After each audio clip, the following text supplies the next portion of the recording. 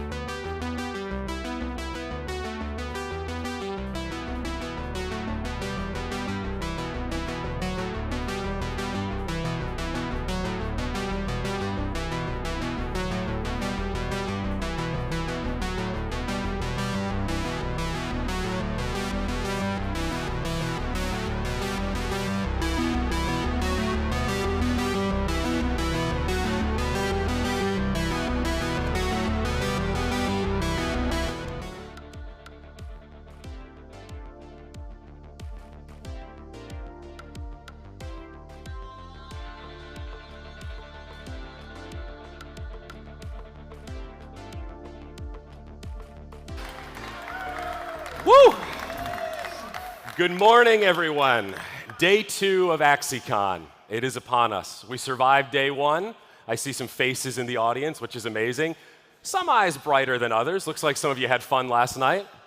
Well done. Congratulations. Thank you for enjoying Barcelona. We're not even at the halfway point for AxieCon. Day 2 is starting fresh today. We've got so many great panels coming up, more esports action, and then tonight we'll have one of our first parties to enjoy here locally in Barcelona. Tomorrow is when the esports stuff really kicks off here on the main stage. Don't forget, starting around noon tomorrow, we're going to have the grand finals for Axie Classic and those final series for Axie Origin. That showcase is something I'm so looking forward to. But for today, to get us kicked off, we've got a great sizzle reel from yesterday. If you missed any of the action, well, we've got the highlights for you right here.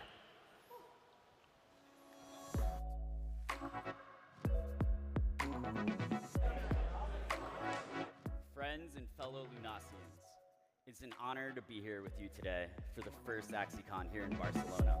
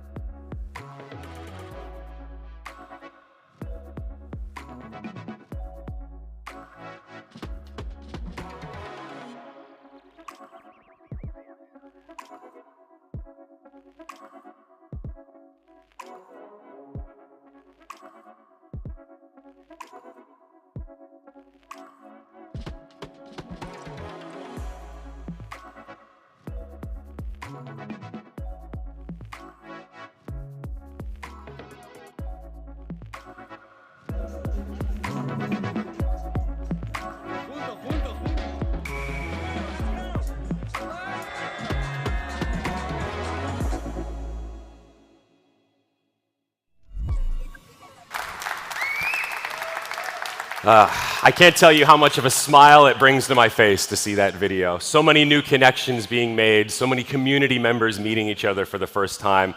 That was just day one. I hope you're excited for everything we've got coming up today. And now I'd like to introduce our Director of Business Development, Kathleen Osgood. She's been doing some amazing work at Sky Mavis, doing a lot of business work, getting more interest in Ronin, and trying to bring more games into our ecosystem. Would very much like to welcome her to the stage now to introduce the panels today. Kathleen.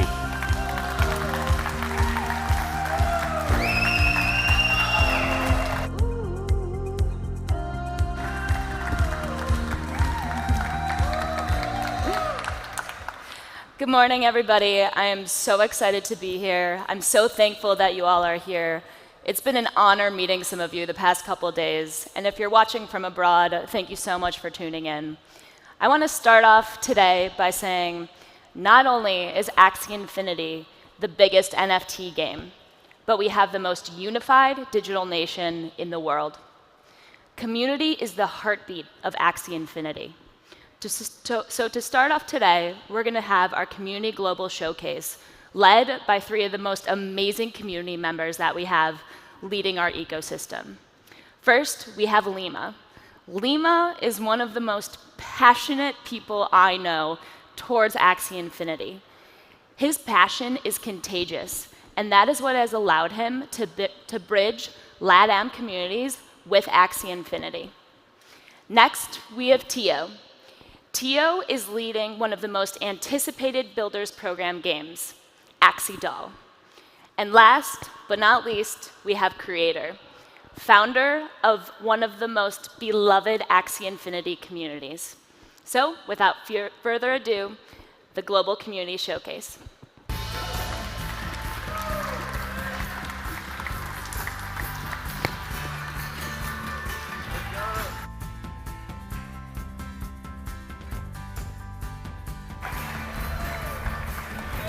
Say that. Let's go. All right. Hello, my fellow Lunasians. Our first panel today should be a nice one to get us warmed up. Our Global Community Showcase. We've got 3 very different creators on this panel. At the end, we've got Zach from the Big Yak Axie Club. Always a tongue twister there, but BYAC, so proud to have them at the event and repping the double braid. In the middle here, we've got Tio, the creator of Defenders of Lunasian Land. Let's go, let's go. I think there's maybe a few people here that have played that game, right? Yeah, yes. Okay, very cool. And of course, you'll recognize this guy. We've got Lima. He's our region lead for Latam. You've seen him on the stage, and it's a pleasure to have him here. So we've got 3 people from very different backgrounds, totally different cultures that have contributed very different things to the Axie Infinity ecosystem, but all of them very valuable in their own right. Tio, I know how excited you are to be here. And first I want to say congratulations on the game that you've created. It has been a blockbuster. I admit I actually haven't played it yet because I've been a little busy planning AxieCon. However, I've seen the reaction on social media. Well done, man. I mean, it's not easy to make a blockbuster like that. How's it feel? Thank you so much. Thank you so much. I just feel blessed and super lucky that our game, we're building with such a small team, and then we got this reception from the community. And we know that our game will be nothing without the content creator that are playing the game, sharing the game, and also a lot of great support from the Sky Mavis. They just help us in any way. Yeah. So really blessed we can get to this point. So thank you for the opportunity to showcase what we have. Thank you so much. Thank you so much, guys. No, I mean, thank you, man. Honestly, Axie Infinity will only scale if we have our users creating the content of the future. You know, we've created this platform, we've created the starting point, but I firmly believe it's the community that's going to advance us to that next level. We need a lot of different experiences for these Axies to really round out their utility. Zach, I want to kind of piggyback here because you're not making games, but you've made like a social club. I mean, the Big Yak group, it was really one of the first kind of Axie tribes to pop up around something that was really pretty cute and organic. I'd love to hear, like, what was the starting point? What was the inspiration for the Big Yak Axie Club? Yeah, so Big Axe, one of the very first Axies that I bought. I love floopy things. I get that from my little one. She got me like super enjoyed it with cute stuff. But what really like pushed that off was the community bonding. So how we just started up was kind of like a little meme that happened, and Discord at the end of January, and what rolled off from there ended up just banding a whole entire Axie community together, and I felt that energy, and I just wanted to keep amplifying it. So, how you feeling about the Sumo Society? You getting a little nervous over there that the Sumos are going to start taking some of the heat from the Yaks? Yeah, I'm actually starting to enjoy a little bit of the sumos now. Like I'm actually starting to like the chonkiness, but you know, I think that the Big Axe will always be #1, so I'm not too afraid for the sumos. Now, I'm looking forward to the day, now this is not a promise, Jiho's going to yell at me here, but imagine the Big Yak Sumo union. Imagine a sumo with a couple of braids. I don't know, dude, you might need to get a pitch together. Yeah, well, Masamune's already confirmed, right, that sumos are just shaved Big Yaks, so.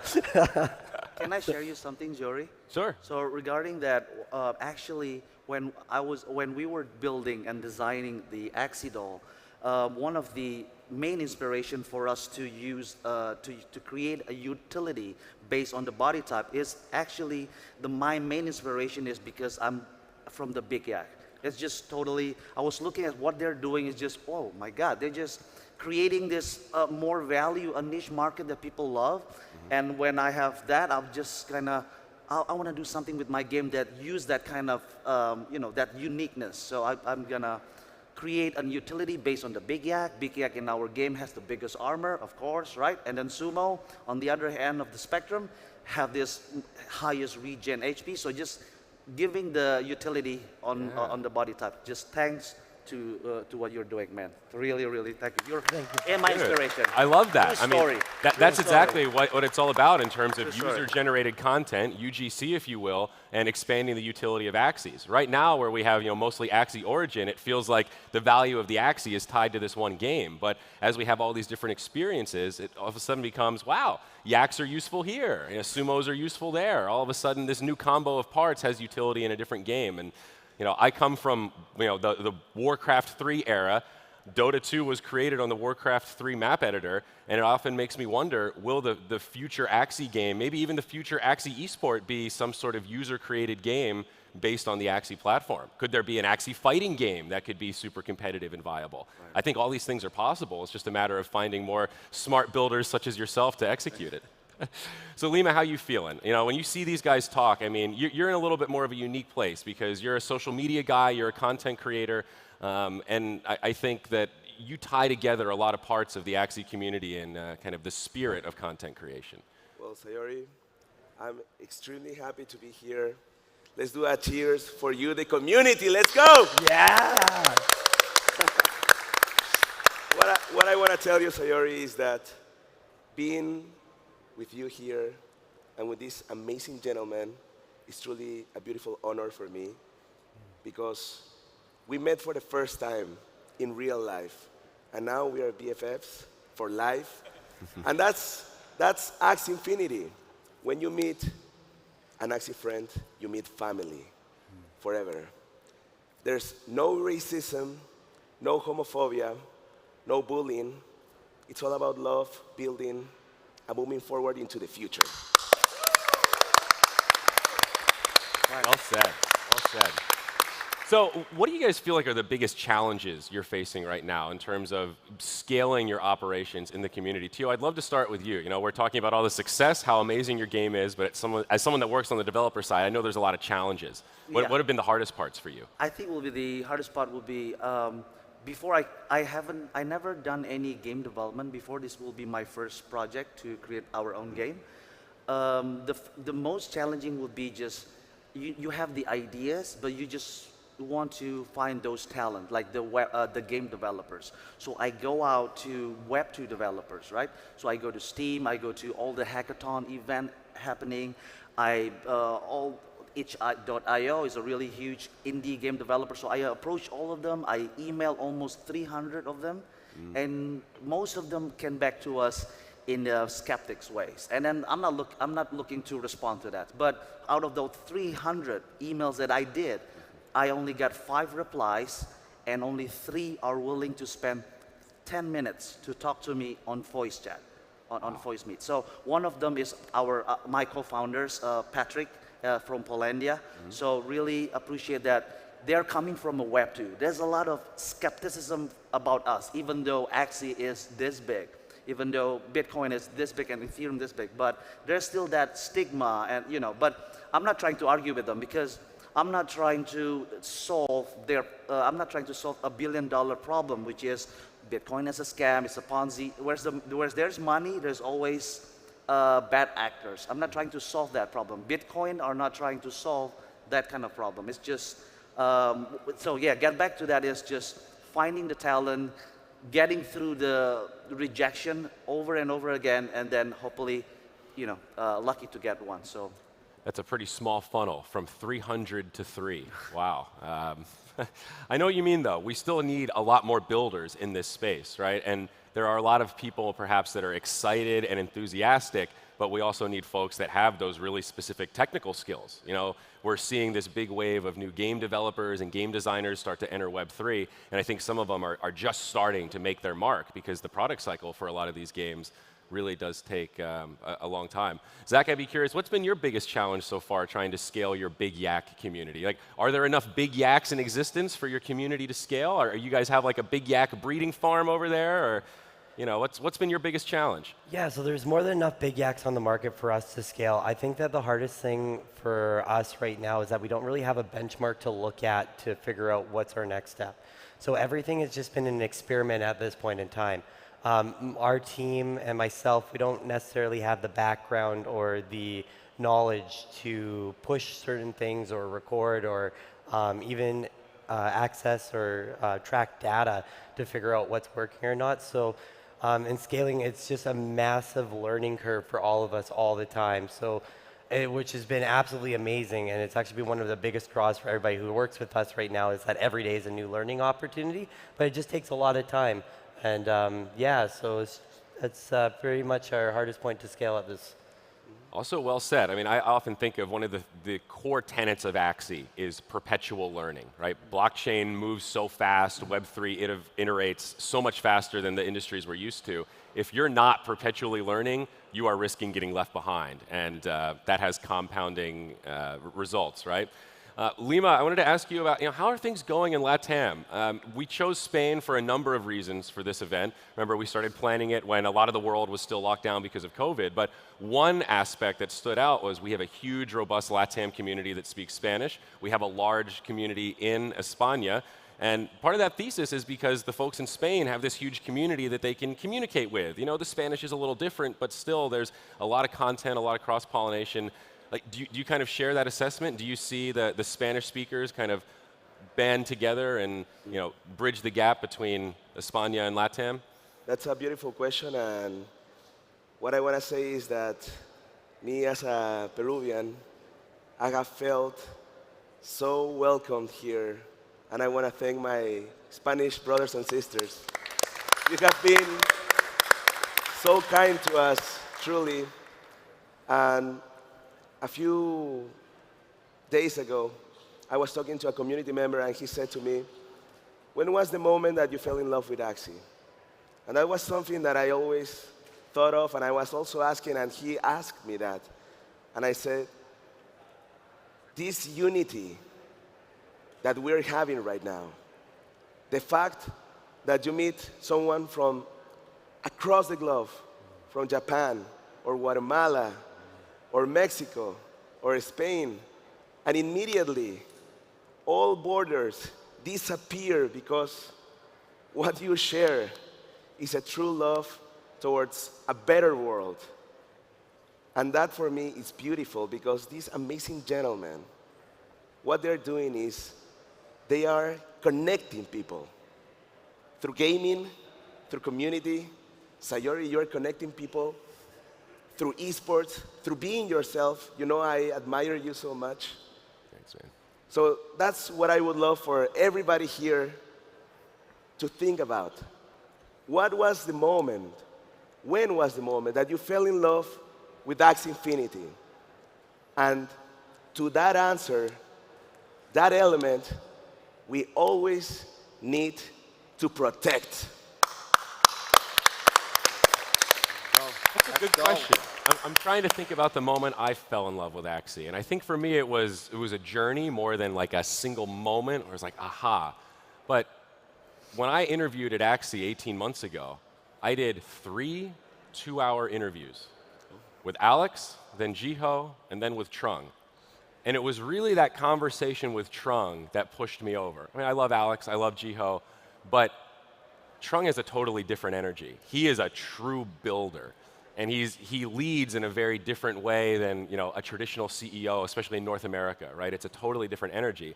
And after I spoke to him, I felt like this guy's doing something different. And if we're actually going to change the paradigm here, we need somebody that thinks a little bit different. And that 2-hour conversation, I say that most people are like, 6 hours of interview? How did you handle that? It's like, I loved every second of it. It was like 2 hours of talking to one of the smartest brains of our generation and getting to pick his brain and understand the model and how I could fit in and how I could be a value add. And I just remember walking away from that thinking, I hope he was as impressed with me as I was with him, because I can't think of a job that I'd rather have right now. So that's my little anecdote, at least. So thank you, Lima, for triggering that memory. I mean, that was really a big moment in my life. Thank you. And also knowing how busy Trung is, to give me 2 hours of his time as a prospective interviewee, I mean, I felt honored to have that much of his attention. And Tio, I know you had mentioned earlier, like I think Trung was playing Axie Doll just yesterday. Yeah, right? it was. I want to share you that story. It's just we have so many highlights on day one on Axie Doll booths, but one of them that just kind of it's just the man himself, Trung, to come to our booth and then play the game. Is almost 1 hour he played our game. Such an honor for him just to spend that much time. But you can see the genius at work. I'm not sugarcoating this. The genius at work is the way he plays Doll. Like most of the players, when they died, you got this DPS report, and they just want to skip right away, play the new game. Trung doesn't do that. When he died, he look at the DPS, he just sit there, and he just calculate. After that, pull out his phone, he take a picture, and then go to the skill selection, and then take his time. And then after that, he died again. He doesn't go skip the thing. He just look at it again. I'm like, this is, I don't know. I'm not sugarcoating this, but I've never seen people like really look into that. Maybe he's, a game developer that just look into each of the really, yeah. So really huge respect for him. And then the team's kind of like, yesterday we have a lot of great people coming to our booth, and then, they're already psyched out, our team, right? Mm-hmm. And when I tell this story about Trung playing this game, and then, our Discord is kind of bada bing, bada boom, No, that's so incredible. And I laugh only because the way you describe that is, it sounds so Trung. He's analyzing, always taking in data and then trying to figure out how do we use this data. Zach, I'd love to hear your answer to this question. When did you fall in love with Axie Infinity? Did you have a nexus point? It was like, I know that this is the place for me? Yeah, so I'm kind of in the same boat. It was definitely a journey to get to there. But it was the community that sold me. I spent a lot of time on the Axie Discord and AxieCon. I built so many relationships and friendships, and that's what just like entrenched me within Axie. Was everybody here. Everybody was so loving. Everybody wanted to teach each other. Everybody wanted to see wanted to help us progress.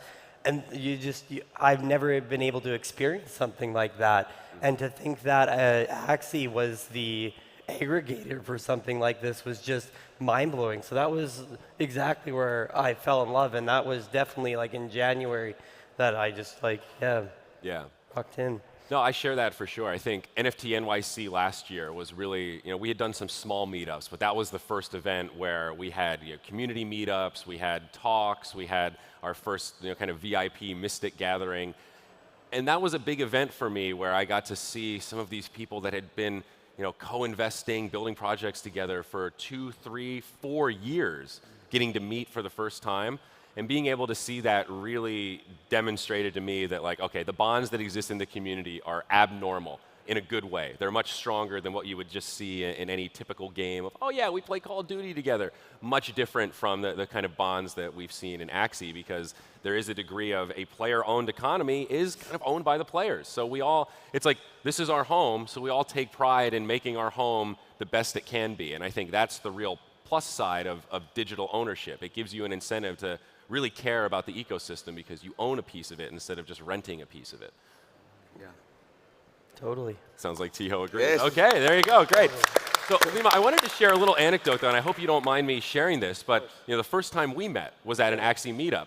And it was such a surreal experience because you obviously have a very, the pink hair, you stand out. So when I saw this guy, I was like, all right, I got to talk to this guy. He was wearing a suit, he had a cell phone, he was doing a live stream, and he actually gave me A panetón, a panetón. a little bread. It was like a little snack, and I was actually just hungry, so I ate it. But he was blown away. He was like, oh my, Sayori actually ate it, and he liked it. Yeah. He was so polite about it. And we started talking, and I remember introducing you to Jiho, and you just kind of never left. You had a return flight. You flew to LA from Peru, and then you just canceled your return flight and stayed. And you just, you worked with Jiho for a while. I remember you got access to the Instagram pretty early on and kind of got to show us the power of some of your work and the content that we weren't making that we should have been making. But that was so memorable to me because it felt so organic. I mean, obviously you were there to try to make a mark and present yourself, but it didn't feel like you were selling me something. It felt like you just wanted to connect as another person. And when I felt that energy, I remember thinking like, Jiho, you got to meet this guy. Like this dude's here, and I think there's some energy here. I don't know if you can speak to that anymore, but that was a pretty unique experience for me. It's pretty atypical that somebody flies from South America to Los Angeles and then just follows around a co-founder for a month to make amazing content. I mean, who does that? I mean, I'm going to tell you something, my friends. That trip changed my life. I've been a community member, and since the very beginning, I've always loved the community and the unity that everybody shows you in the meetups is crazy. At that LA meetup, that was my first time meeting people, who were so amazingly kind, arms wide open, and I did bring Sayori a panetón, which is a very famous, bread-style dessert in Peru, and it was crushed. It was destroyed because I had it in the suitcase, and when I gave it to him, I said, I'm so sorry that this is destroyed, but I fully admire you, and I am your fan. I'm always going to be your fan. Thanks, man. Because what you represent, Sayori, it means a lot to me and to everybody, man. I want you to know that, and I want everybody to know that I'm always going to be your fan, a fan of Jiho's, a fan of everybody that has built Axie before me, and it's going to be building with us always. And that meetup changed my life, and I'm always going to be grateful for you welcoming me with arms wide open. Absolutely, man. Absolutely. I mean, the way you describe that actually reminds me of the meetup, the day of the Ronin bridge hack. That was a surreal day for me because I was actually in Los Angeles. That was the day we were doing a big Axie meetup. So I got that news, and one of the first questions that we had to ask ourselves, do we still do the meetup? Is today the day to do it? Is it the right look? Or is it going to be safe? Are people going to be mad? Are they going to be sad? Is it worse to cancel it? Is that a bad look? Is it better to show up? And what do we say when we show up? That was a really complex thing to navigate. I think that's the only time I've been nervous going to an Axie meetup. I remember sitting in the cab just thinking, I don't know what to expect here. And what blew me away is that every single person at that meetup was more worried about me and Jiho and our mental health than they were about anything else. People came up to us, and the first thing I wanted to do was, I'm so sorry. I know this isn't my fault, but I'm so sorry that this is happening, that we all have to deal with it. And not a single person pointed at me or yelled at me or said something mean. All of them said, hey, I know this isn't your fault, but I'm worried about you. Are you okay? And to have community members that I barely knew, people I was meeting for the first time, just people that are members of the Axie community that I wasn't friends with saying that to me and having that level of empathy, it really meant a lot. After that event, I remember Jiho and I kind of looking at each other and being like, wow. I mean, it hit on another level to realize that our community they're not just our fans, they're not just here to make money, but they really care. And they cared about us as individuals, as people. Like, we need you, so you guys need to take care of yourselves. Please make sure you're getting rest and you're doing everything you can for your own mental health. And that just blew me away. I didn't expect that at all. I was bracing for people to be mad and to yell at me and whatever else. And it was just sort of a revolutionary experience for me to realize, again, this community is, we're cut with a different cloth. Yeah. True. Amen to that. Yeah. The community is family, and family is there in the most beautiful moments of your life and in the toughest. And also family tells you when you're making a mistake, and when the community tells us, you could be doing this better, we want to learn. And we want to be better with you, together. That's the only way that Axie has become Axie, is thanks to you, my friends. It's thanks to you. He's right. User feedback is a big part of it. So as we're kind of winding down here, I want to shift things to maybe some harder questions, okay? Zach, we can start with you here. You're looking at me like, uh-oh, what do we got? Pop quiz time. What are we missing right now? What are the resources that you feel like, we've got this great foundation, there's all this passion around the big yaks. What do you need to level up? What's missing to take all of this to the next level? How do we bring in another 1 million users that are all excited to buy big yak merch and rep their double braids? And feel free to be honest. This is we really do value that honest feedback. And I would love to pick all of your brains a little bit about what do we need to take this thing to the next level? I think for us, just having access to multiple different types of resources, so education, some funding for marketing, tools. We're in a severe need to having some IT or devs coming in to help us out. We have lots of ideas and experiments, and especially being in such a tech-heavy space, to be able to explore some tools and community building. Some community building tools would be absolutely amazing. Otherwise else, just pumping up the body types and the parts and more stories. I think the lore is actually going to solve most of our problems, to be completely honest. The lore is just where we're at, as you know, right? With our Lunassian Society, we got the Giro Rising. We're working towards World Floofination right now, and the lore, those extra types of resources, some marketing stuff. Those are that's what we really need. Fantastic answer. Lore is so important. Axie lore is really at the tip of the iceberg. We're going to have a panel coming up here at AxieCon talking about lore and some of the big changes that are going to be coming. I couldn't agree more, actually. And I think every Axie body type could have its whole little story arc and history. And I think, I don't want to speak for the lore panel, but on a high level, I think Axie Infinity does want to approach lore a little bit differently. We're a DAO. It's a player-owned economy, as we keep going back to. So it seems appropriate to allow players to have some impact on that lore. If you own your Axie, if you own a Mystic, I love the idea of you being able to help create the narrative and the story behind that Mystic. What's his or her history? What's its personality? I think that's a big part of collecting and that digital connection. So absolutely, what's the story behind the two braids? I got to know the answer to this. With the two braids, we're still trying to develop what's going on with the two braids. Right now, we're still looking at everything as independent nations. So like I said, we're trying to build out the Lunassian Society, so building up each body type that we can, stories behind them, how they interconnect with each other, and then, going back into more of their history. The two braids, we've thought about superpowers. We see big yaks at super high level, royalty within everything else. I'm not sure if that's totally answering your question, but no, absolutely, a fantastic answer. Tio, how about you? What do you need? What are you missing right now? How do we get to level 2? Talent, more talent. More talent. So we're just hoping more talent into Web3, of course. So we know hopefully that Ronin and his Sky Mavis team will have a platform or something like that, a solution for us, because we know that. Idea is only 99%. So it's the 1% that's just have so many ideas, but you need this execution, you need talent.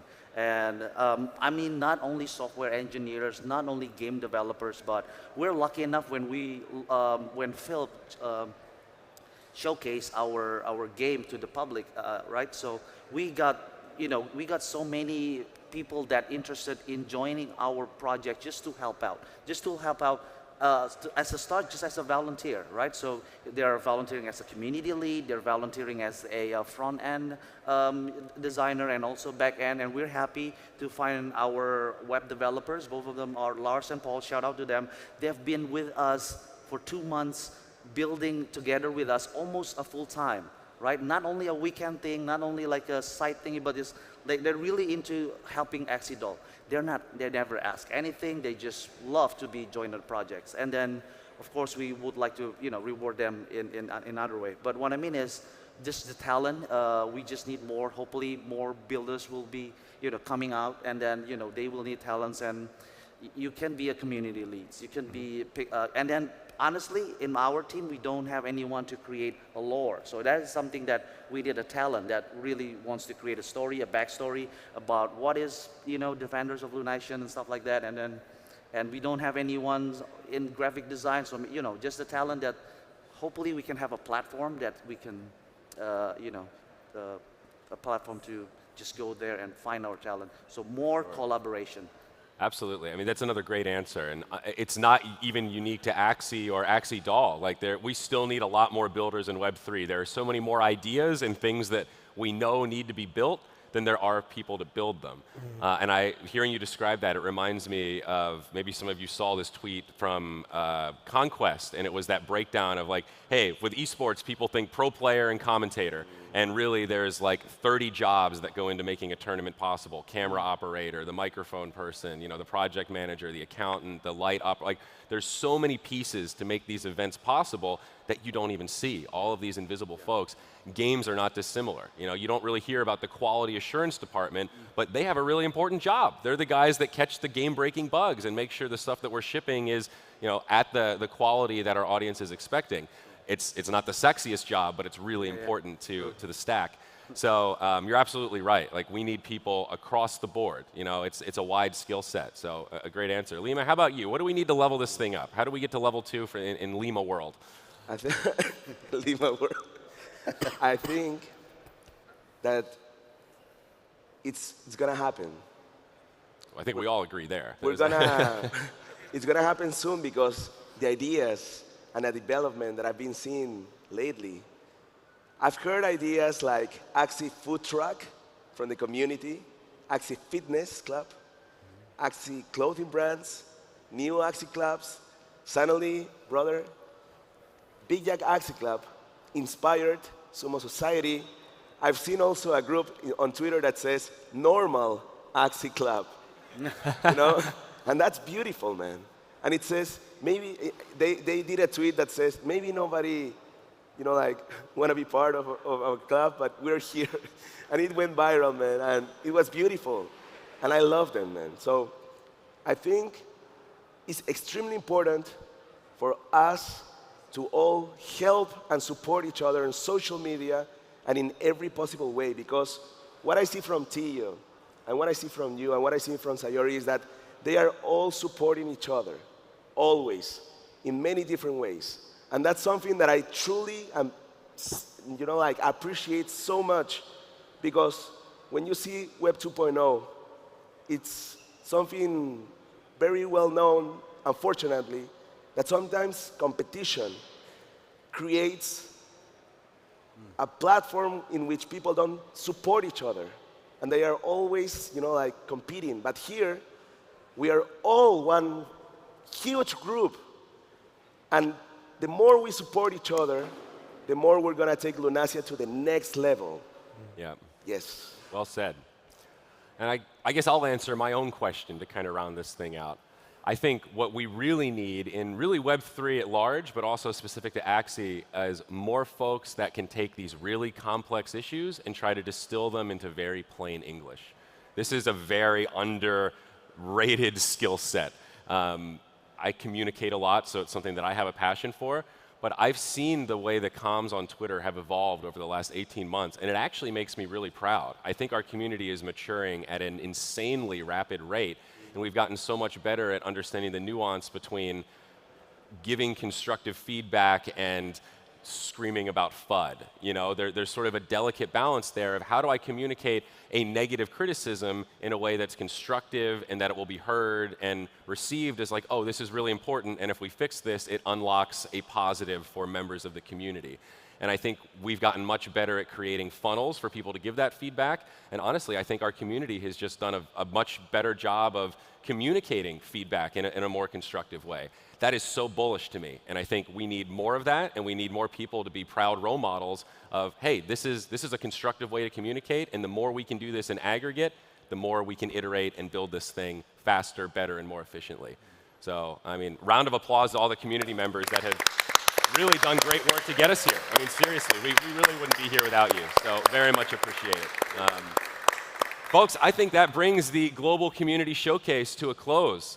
Lima, Tio, Zach, thank you so much for being here. Being the first panel of the day is never easy, so thank you for warming up the room. It was an absolute pleasure, and very much looking forward to seeing everything you're going to build in the future. Thank you so much. Thank you for You guys rock! Gracias. Let's go.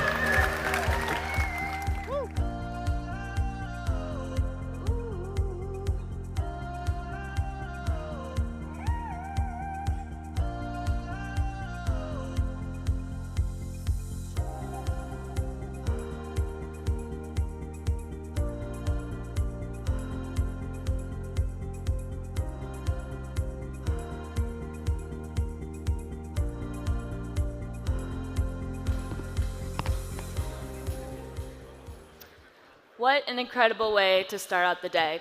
We're going to take a quick break, 5-10 minutes, and then we are going to dive into Axie lore.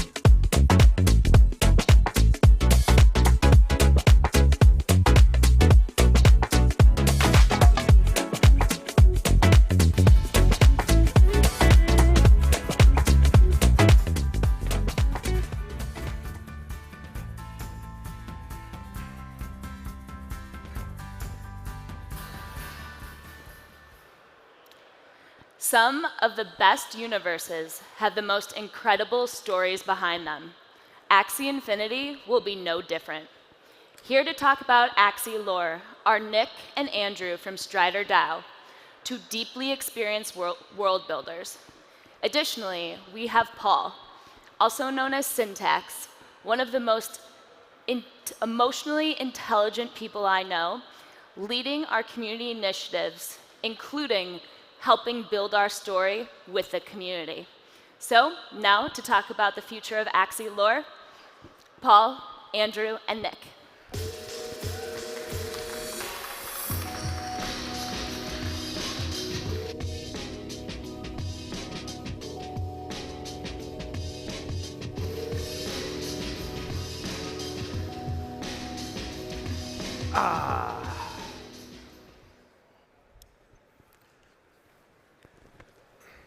Cool. Hey, everybody. Thanks for coming to our lore panel. My name is Nick Braccia. I'm a co-founder of Strider, where I run content and partnerships, and are going to engage in a little chat about lore and the future of lore with Axie alongside Paul and Andrew. Very briefly, my background is in helping to grow entertainment franchises. I strategize them. I do activations. I've worked with IP like Game of Thrones, Westworld, Watchmen, Man in the High Castle, created and sold my own horror IP to AMC Shudder. So that's kind of my world. And in Web3, I've just been really thrilled about the possibility of working with these communities, working with great IP like Axie, and figuring out how to build worlds together, because there's something really special going on here. I'll let Andrew talk a little bit more about Strider and what we're doing as he introduces himself. Hi, everybody. I'm Andrew Green. I'm the co-founder and CEO of Strider. I've been in games for about 22 years. I started when I was 20 years old, so I'm not as old as I seem I might be. I started at Take-Two Interactive, worked at Atari Electronic Arts. I actually launched the Dead Space brand and franchise. That's where I actually met Nick. We worked on Dead Space together. I also worked and built a mobile gaming studio called TinyCo, where we made games for large franchises like Marvel Avengers. And biggest thing I worked on there was I partnered with Warner Brothers and J.K. Rowling on building out Harry Potter Hogwarts Mystery, which was a big Harry Potter RPG that took place in the 10 years between when Harry got zapped by Voldemort and then when the movies start. So our team had to build out the lore for the Harry Potter universe with J.K. Rowling's team, which is an enormous responsibility and enormous undertaking. And it was one of the biggest things that I learned in terms of like lore development. You know, obviously did a lot of EA in games with Nick, but that was kind of a step up there.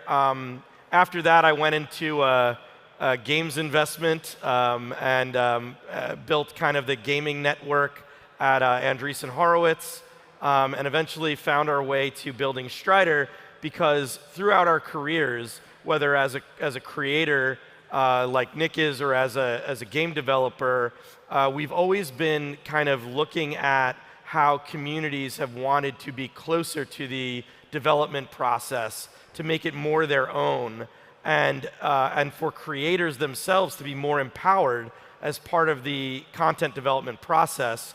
And we were like, Web3 really has the ability is the technology that can power a shift into community-developed games and IP, and we want to be at the center of that.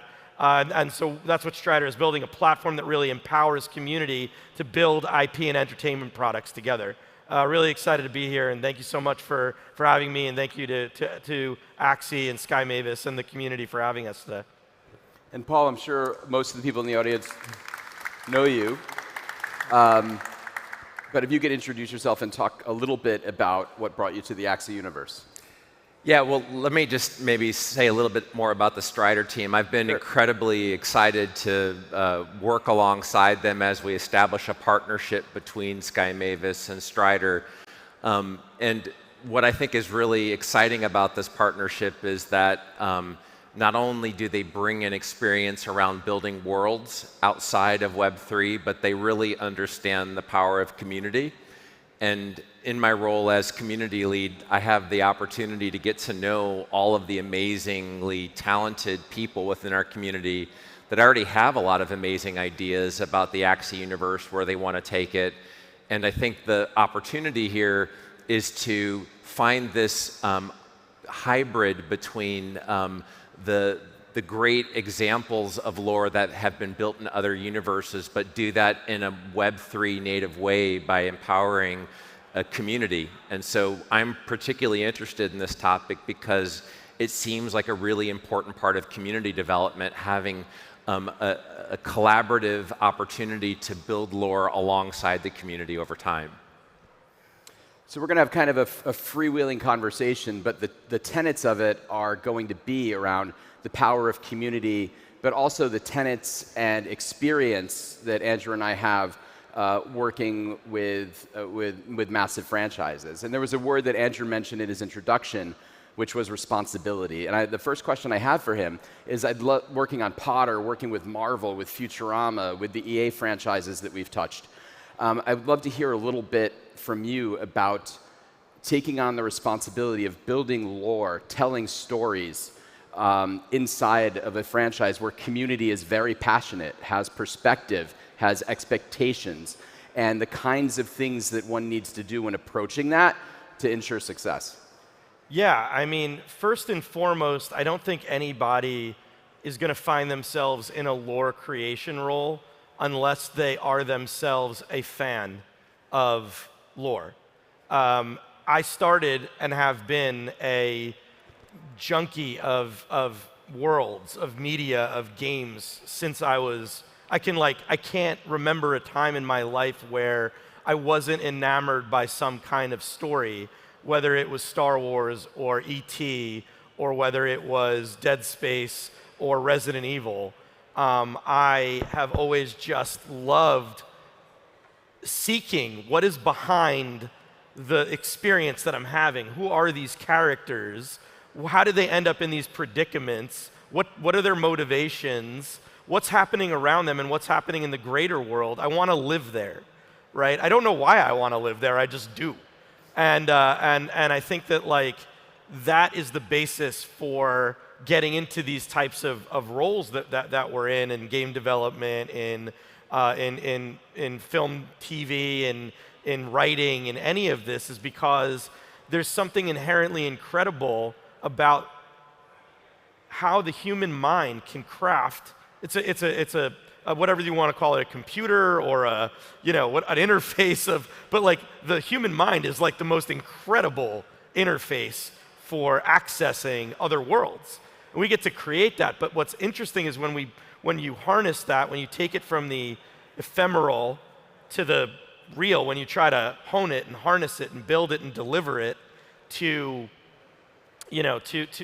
people as products or as things, you have to really think about what is the essence of this? What makes this valuable? And when you're working with someone else's IP, that's where that responsibility comes from, because you are wow, first of all, this exists already. A great team of creators and this giant community already has a lot invested in it. Every individual is like a beacon connecting to that world.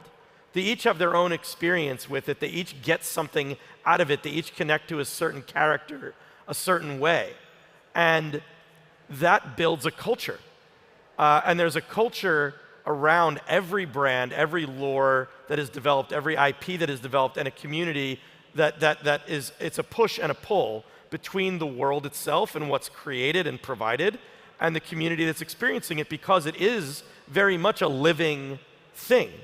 And when you come in as a developer of a product or as a lore developer like we did on Harry Potter, the responsibility is immense, because you have a responsibility to be honest and true to everyone that is touched and is touching that brand, whether they are a community member or they are the creator themselves.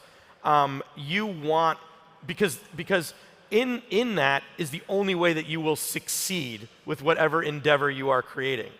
You cannot succeed in creating new lore, in creating, in trying to create guidelines around lore, or build new products unless you have a very specific understanding of what the need and the emotion that you are fulfilling is, and thusly, that is responsibility to the people that are going to be consuming it or a part of playing it and whatnot. So it's an enormous responsibility, and that responsibility begets success.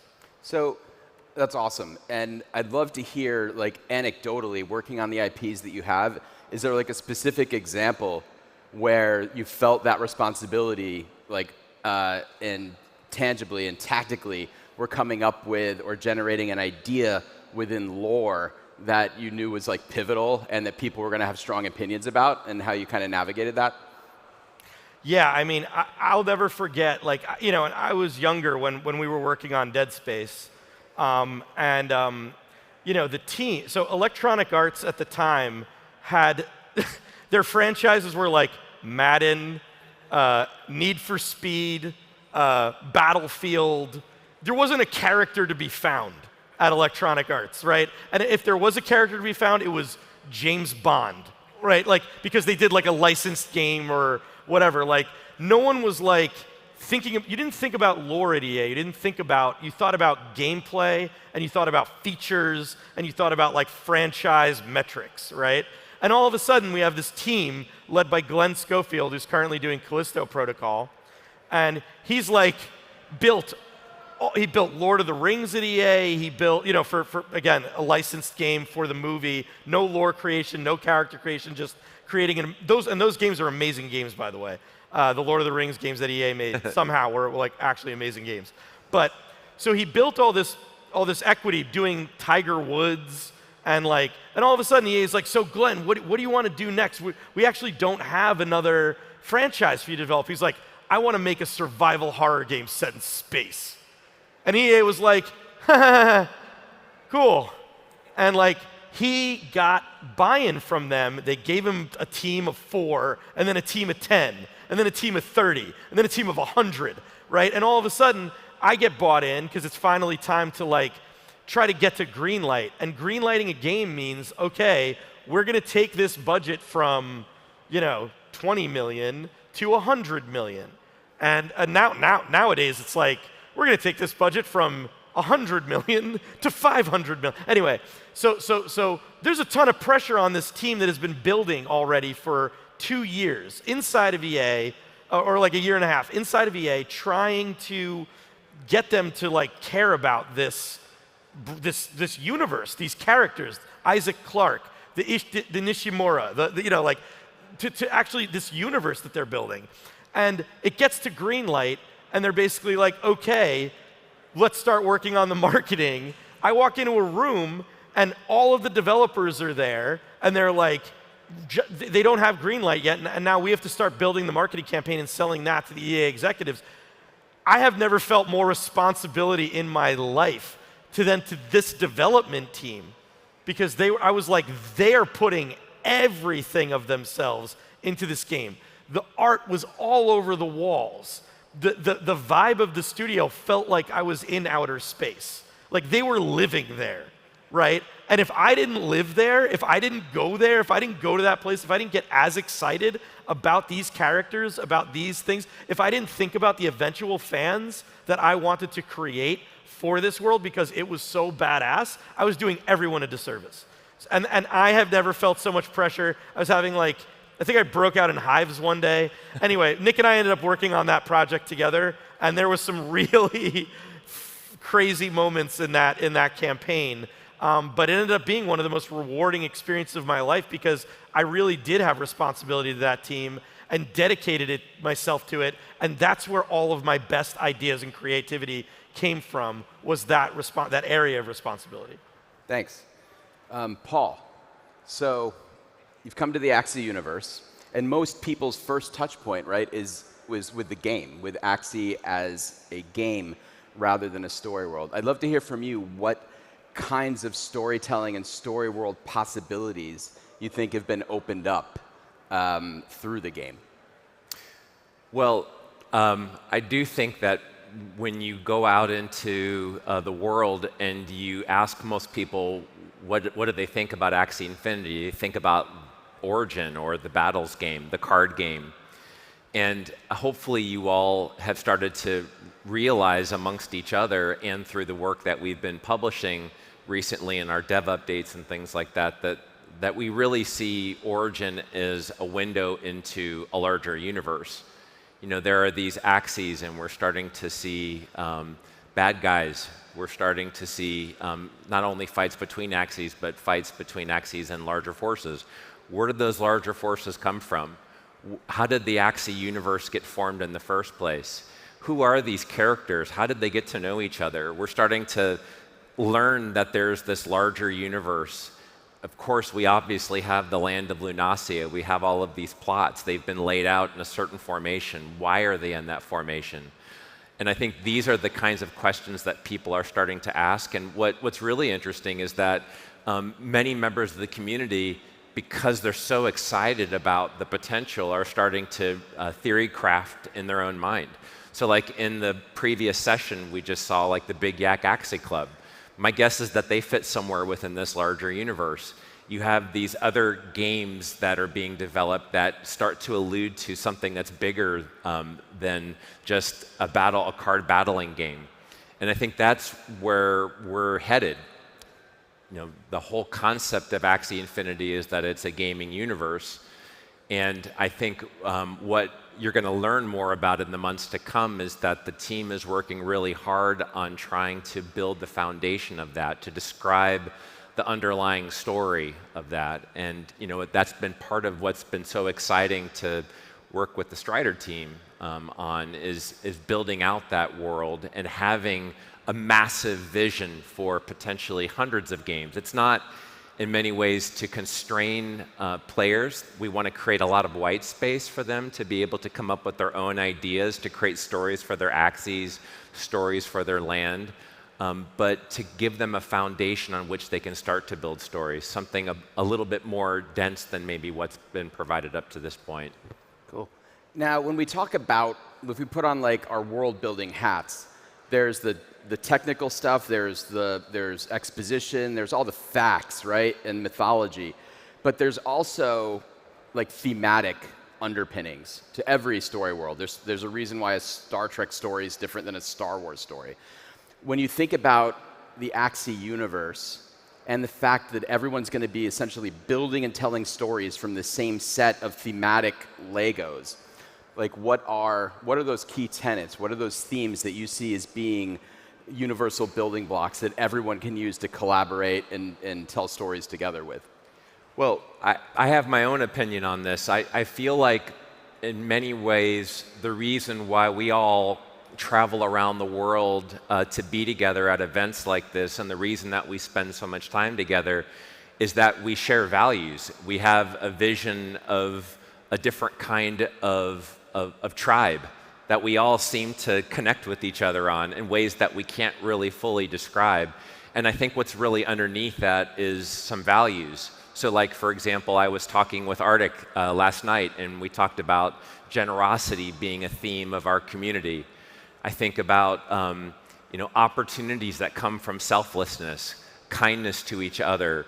You know, these are things that maybe candidly we don't necessarily see out in the real world in the way that maybe we might want them to. And we see a place like Axie Infinity as an opportunity to create something different. And so I think in many ways the universe needs to be a byproduct of the people that are within the community. And so I think a lot of the themes that we're starting to see emerge within this world evolve around those same core ideas: kindness, opportunity from generosity, you know, all of the things that we all stand for.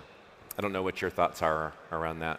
Yeah, I think that the core tenets of Axie for me are visual.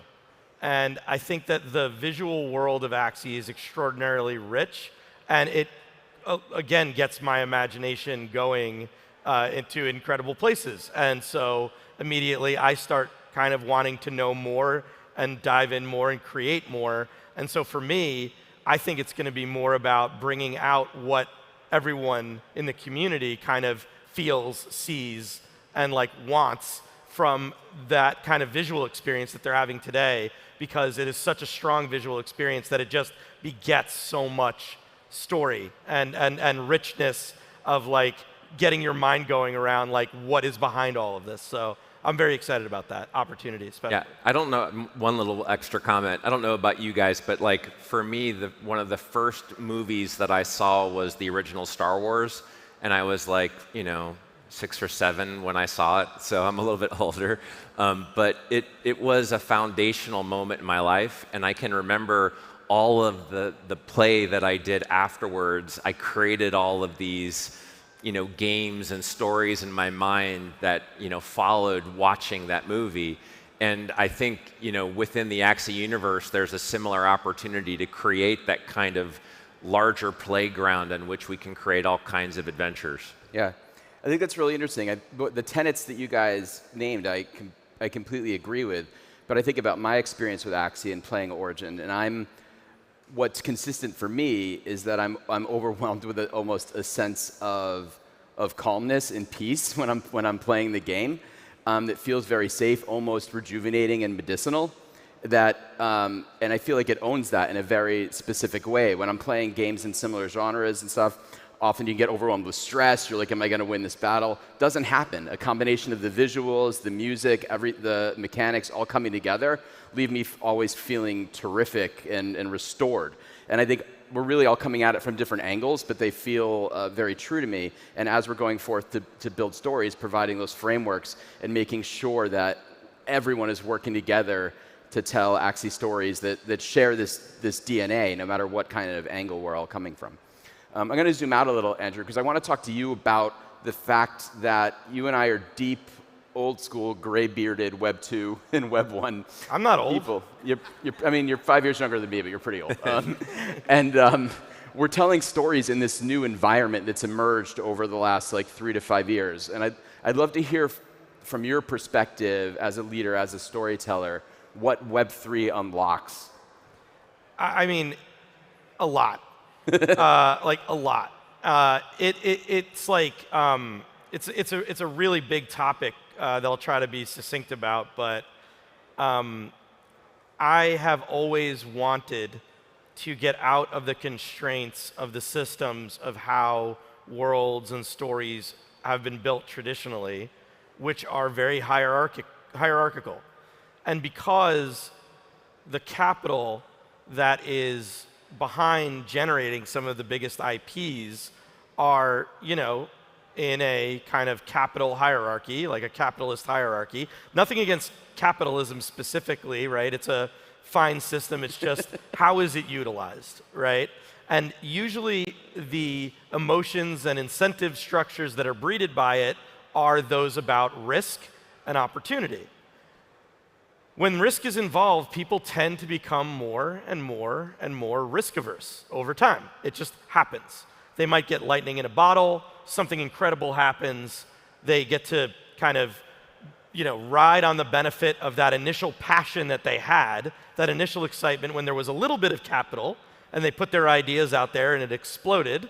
But then as it grows and as more people come into it from a business perspective, more and more you become too many risk intolerant, too many financial decisions, and it doesn't just become purely about the quality of the content or of the connectivity with the fans. As a matter of fact, in some ways I have seen creatives and the community be treated second to the potential profits. And that creates a really bad loop of building and incentive structures, and creators are diminished and fans are diminished within that process. Web3 essentially flips all of that back because it gives everyone in the community and beyond the power to not only bring their own money and capital to bear on things that they care about and invest in them, but that with that investment they can have a voice in what is being built. Additionally, if you are a community member and or contributor or skilled worker, you don't need to make an investment at all and can just contribute your time, your energy, your passion to that project, and you are providing an immense amount of value that then has a direct reward link. That is, the system for someone to do that today has an insane amount of friction in it. As a community member or contributor, Web3 demolishes all of that friction. And that is an incredibly powerful mechanic. That is the most powerful mechanic. Yeah. And I don't know that we've seen an opportunity like that, a shift like that in our professional career. No, maybe in our lifetime. Going back to what you were saying with responsibility earlier, I'm going to kind of shift to Paul, because the responsibility of working within an IP as a partner or someone internally is working for Sky Mavis, it all starts with listening. It all starts with listening to the community and understanding what's important. So Paul, I'd love to hear from you, from a storytelling perspective and being the community lead, what does the Axie universe want? Well, I think the core thing that comes to mind for me is I think every player, every community member wants to be able to contribute in a way that adds value. I think that's a really interesting part of the DNA of this community. And, again, I just look at this audience of people that have come from all around the world, and I think they really believe in the mission of this universe. And I think this represents probably the largest and most advanced opportunity for people to make a contribution to a world. And so I think, we've established this social contract. I mean, it's been pretty clearly established over the past couple of years where we can collectively own this ecosystem. We can collectively build it out. We can collectively have agency over what it's to look like. I think where the opportunity is now is to give a little bit of guidance and structure. It's not necessarily telling the full story, but it's giving enough space for people to go and build in a way in where all of those pieces come together into a cohesive whole that makes some sense. I think when you do storytelling, you need some structure in it. And I think a lot of the stories that are being told today would benefit from having a little bit more of a foundation of lore. And so I think that community members are expecting to have those foundations available to them. Mm-hmm. And I think they're also expecting to be able to participate. Like the Big Yak Axie Club to me is like one of the best examples of this. It's this whole culture, and I'm assuming that they would love to understand how the Big Yak Axie Club fits into this larger world of Lunasia. And I think the community owes it to them to give them a construct in which they can fit and create. I think there's a lot of people that are interested in contributing in similar ways. Or at the bare minimum, being able to just frolic in the splendor of everything that everyone else has created and just, have a diversion, a distraction, something that gives them joy. Great.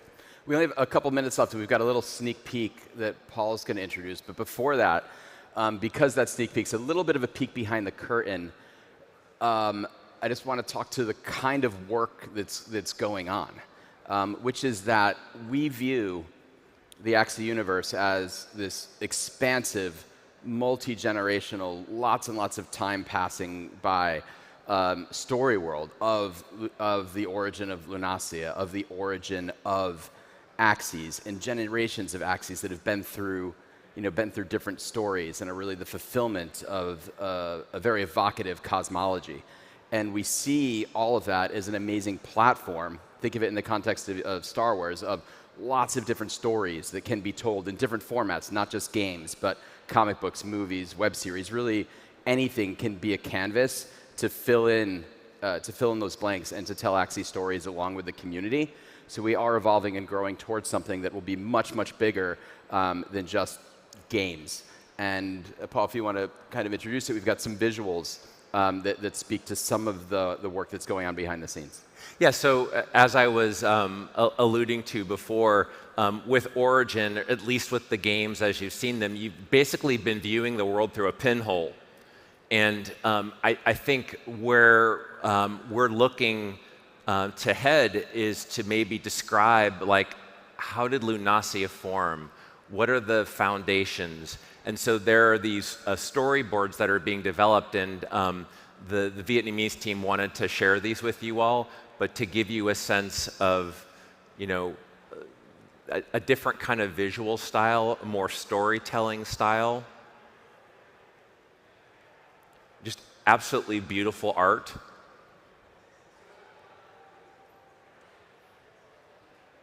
As we're starting to expand and redefine what an Axie story can be. And really create a much larger visual canvas that starts to give people a sense of the scale of this world. And these storyboards are going to be early versions into a video that will be shared sooner versus later. So we have been counted down by the monitor. Yes, we have. It's been awesome being here, talking about lore, and we're all just humbled and grateful to be here for the ride as this universe expands and grows from these initial seeds that the community has nurtured so beautifully into the enormous cross-channel, really entertainment franchise that I believe it's going to become. And thanks to everyone for giving us the opportunity to build out this world and to collaborate with you all, and we look forward to engaging you more and more in that process. Thank you. Thank you. Thank you, sir. Thanks. Thank you, sir. Yeah. That was great. Thanks. Great.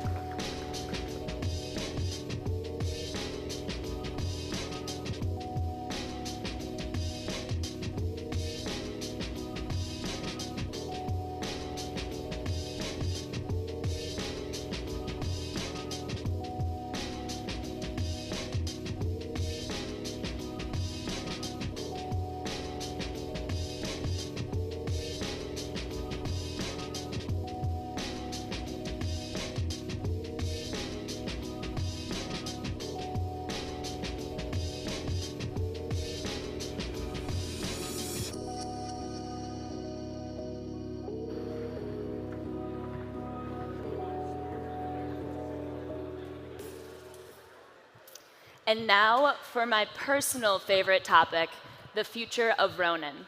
At Sky Mavis, we are using Web3 to enable a new paradigm of gaming platform. As Alex will explain, we are not looking for every blockchain game to be in the Mavis Hub. We will be working with the best developers, building the best games, because that is what our community deserves. It is not the quantity we're after, it's the quality, because quality will help us create an ecosystem for generations to come. Here to present the future of Ronin is my boss, our COO and Sky Mavis co-founder, Alex.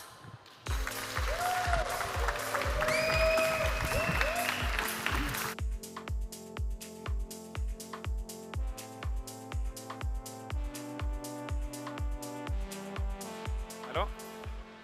Hello? Hey, so, yeah, the title of this presentation is Ready Player One, but it is for catchy name reasons. What I'm actually going to be talking about is not only Ron, but the context of the Ronin network related to where we are headed in the future, and that's a part of the entire kind of Sky Mavis ecosystem and the Mavis Hub. So I firmly believe that to understand the future, we need to first understand the past, like where did we come from as a team, and why do these decisions that we make sense at all? So if we go back to, all right, let's see, the beginning. Sky Mavis history, the first time we actually deployed NFTs was in February 2018. Like that's the main deployment date for some of these assets. Now, this is actually NFT history. It's so early, and a lot of people actually don't really recognize this because we've gone through several changes, we've shifted blockchains, but the history for some of these assets, especially Origin Axies, Mystic Axies, they are truly, truly legacy. And the team as well has gone through many, many changes. This picture that you can see on the screen right now is from like mid-2019. We were just about to release the Axie Classic game. It is from a startup school that we were just graduating from in Vietnam. I think we had at the time maybe 15 people in the team. So if you fast forward to today, we are now over 185 people in Sky Mavis. Yeah.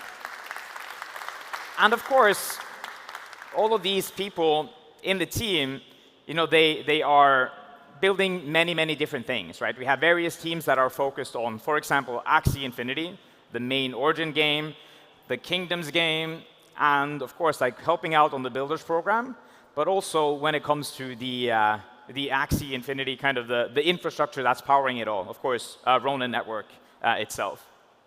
But the journey that took us here is, of course, Axie Infinity. That's our main priority as we have been building this entire ecosystem, right? So what we saw is that Axie Infinity evolved from just this simple game, where we started out that people could very easily, the vision was always play a game, learn about crypto, blockchain, and truly own your digital assets. And last year, we started seeing that it turned into something totally different. The narrative kind of shifted. It became a lot about earning, right? And that's exciting for many people. But we also need to make sure that we, from a Sky Mavis perspective, like we're true to our roots. And over time, as we were developing Axie, one problem that we always faced is that, blockchain, like how much information are you actually going to be putting on a blockchain? And from a technical standpoint, a lot of this is actually about how much bandwidth is available on some of these blockchains. Right? We started on Ethereum since the very, very early beginning, and we quickly realized that you can't have every single transaction on Ethereum. And I think here is what maybe some people don't fully understand, that when you are using a blockchain, such as Ethereum, you're basically putting transactions on a shared computer where you can basically compare it to bandwidth. So back in the day, when we started with the internet, we used to have just normal kind of, before we had cable modems, we have ISDN, right? You couldn't actually have as many transactions. You couldn't communicate with the internet in the same way that you can do today. You couldn't do any sort of streaming. And this is basically where we are today when it comes to blockchain capacity. Basically, this is called block space. The block space on some of these blockchains that are truly decentralized, that are valuable, it's incredibly, incredibly valuable. And we realized this pretty early in our journey. So when we look at our tech journey, now some of you guys who came out in 2021, you might not actually realize this, but between Ethereum, we actually had a stopping point, which was called Loom Network. And that is where we deployed a big part of our land infrastructure in the beginning. And the reason for that is we trusted those guys. They said that they understood our problems, and they said that they know what blockchain game developers need. It sounds very familiar to where we are today, actually, because a lot of blockchains are telling game developers that this is the problem that you guys are going to be facing. This is what we can solve for you guys. But it turned out that it's very hard for people who are not game developers to actually know what game developers really need. So that's kind of what we figured out, and why we made the Ronin network. And what we started seeing after we deployed a big part of our infrastructure on Ronin network was just how much the impact could be. All right, so some of the metrics here, I think, is actually worth looking at, right? Because looking at the broader NFT space, Axie Infinity is the absolute most successful NFT collection of all time. And this is not only from a volume perspective. We're also talking about unique buyers and unique owners of Axies themselves, right? And I think a lot of the broader crypto space oftentimes don't even realize how many people have actually interacted with Axie Infinity smart contracts in general. And how many of these players actually don't even, like, have never even had any bank account before? So we did some initial research, and it turned out that 50% of Axie Infinity players have never even had any crypto before, and 25% of them have never even had a bank account before. And these are very, very crazy numbers, and I think that really sets the stage for how we see the future of this industry. So going a little bit back again, I'm going to show you guys some very, very early mind maps of the vision that we outlined. So I know this is a little bit chaotic, but ideally you can see what was being outlined, right? We wanted to make an entire ecosystem. We wanted to make a Sky Mavis chain, which now is, of course, called Ronin network. And we had the idea of many different things that we needed for the chain as well to add value to basically Axie. And we also wanted to provide these services for other games. And when you look at this, it seems it's a little bit scary, but this is not the final stage, because I made this mind map again last week, and yeah, as you can see, it's growing significantly. And I'm going to release this to you all a little bit later, so that you have a chance to actually go deeper into it. But the general idea here is that everything that we are making is about the Mavis Hub. The Mavis Hub is the central point, and basically, of course, app.axie and the marketplace. But the Mavis Hub is where people interact with our ecosystem, where they then interact with the Ronin network, which is a supporting tool. And here is the key. Where many other people look at the blockchain itself as being the absolute most important thing, we simply see it as a tool that enables benefits for users down the line. Now, there is the Ronin network that connected to the chain itself. There are validators.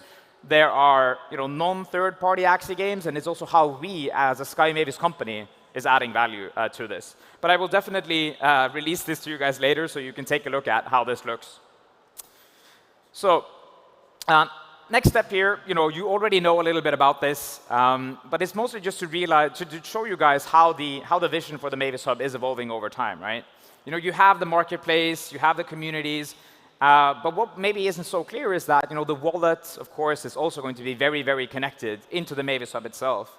So rather than having to click wallet extensions, you just have everything in there. And the same also goes for different games that we will be adding. And now we have already announced Raylight here as one of the first third-party games built by another studio. And we are, of course, working on many different studios as well. And I'm going to touch on some of the criteria that we have also a little bit later. But to visualize all of what we are making, this is the entire ecosystem at a very high level, right? We have games, starting with the Axie side, which is then supported by the entire distribution platform, which then again is supported by the infrastructure side, right? So everything is connected into a holistic vision for what we want to make. So you can kind of consider it like a super app. You have your wallet, and inside, you can access basically everything that is Axie Infinity and Ronin network. What we like to call this, or kind of to summarize it all, is we also want to, of course, enable e-commerce down the line, and we started seeing this happen last year. Now, this is from the Philippines. And we think this is kind of an underrated thing for many, how people look at the entire blockchain space, right? Because how cool is it not to be able to play a game, you earn something inside that game, and then eventually you can spend that for real food inside stores, right? This is the way I see the future of basically, blockchain gaming. So yeah, but of course, everything here connected is what we like to call Web3 that works. And we think Ronin network is the ideal solution for this, because everything that we have taught us so far related to how limited block space is, right? We know that it's very, very, we need to be very careful with when we open it up. Because if we open it up too soon, the Ronin network itself, you're going to have all the similar problems that all of these other blockchains have, right? Many different types of scams. You would have it's basically unusable in terms of sending transaction, because the fee goes way too high. And in the end, our promise is to the Axie community first. We need to make sure that this truly works for Axie first, and then it can work for others down the line. And when it comes to other developers, right, when they come into the Ronin network, the first thing that they will see is, of course, we have all the crucial integrations that they might need. And that's also what we will be discussing now in the next panel here is, what are the main integrations that game developers need to actually make a great game? Right? They need fiat on-ramps. They need connected to exchanges. They need to be able to have different type of data analytics. They need, for example, community gaming. It's a perfect example of a tool which is amazing for other game developers to actually just simply connect to. And when you look at something like Ronin Network, everything that we have, every single tool, should be very, very clearly delineated as a benefit to game developers first and foremost. And coming in the next 6 months on Ronin Network, we're targeting 6 independent games, and we have so far actually talked to over 200 different gaming studios. And this is quite a massive number. There are many, many different very, very talented game developers in the blockchain gaming space. But what we are looking for is very, very targeted. We believe that the next billion users coming into the blockchain space will be coming in from mobile first. So that's one of the absolute first criteria that we have.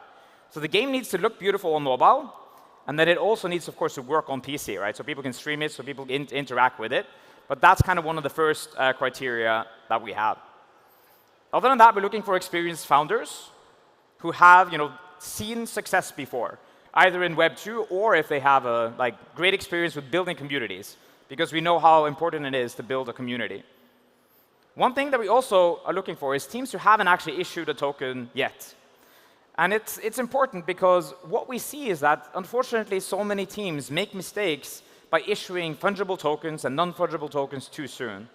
And when you do that, you develop a liability. And what I mean there is that you actually end up owing your community to do something, right? You need to fulfill all the expectations that you've set. And this is something that we have a lot of experience with Axie. And of course, a growth mindset. And when it comes to other game-specific applications, like Axie support tools, general NFT tools, these are very, very needed as well. But it has to go through a very significant application process. Because one of the things that we don't want is, of course, that people who come into the ecosystem, they are scammers. Because the security aspect here is very, very important. Because when we are, for example, having the Mavis Hub, one of the worst things that can happen is that we endorse a game, people download that game, and then they get scammed. It's the absolute worst thing that can happen. And that is our responsibility as a team to make sure that they aren't. So yeah, but that's not all. When we're looking at the long-term plans for the Ronin network itself, of course, we have a roadmap. We've had it for a long time, but we have never really announced it because it's kind of hard for people to see, where does the Ronin network fit inside the entire crypto ecosystem, right? Is it a side chain? Is it a layer 2 solution? What we actually see is that, Ronin network is more akin to a fully independent blockchain network right now than, many, many other chains itself. If theoretically Ethereum was to go down, Ronin network would still function today as it is. So we have very clearly delineated phases where we're almost finished with phase 1. We have a couple of more validators that will potentially be joining us. And now, after that, kind of the fun begins. Delegated proof of stake is coming very, very shortly. And then also means that we will be open sourcing the Ronin network so that people can, of course, see the code base. And then staking. I know a lot of people are very focused on that, right? Yeah. So staking is also coming. And that also means that not only the validators will be able to stake, but also users will be able to stake. And the last point here for phase 3 is, we know that Ronin network needs to scale.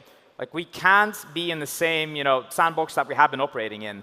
But our thesis from a Sky Mavis perspective has always been that we need to implement scaling solutions or blockchain solutions that have been battle tested. And that's really the key. Because when we look out at the Ethereum ecosystem right now, there are all of these amazing solutions that seem perfect, right? They're scaling the blockchain. But in reality, they are not battle tested for the millions of users, the hundreds of millions of users that we are aiming for in Axie Infinity. And then for phase 4, of course, we need to come to a state where basically anyone can deploy smart contracts, where anyone can validate the blockchain, and where it's fully decentralized. So this is the roadmap for Ronin Network as announced today. Yeah, thank you. I do also have, I also want to shout out to the validator group that we have gathered. Like, these are our trusted partners who we will be working with for the foreseeable future.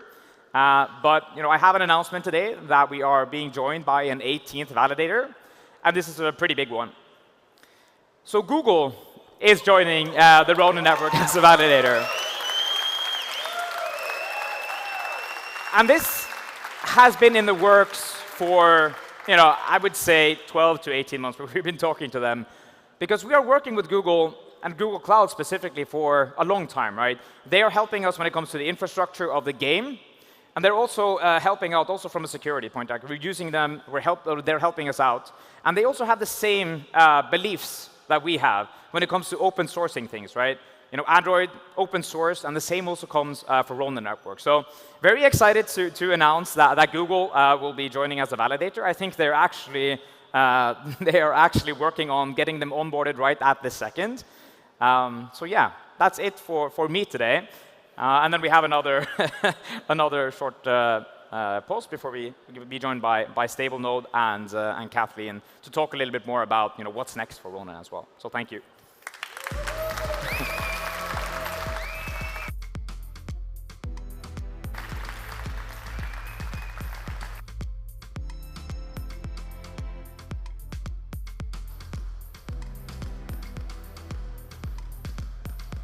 Oh, yeah.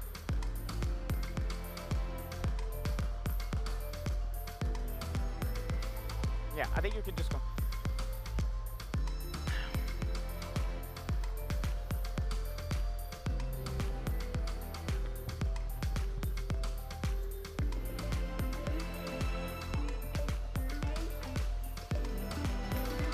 All right.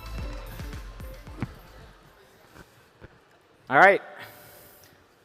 All right. Yeah. So today we're here to talk about what is next for DeFi Legos on Ronin. First, we want to begin by explaining what exactly does DeFi mean on Ronin? Yeah, I think for me, the perfect example of DeFi on Ronin is Katana, right? I mean, it came from Uniswap in the beginning, right? That's really where SLP found its true product market fit the first time.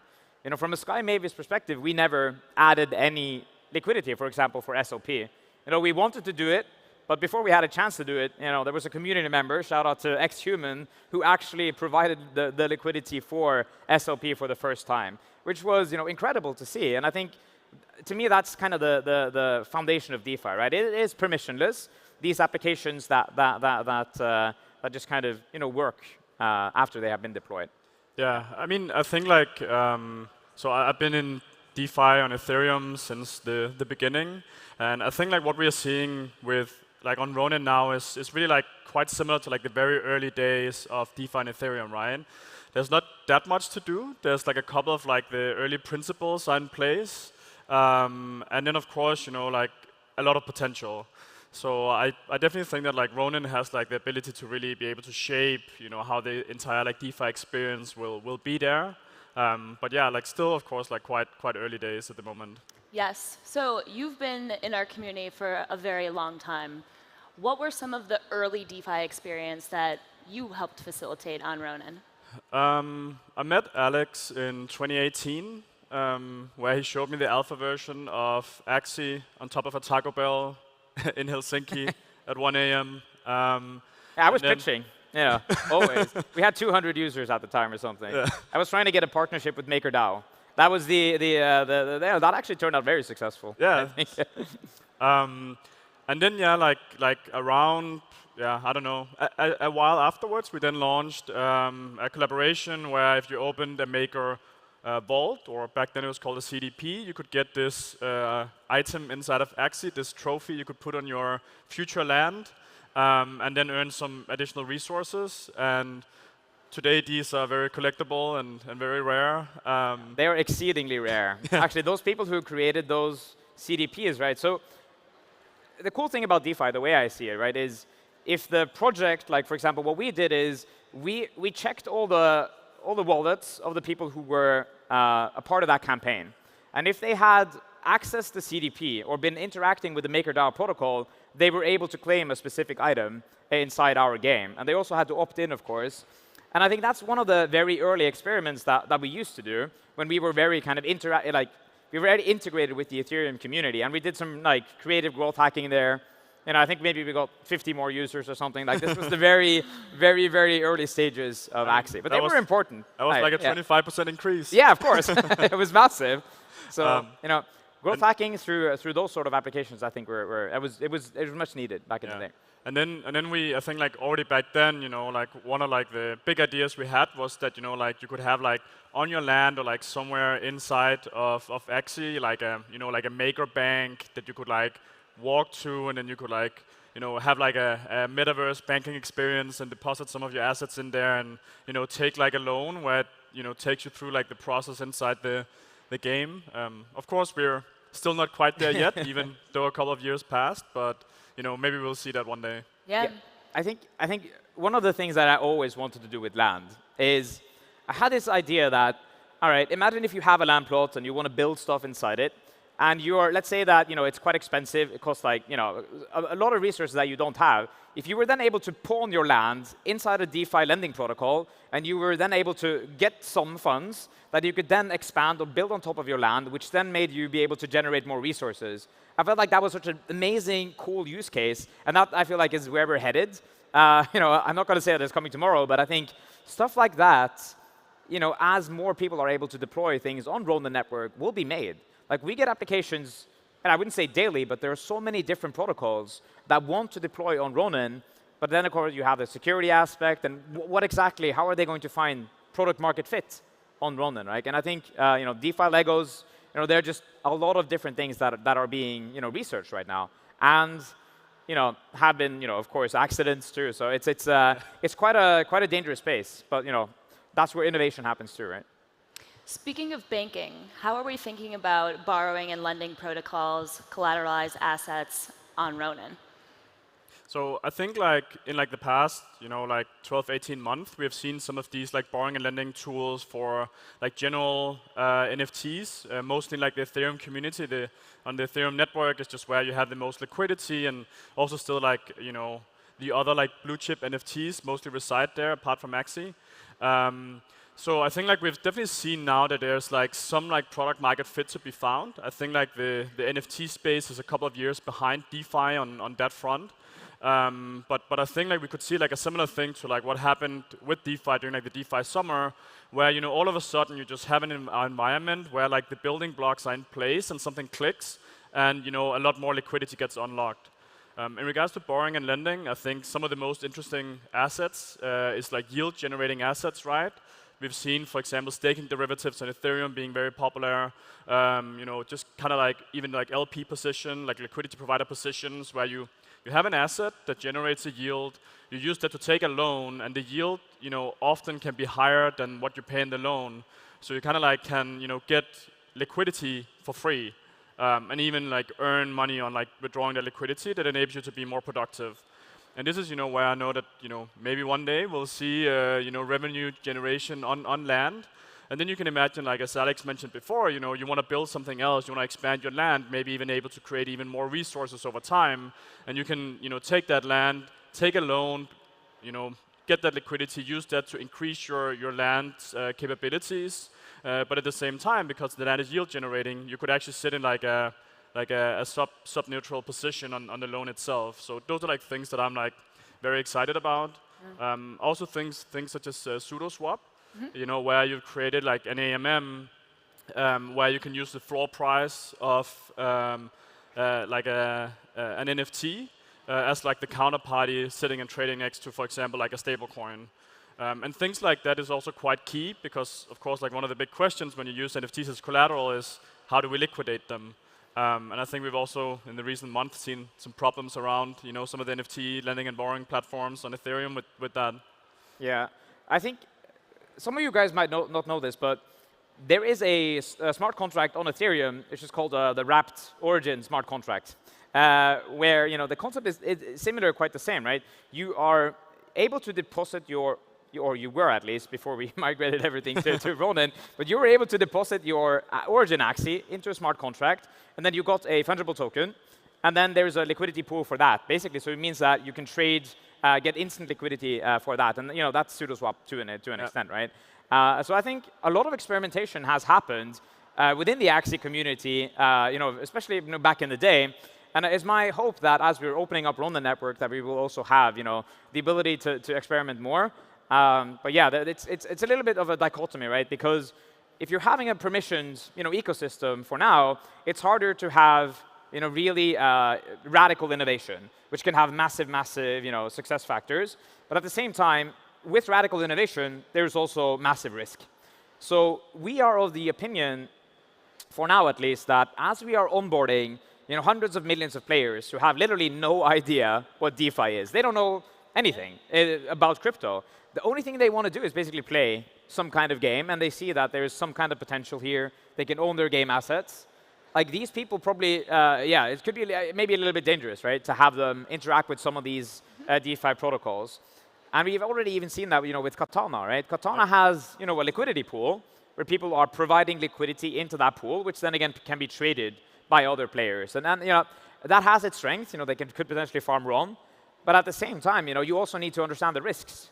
And it's hard for us, from like a company perspective, to really be very clear about all the risks here. And I want to be, everyone's watching here, like this is very risky. What we are living through, these are unprecedented times. We don't know exactly where everything is headed, but the only way to get there is to keep experimenting and keep learning, right? And keep shipping. But we should probably be the first line of defense. Yeah. At least that's how I see it, before we let basically anything onto the Ronin network for now. Yeah. So I'm also a core contributor to 1inch, and I'm leading the product called 1inch Pro, which is also a fully permissioned DeFi environment targeting a very different user base than Ronin. This is for institutional players. But there we have a little bit of the same problem, right? Which is a lot of institutions, of course, they need some regulatory things in place, such as KYC and AML features, some licensing as well. But another thing is also just they don't want to be in permissionless DeFi, right? They don't want to be at risk with their assets. So there we are taking a similar approach, in the beginning deploying very basic functionality, trading, borrowing, and lending. But over time, we will be able to add more features in a longer period of time. And this is at least one of the good things with permission DeFi, is that you can cherry pick the assets and the protocols you want to deploy. So you can be very selective, right? And I don't think that there's always a big rush. Of course, having a thriving DeFi ecosystem can generate a lot more fees that could go to the treasury. It could also generate more transactions on Ronin, just more opportunities for people. But at the same time, you want to do it in a very diligent and concise way. Because if you take a wrong step, then you could end up alienating your users or hurting people. Yeah. There's a very fine line there, right? Yeah. Because if you're too careful, no innovation at all. If you're too careless, really everything breaks. Yeah. Will you be deploying Jiho DAO? That's a very old joke, an insider joke. Maybe I'll take that. Yeah, Jeff, I'm sure can talk about that story later. Yeah. So we talk about Ronin being a permission-based blockchain. When I'm speaking with a lot of these game studios, that's certainly a topic of discussion that I think leans more towards the attractive side in terms of our blockchain ecosystem. Can you talk more about the advantages and disadvantages of being a permission-based blockchain and possibly where we are going to head in the future? Yeah, so I think we've kind of touched a little bit on why we think the right approach for now is permissions. But basically, it's mostly related to risk and security, right? So when we have many projects or many smart contracts, the risk just increases massively. And I think from a Sky Mavis perspective, what we've seen is that if you don't manage risk in the absolute best way, there's just one small mistake, and there could have massive implications. So from a security standpoint, Sky Mavis is very focused on that. And I think that's one of the real benefits of interacting with a permission blockchain. that you should ideally have that like higher level of security for those who are there. But there's the flip side of the coin. There is that if you're in a permissionless blockchain, with very open and fully decentralized, like for example, let's say Bitcoin and Ethereum, like the security there from a protocol perspective is very, very high. Like that's basically the absolute like pinnacle of security. So there's like a middle point here, which is kind of dangerous to cross. But we're going to have to do it sooner or later. I think the most important thing is that we're very aware of these problems and that we are kind of taking them seriously and moving into it. Let's chat about one of our own DeFi applications. So Katana. How are we planning to expand Katana? How would you like to see Katana expanded? A lot of the games that we're talking to, they are possibly going to launch their own token. How do you see Katana expanding in that capacity? So, I think that Katana already now is a little bit outdated if you look at like the innovations that have happened from like an AMM perspective and in general DeFi, right? But I think like in its current form, it does its job quite decently, right? I think that still, like both like AMMs and like borrowing and lending protocols, they kind of like need to be like existing alongside each other to really start like generating like more volume. And I think like I would definitely also like to see some like just like as the whole space moves forward, and we know that there's like a lot of AMMs out there that are like constantly like innovating, like balance on like Uniswap and so on that like are like really like pushing like the envelope. So I think like Katana from like a pure like generic AMM side would be awesome to see it also like over time be able to adopt some of the innovations. At the same time, I also think that like Katana definitely should be having like an AMM place for NFTs. I think that like one of the most integral parts of the Axie economy is of course the NFTs, the Axies, the land, the resources, and everything. And I think it would be like awesome to see Katana also being able to actually be an AMM for those assets as well. I think like yesterday on the Axie.app there was this like new thing about being able to like place orders on like individual Axies, and I think that is like a great step also of like trying to be able to like reach out to like some like market participation, but I really believe that it would be awesome to see like an AMM focused on NFTs for Axie.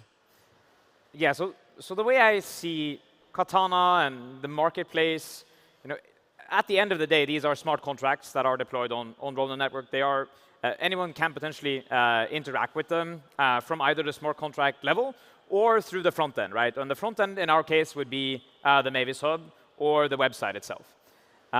And the cool thing about having these like DeFi building tools or the infrastructure tools is that as we are opening them more up, right, as we get more games into the ecosystem, let's say a third-party game, they're coming in, they have gold. They want to issue as an ERC20 token, right? We can create that liquidity pool for them. They can then provide both sides of the trade, and then they can potentially earn money on as when people are trading there. Of course, they're taking some risk, but I mean, at the end of the day, some of the benefits of this is that they can actually just enable open marketplaces very, very fast, and suddenly you have that immediately inside your game, right?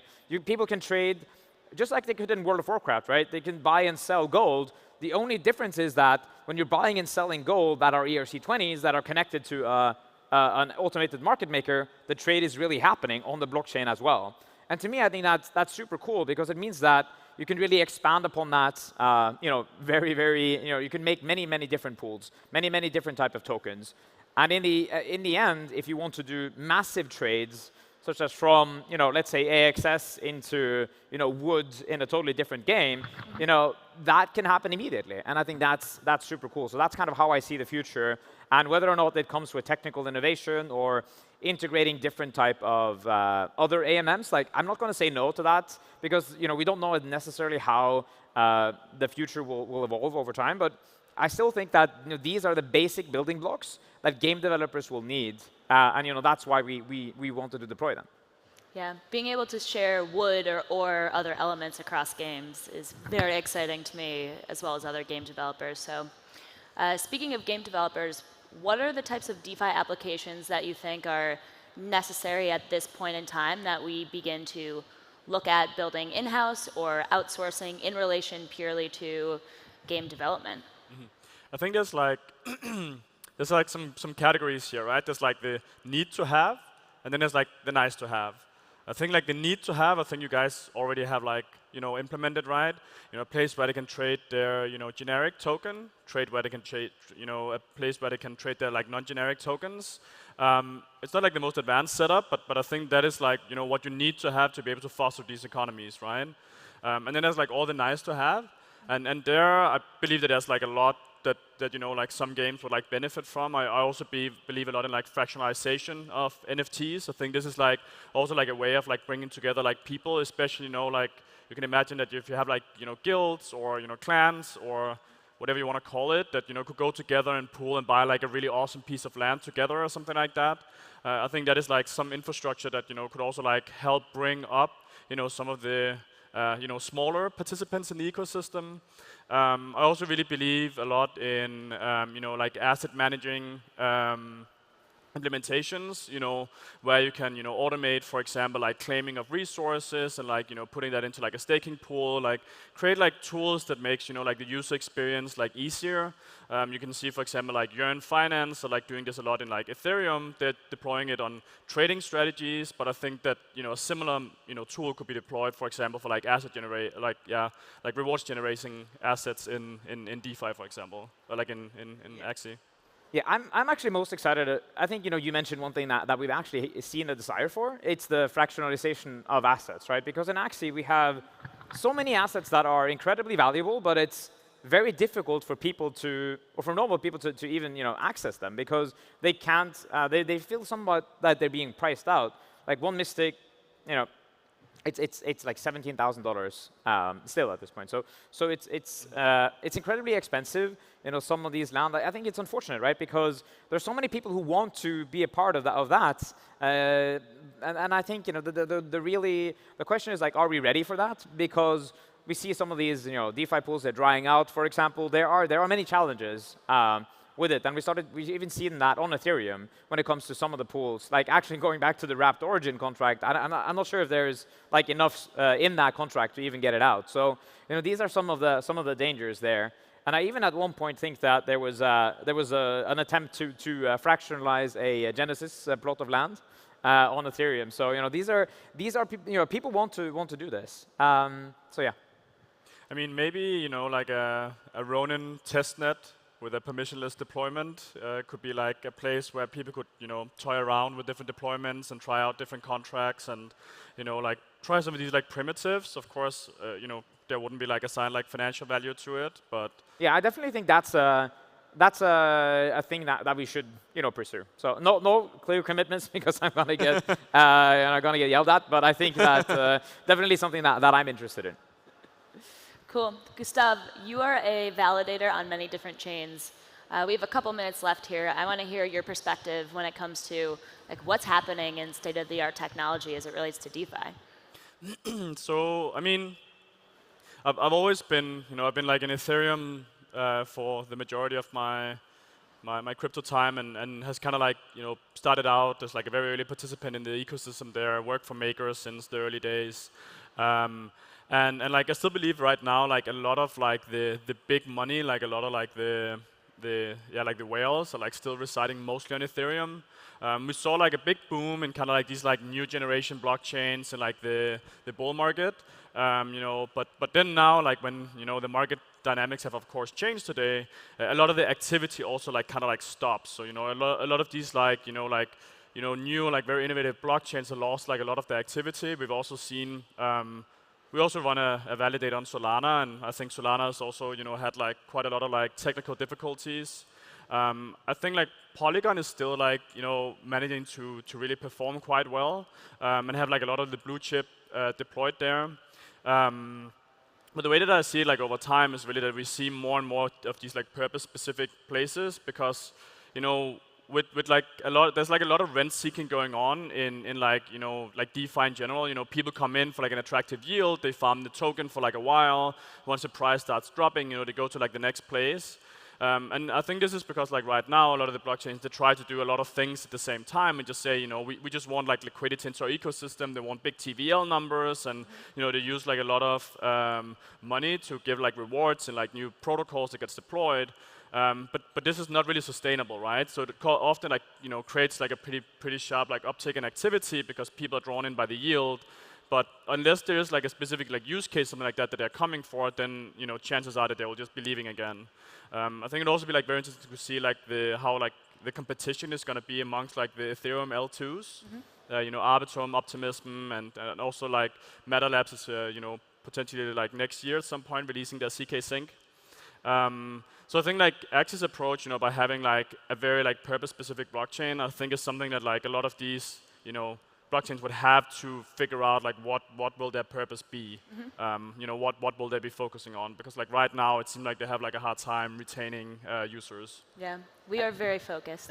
Yeah, I think actually what we're seeing is like what is true product market fit? Like what more is there to blockchain technology than just trading of assets, like moving financial like money from one place to another, and like having gamified finance, right? I think it's not the same as blockchain gaming, in my opinion. It's absolutely not the same. So I'm excited to see more new use cases as well, which like ideally will push the space forward. I think gaming is a very clear one. Who knows, music, NFTs, that kind of stuff. But overall, we're still very early in the space here. And I think especially for everyone who's here and everyone who's watching, right?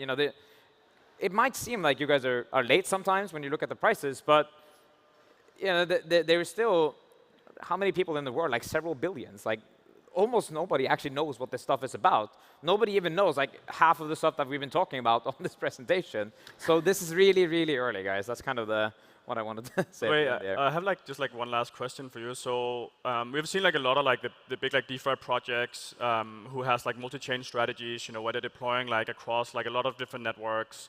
Like so far, you've been like quite like owning of like all the things being deployed. Then it's been issued by like Sky Mavis.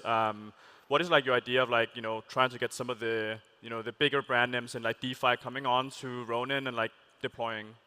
Yeah, I have some legal disclaimers there. I think initially I should say that Ronin Network is the deployer of many of these contracts as public goods. And I think that's really the position that we want to take. But when you look at, for example, other things that are interesting, I think Aave is an interesting example, MakerDAO. These are, I know that they are considering to deploy on other blockchains, right? And the risk also significantly increases the more times they do it. And I think it is interesting as well, but I want to be careful unless it's hyper relevant for gaming at first. So, and I still have yet to see what is the most relevant thing, right? Because as you mentioned, like we already have that on Ronin Network, and I think we have the pieces. A lot of it now is about like user experience and making sure that it just kind of works for other game studios as well. But I'm not going to say that it's not interesting. I'm following, of course, but we'll see.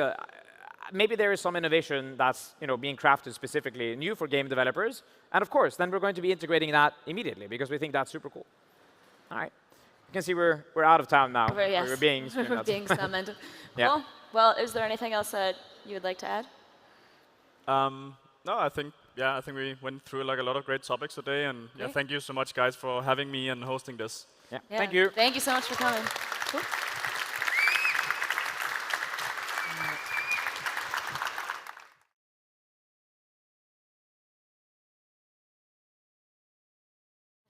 Want me to talk about the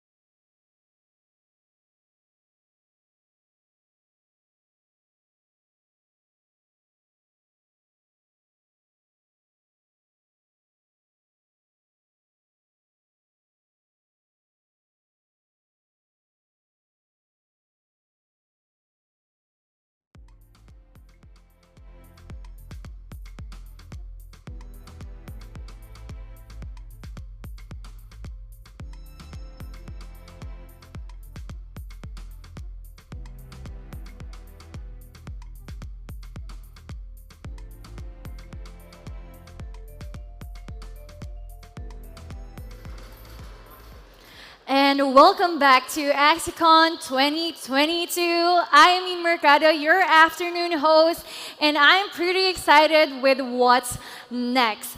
And I know you are enjoying your lunch, drinking what you have to drink, refreshing yourselves, but what's next is infinity revenue, infinity possibilities. Pack your visits, Axie. So let's take a look. I'm Patrick McCormick. I'm the author of Not Boring and the founder of Not Boring Capital and a proud investor in Sky Mavis. Really excited to be here today to interview Gio about what's been going on and what's coming up next. Can you introduce yourself for anybody out there who doesn't know who you are?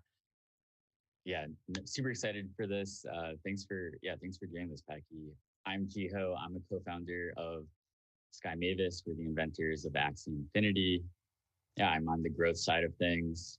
I grew up as a collector. I grew up as a gamer, and I feel like, all my life was kind of gearing me up for this moment that's been unfolding over the last 4 years or so. So you've been doing this for 4 years. The past two have been particularly crazy. I'd love to hear just from your perspective what the past couple of years have been like for you. Yeah, it's a question that I think about a lot. You know, I think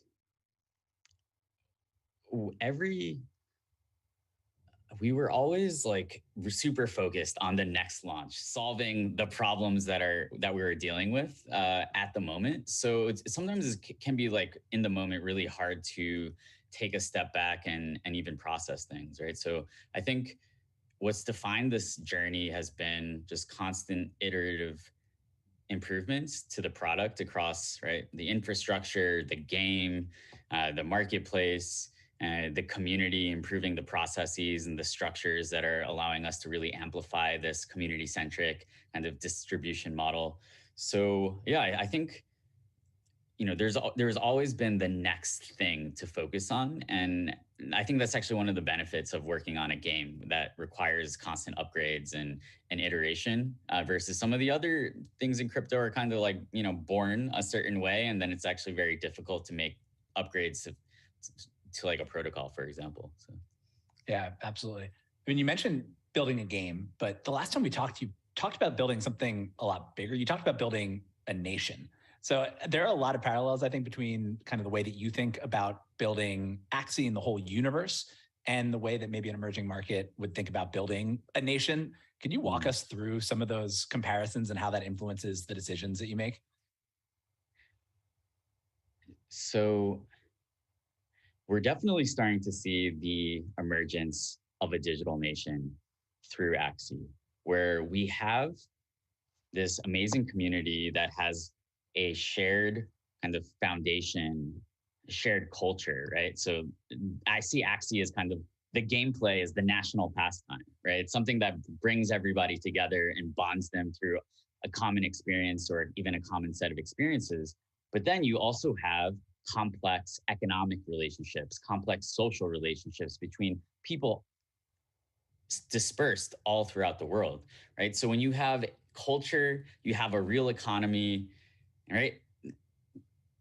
These complex social interactions, you start to seem a lot like a country, right? Where you have this national identity. And that is something that many Axie community members have mentioned, where they feel like, right, they're not really so hot on their home country for a variety of reasons. I think that's maybe even a common sentiment among many citizens in the world right now, but they feel this sense of belonging when they're in the Axie Discord, when they're playing Origins, for example. So yeah, so I mean, there was a lot of talk, I guess, when on the way up, this was like the fastest growth. When I wrote about it, it was the fastest growth anybody's ever seen. Then obviously the whole crypto market cooled off, Axie cooled off with it. And when we talked about it, you said that like, almost of course, right? Like if you're building a nation, it's this like very complex, long thing. So how do you think about the economy building part and kind of what this last chapter was in the whole kind of long-term journey? Well, people try to have a linear sense of progress and a linear sense of history, whereas the true reality is that human progress is a lot like evolution. in that there are actually periods of punctuated equilibrium where there's a lot of progress, there's a lot of activity, and then you have maybe a bit of a plateau while gearing up for the next wave, right? So I think the people who have trouble grasping Axie, grasping Web3 in general, they try to break things down into a very logical and linear set of steps, whereas the world is actually a lot more complicated, right? Like a lot of times, a lot of things, they look like chemical reactions where you have, right, the energy is being transferred into the water, for example, right? But it's actually, it seems like it's not much is actually happening. And then you actually hit that boiling point and then it happens all at once. So yeah, I think a lot of the parallels, right, can actually be taken from nature and physics and chemistry, where yeah, progress, like it sometimes happens all at once and things get a little bit crazy, things get out of whack or out of balance. And we saw this too, right? Like I think on the last time we spoke, I was talking about how, right, like I studied economics and the history of war and economic history. So, and we saw this actually with the tigers, right, in the 90s, where, right, South Korea, Taiwan, and they were growing super quickly. There was a ton of capital pouring in, and then, right, everyone took their money and went into the US to participate in the NASDAQ bubble, right? And then, okay, these really promising nations like Taiwan, South Korea, they actually ended up needing a lot of monetary assistance, right? Like everyone in my family remembers when Korea actually required an IMF bailout. All the Koreans were asked to come and deposit their gold to help stabilize the economy, right? This was 1996, 1997. And now, right, Korea is this really modern, sophisticated economy running on semiconductors and, you know, kind of powered by Samsung. So yeah, so, you know, sometimes you do have these waves of speculation and kind of foreign direct investment that put things out of whack, but that period actually helps set you up for the long run, and that kind of switch from a kind of like an export-based investment-driven economy to this consumer-driven economy, right? I think that's actually a parallel for Web3 and for Axie, where, okay, we had this crazy wave of speculation, this boom, right? You even saw that with Ethereum in the ICO era. And then, right, but that did drive wallet adoption, brand awareness, you know, allowed the formation of these teams and these communities. And then it's really important to harness that potential, right? We had the boom of scholarships, right? People were surviving the pandemic through Axie, and now things have cooled off, right? So now we're at this kind of transition phase where people are asking, what's next, right? And I think that transition is really, really well defined if you examine Origin, for example, right? In Origin, okay, the SLP emissions are have been reduced, but really excitingly, we actually have the introduction of runes, of charms, right? These pieces of equipment that you can actually insert into your Axies. And these runes, these charms, they require SLP and an in-game resource called moon shards to be actually crafted, right? And in order to mint them onto the blockchain, it requires AXS.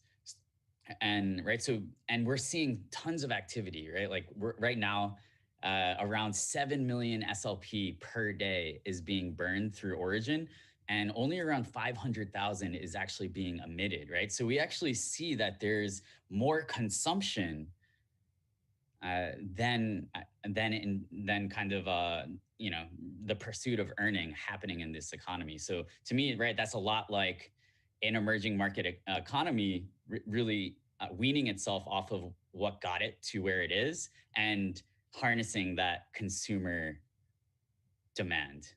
Yeah, I mean, there's so much in there. I'm trying to figure out the best place to go next, but there is this idea of productive speculation. I mean, like when you talk about the money going to NASDAQ and going into tech investing, a lot of that was laying the cable that then enabled the next internet wave. Like, what do you think are those kind of like the residue or the remnants from that productive speculation that you're building on next, right? Because even if you think about those other countries, if there's a boom and a bust and the country never comes back, it's like this mix of exogenous and endogenous factors, like the market's going to do what the market's going to do, and then either the nation or, in this case, the company needs to respond and take action. So how do you think about what's left from the last boom that you're building off of and the choices that you're making now? Yeah, right. So what are the metrics that can kind of define the health of our nation, right? So one way to look at it is, okay, how many community developers are there in the ecosystem, right? How many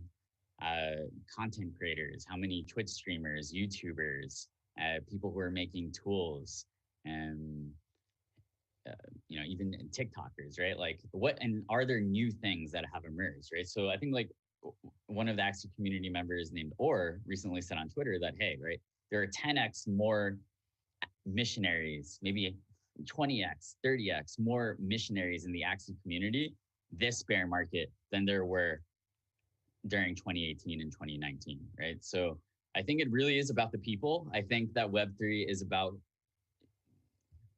the users, and that's what I see, right? I see this community that, despite all the volatility and despite the chaos, is still much larger than it was when the whole run started. So yeah, I mean, A16Z has that like famous essay and study that they've done where these price booms end up pulling in a lot of people, and then the people, whether they be developers or users, kind of stay even as the market crashes. It's not as high, but then you're just building off a higher base. Yeah, it's like you only need to retain 5% because you're retaining the 5% that you actually need to retain, because these are the long-term thinkers, something like that, right? Yeah. And yeah, that makes a lot of sense. So for those 5% or whatever the number is who've stuck around, like what can they expect? What's coming next? So we talked about this idea of kind of Sky Mavis and then the builder community and those two things working together. Like what's next? Yeah, well, we have a lot up our sleeve right now. So one of the big focuses, of course, is the rollout of Axie Infinity Origins. So, making sure that we have a complete economic loop where now it's like you can actually spend the resources that you're earning in the game to actually increase your power level. So we have more of that competitive drive, that consumption to help power your progress in the game. And of course, we have stuff like level 2 parts, cosmetics, right? Kind of like digital fashion is actually a really big trend. You can see Fortnite as an example of that, where that's actually one of the big drivers of consumption in that digital economy, right? So I think that is also going to be really important, and have some announcements about that at AxieCon as well. So yeah, but I think Origin is in a really great state right now. It's getting more competitive. We'll be building up the esports scene, working on a tournament feature in the client. So yeah, I'm feeling really optimistic about Origin. Of course, getting it on app stores is going to be really crucial as well, right? We're talking to Google, we're talking to Apple, having really productive and educational discussions with them, where we want them to be a part of this, and once people can just, from their phone without having to download an APK or anything like that, get started with Axie. They get 3 free starter Axies so they can fall in love with the game, the universe, see what all the fuss is about, make their own educated opinion, right? Like I was in DC 2 months ago, and I was in an event and actually set up a booth. This is like, I think, the first time in my life where I manned a booth, and the response was amazing, where everyone had, a lot of people at the event, because it was like a crypto focused DC event, everyone had heard, I think, of Axie and had a strong opinion on it one way or another, but none of them had actually played it, and maybe 1 or 2, right? So, and when they actually got their hands on Origin, they were blown away. They were smiling. They couldn't believe that this was Web3. And it was, such a breath of fresh air, I think, for them, like compared to, this is a DeFi lending protocol. This is a wallet, right? Like all of these things that seem kind of like scary / boring at the same time. Like, I'm not sure how it's possible for something to be boring and scary, but a lot of wallets and DeFi protocols tend to be like that. Whereas, Axie, it was something that reminded them of their childhood, right? Of Pokemon, of Tamagotchi, of Neopets, right? So it had that nostalgic twist on this exciting new technology. And so yeah, I think Origins is in a great place. Super excited about it. We also have a land game in development right now, first party, where players will be harvesting resources, collecting, building up a city or a town, fighting NPCs. So basically, right, the kind of like Clash Royale, Clash of Clans, Stardew Valley, Animal Crossing, that harvesting resources, decorating, building out a village or a settlement, that sort of experience. And yeah, we hope to get a alpha, playable alpha out to landholders as soon as possible on that as well. And then, right, so we also are seeing the Builders program, where, okay, the idea powering this program is that your Axies should be a ticket to a game library, an infinite game library, right? So just like when you sign up for Netflix, you have a subscription and then you access this entire library of content, right? I think there's the potential for your Axies to do that same thing, where if you own 3 Axies, right, you then have a portal into, right, you have the Axie Battler, you have the LAN games, but then you also have these games that are being built by the community, being built by third-party developers, right? So I think that's kind of like, people talk a lot about interoperability, but we haven't really seen that. I think we have the chance within this community to do something that's kind of like more like vertical interoperability, where you have one base game asset, right? It's kind of like layer 1 for IP. And then you have all this stuff stacked on top of it, right? The layer 2 experiences, the layer 3 experiences that are being built by both Sky Mavis, the community members, and even indie game studios, larger game studios that are actively collaborating with us on Ronin. So yeah, we have the Builders program. A lot of the teams are actually at AxieCon right now, and yeah, like, I don't want to list them all, but yeah, we're seeing like really promising traction with a few of them that are actually live and have playable demos. That's super cool, because I mean, like the standard kind of like idea of the metaverse and why Web3 matters in gaming is that you can take your avatar from one game and just play it across a bunch of different universes. But if the kind of avatar is also your ticket into those universes, and you can build kind of a consistent experience across them, so there's not the interoperability issues and having to figure out how to render different things that might not fit in different engines, then it's just a smoother experience. It makes sense on the kind of the playing side. How do those economies ultimately work together? So obviously you need to bring in your Axies. Is it SLP and AXS that power those as well? Or how do you think about putting all of those things together, whether they're from first party or third party? Well, the amazing thing, right, is that we've actually solved distribution for a lot of the in-game resources, right? So Axis and SLP. So the community members, they are requesting, they basically require for there to be, some use for those resources that they already own within these ecosystems, right? And this is also like a user acquisition tool, right? Where you're saying, hey, like, come to this game, you can use your Axis or your SLP to do this. And people want to try it out because they feel like, they have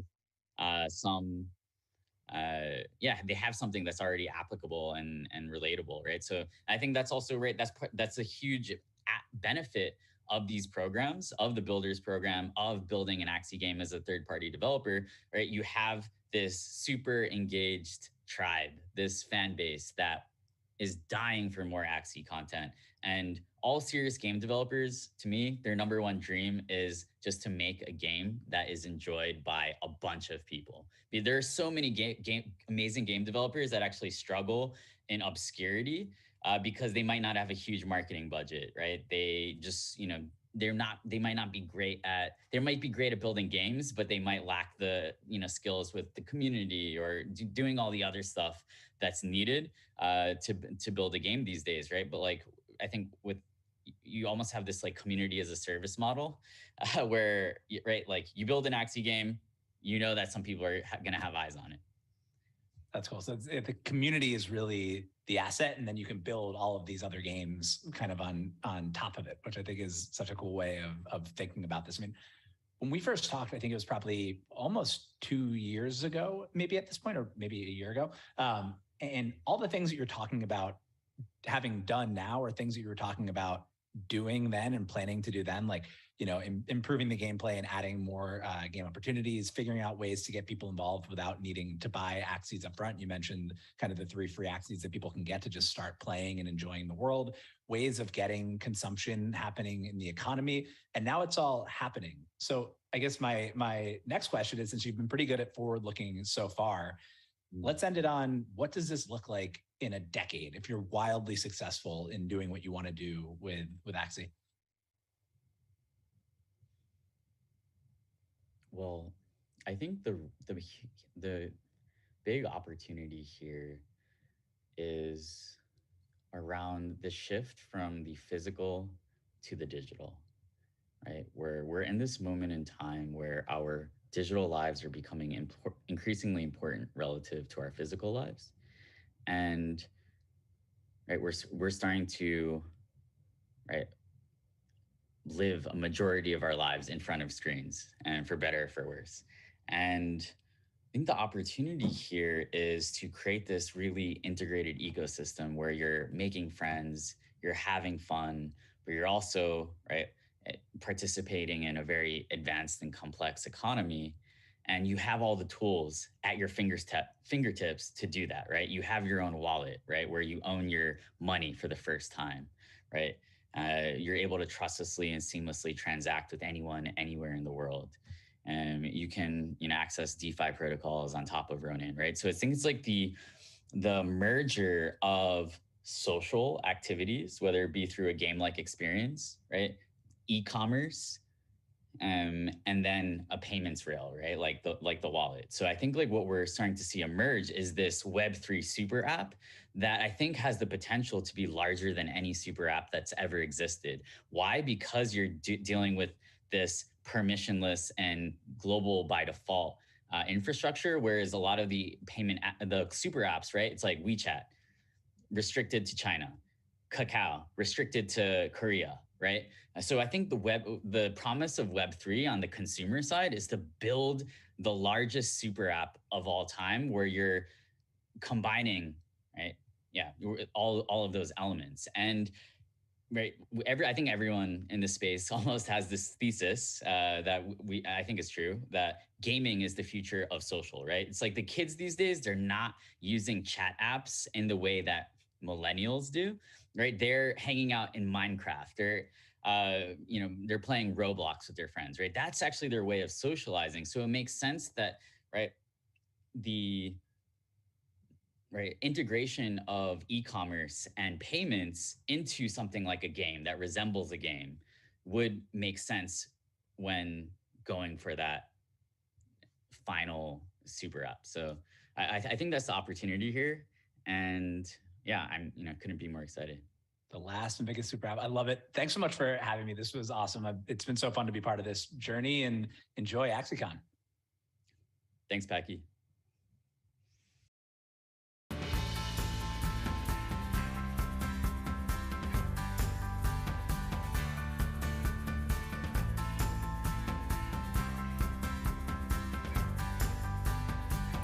Hey!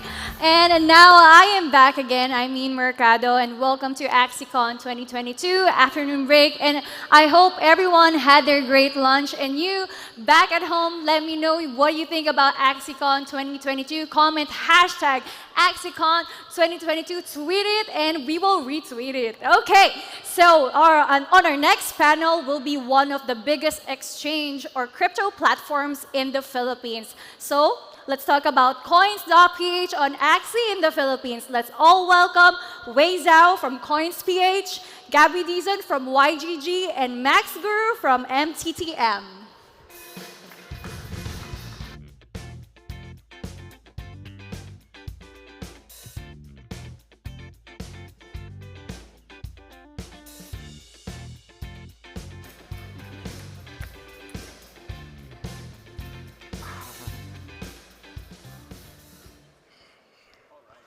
Oh, can you guys hear me? Now you can, perfect. Okay, so this is a topic that I'm sure everyone in the crowd and everybody who's watching from home knows is a significant part of Axie Infinity. So I'm very honored to be up here speaking with such legends from the demographic itself. We're talking about Axie in the Philippines here.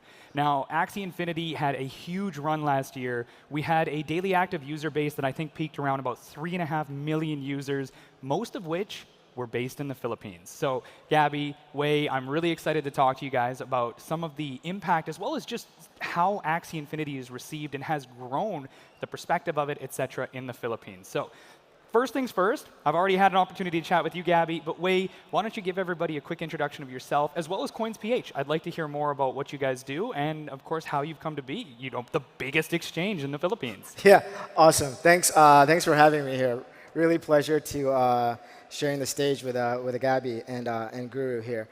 So my name is Wei Zhou. I'm currently the CEO for Coins. We are the largest licensed exchange in the Philippines. Prior to sort of my experience at Coins, I had another adventure that was actually I was the CFO of Binance. And then we're actually, my team actually did the launchpad for Axie back in 2020. So I think had a really interesting journey sort of indirectly watching Axie coming along. And then now, since sort of taking over Coins earlier this year, it's been really interesting to sort of like trying to, catch up in a lot of ways in terms of bring more players onto onto Axie through our wallet, basically. Yeah.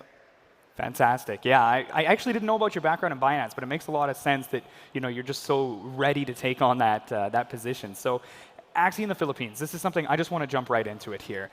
From your guys' point of view, Gabby, we're going to start with you. I really want you to talk about how Axie, especially since you were there from the beginning, started in the Philippines, like what really got it going, and then also the evolution that brought Axie in the Philippines to where it was at the peak of last year. You had people taking SLP as payment for real-world items. Like, this is phenomenal. You've never seen this anywhere else. So please, take it away. So before I start, I just want to say something. Mabuhay sa inyo lahat sa Pilipinas na nanonood ngayon, mga kababayan natin. Dadali natin ang Axie sa Pilipinas at maraming salamat sa lahat na nandito, lalo na sa mga nanonood sa stream ni Kuku. Okay, so that's hello to people back home. So I'm very happy to just say that I was there when it happened, right? Like I started playing Axie Infinity in 2018, met Gio in Manila, he gave me Axies, and I was playing, I was breeding. What's now known as Classic V2 was new back then. And yeah, so I kind of saw where it was. And when I started at Axie, there were barely any players from the Philippines playing. And there were some people who came in early, people like Nate, who's now part of YGG as well, and one of the best players in the game. And the growth really happened when it was coinciding during DeFi summer. I would say late 2020 was the first wave. And when I say first wave, Axie went from probably like 1,000 to January 2021, 15,000 users. So we're like, oh my God, Axie has 15,000 users 2021. Like, it's looking up to be a great year. And what happened in the middle of that year, everything just went crazier. We ended the year at like several million players, right? And there was this entire growth that was also supercharged by the pandemic. So just seeing an actual use case of people tapping into a virtual economy to earn value via a video game at scale, at mass, it was really mind-blowing. No, what's funny is that you say it's amazing, we hit 15,000 users. So I started Axie right at the end of 2020, about 2021 in that area. And I remember thinking to myself, wow, I started so early. There was only 15,000 users. So it's actually, it speaks volumes to see that you saw that growth and it came to be. Now, that growth in particular, I understand that, the pandemic charged it, et cetera. But I do also know that one of the big things, obviously, that made it very big in the Philippines is that for the longest time, the Philippines has been very regionally restricted to the economic situation in the Philippines. And when Axie came about, and just crypto in general, they were able to start competing as a professional, as an individual, against a more international dollar standard, right? So it wasn't that Filipino, there wasn't a peso standard. They could then, compete and earn at a USD value, which was really big. And this brings me to a point here I want to actually talk to you, Wei. When it comes to coins, obviously there's always a problem that wants to be solved when you bring about such a, an operation of vision when it comes to companies. What was that vision, that problem that you guys decided to come in and start solving? Like, what did you see, and why did Coins.ph become the entity it is in the Philippines that solved that problem? Like, what was it? Yeah, it's really interesting to sort of look at Philippines as a whole. I don't think the people here really know that much about the Philippines. I think it really came on the map on the gaming scene and on the crypto scene, I think on the back of Axie, and sort of like on its notoriety. And sort of like I came across Coins.ph as a wallet when I was actually still looking at sort of global fiat exchanges when I was at Binance. And I think even back in like the early 2000s, late 2019, in the early 2019, there were already a couple of million sort of users for Coins. Coins was basically kind of like the Coinbase initially of the Philippines, where a lot of the Filipinos got their first Bitcoin through Coins. But the problem is, I think over the last sort of during from 19, 20, 21, Coins wasn't that much involved in the crypto scene. Just because it was under the ownership of Gojek, which is actually a ride-sharing company, and they wanted to turn it into more like a fiat business rather than sort of like a crypto business. So sort of since sort of like my team sort of like we took on Coins earlier this year, we've been trying to bring it back to those crypto roots. And one of the first partners that we've sort of been reaching out to is actually Axie. For Coins, now we have Ronin support. So actually, just a little bit background about Coins, we have about 15+ million users. So it's an e-wallet with basically crypto purchasing capabilities. What we hope to achieve, I think I don't want to really focus, I want to actually focus more on what we want to build, is that some of the phenomenon that a lot of people saw last year is actually how do you spend your crypto? How do you spend out of that wallet? How do you invest out of that wallet? Right? And I think what we want to do is actually make it really easy for non-coiners and non-NFTers and non-sort of Web3ers to actually come into the ecosystem. And I think wallet is sort of like the entry point of that, especially for for our traditional fiat wallet users. And I think, and the other thing is that once you have earnings, once you have assets, once you have wealth in the digital world, hey, how do you get that out of the digital world? How do I buy coffee? How do I buy bigger items? How do I buy electronics? How do I buy iPhones with sort of the earnings that have been made? And we really want to make that easier for our users. And I think that's true with some of the initiatives that we've been trying to do. Like for example, Gabby knows this. Like the two national sports of the Philippines are basketball and beauty pageants. And we've been and Coins has been a big sponsor of the PBA, and we've actually been doing a lot of like Axie profiles and SLP profiles, for the tokens and stuff at some of the PBA games. So I think that's actually really bringing a lot of things that's actually digitally sort of into the real world, into sort of like the real life, to actually bring it and make it easier, I think, for people just to sort of like to get into crypto. So that's sort of like our overall mission. And it aligns really well, I think, with what Axie's doing as well. Yeah, and what Gabby's doing with the guilds. Yeah, no, I agree. I remember they've said it many times. Jiho said it, Psycho said it. Axie Infinity did actually bring a movement of almost like the desire for financial literacy in the Philippines. They were mentioning how a lot of the people actually didn't even have bank accounts when they were getting into it, right? So I'm sure from Coins.ph point of view, like you guys actually had a really big task to try and mediate some of this, because you had a lot of people coming in with very little foundation on financial literacy starting to get involved. And that brings me to another question. I want to throw one back at you. What was one of the biggest obstacles you guys found, growing into the entity that you are now and getting some of the users, getting that traction from the Philippine community? What was some of the biggest obstacles you had, or some of the biggest problems that you saw throughout that period? For you. For me, yeah. Yeah, I mean, I think the biggest challenge, I think, is like, I'll give two examples in terms of like what makes it really interesting or makes it really challenging. Is actually to run a licensed wallet. Whether it's crypto or fiat, you actually need to do KYC, right? And I think KYC is actually like the entry barrier for like Web3 going forward, right? Like what is Web3? Web3 is like, the platform pays you, right? That's the biggest difference in Web2. Web2, we give them money. Web3, we put some money in, put some time in, you give me my money back, right? But when the platform pays you, you got to pass KYC, especially if you want to do fiat. And the biggest challenge in the Philippines is there's no national ID system, right? So for our platform to work, we got to accept like almost like 20 plus different types of ID, right? Like if you look at Philippines, like the average KYC time now, the average pass rate is around 50%, and it takes about 2 hours. This is really slow. In Indonesia, it's like about 5 minutes, right? In the US, it's about a couple of minutes. So I think that's one of the challenges. But the thing is that, hey, we also want to do financial inclusion, right? We also want to do crypto inclusion. We want to make it really friendly. So how do we get more people onboarded, right? This is where I think what Axie did is actually really interesting. It's like, you know what? We're going to do this decentralized wallet called Ronin, where you don't need to pass KYC. You can sort of exist in this digital world. And if you want to bring the money out, or if you don't, you know what, that's fine. But if you want to do it, there is a channel for you to do that. Right, and then like at this peak, I think like the Ronin wallet in the Philippines had like almost like 2 million monthly active users, right? For us, our peak was only like 6 to 7, right? Even for Binance, I think their peak active user in the Philippines on their app is like 7 to 8, right? So like like 20-30% of like the people are actually there. And what do you use the Ronin wallet for? Just for Axie, right? Yeah. So I think there's a lot of sort of like future collaboration coming up. Especially I think with regards to sort of coins in the Philippines. So. Oh, that's really, I didn't know that. That's actually very, very insightful. And I knew some of the challenges, but that is a really big one that I didn't even think about. It's a Web3 challenge in general. KYC has almost been taboo in Web3, right? Yeah. With anonymity being such a strong push with crypto and blockchain in general. But now I want to throw it to you, Gabby. So I asked more about like the financial side, a little bit more the professional side. Now you were dealing with things with more of a personal side, more of like a peer-to-peer, human-to-human side.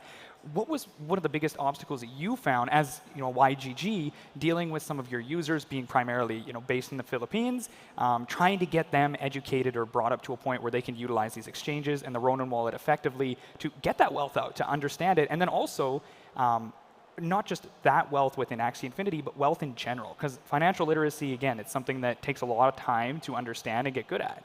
Yeah, for sure. So we deal with a lot of community onboarding, of course, and a lot of people come into Axie and come into YGG because they're interested in tapping into this economy where they can earn value out of their time.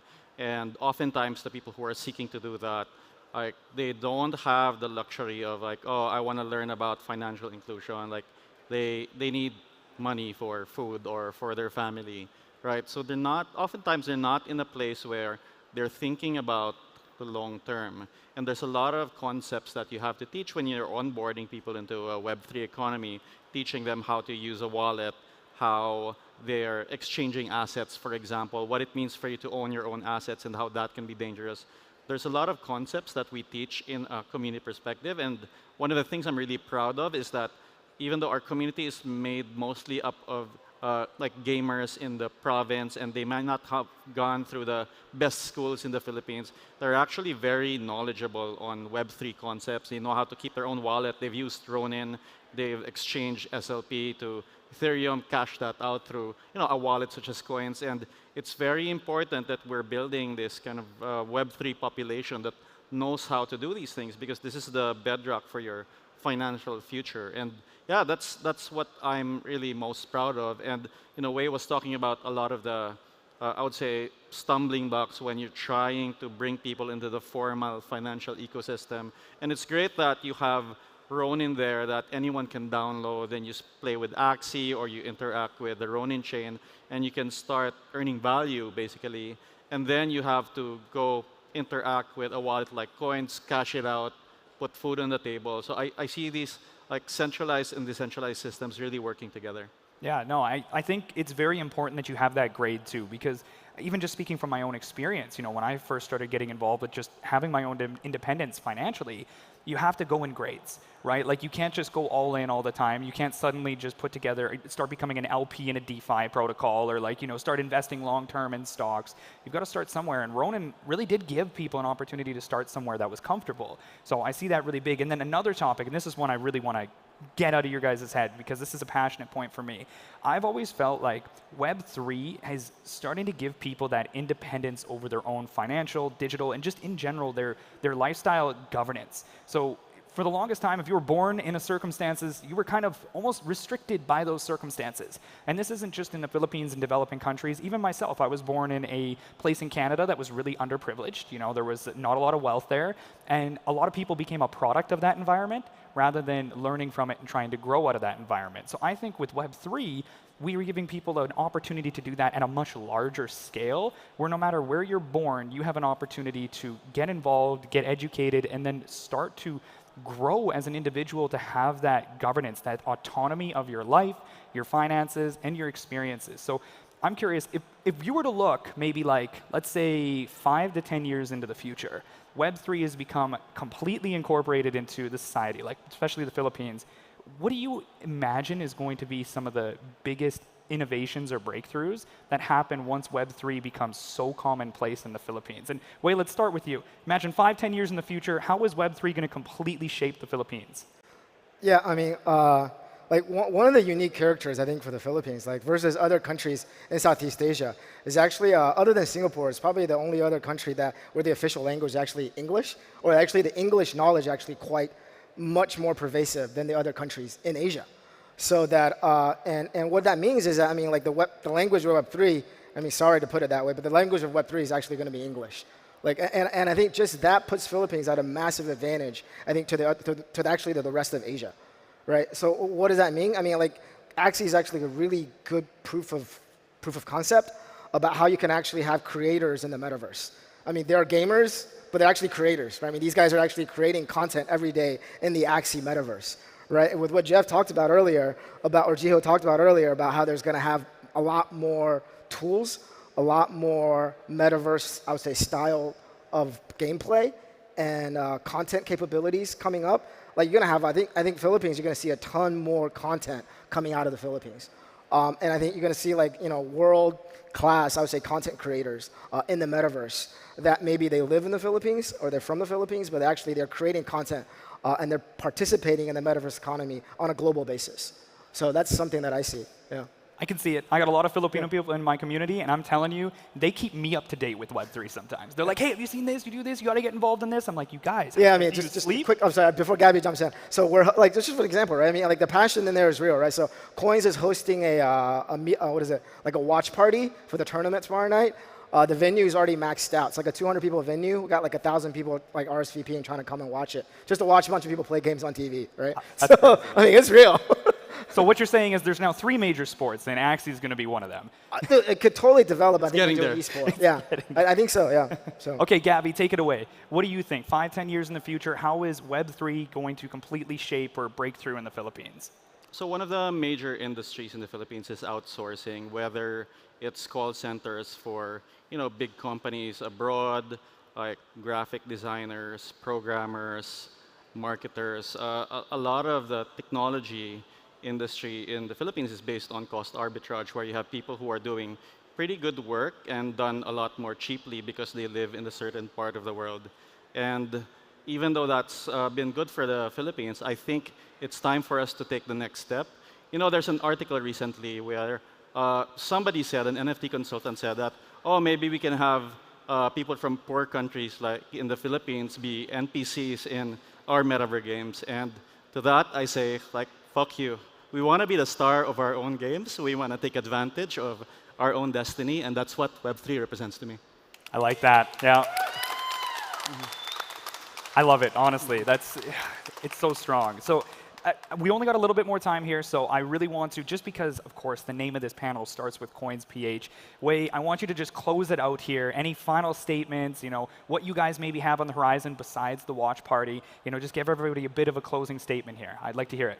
Yeah, really looking forward to LAN play.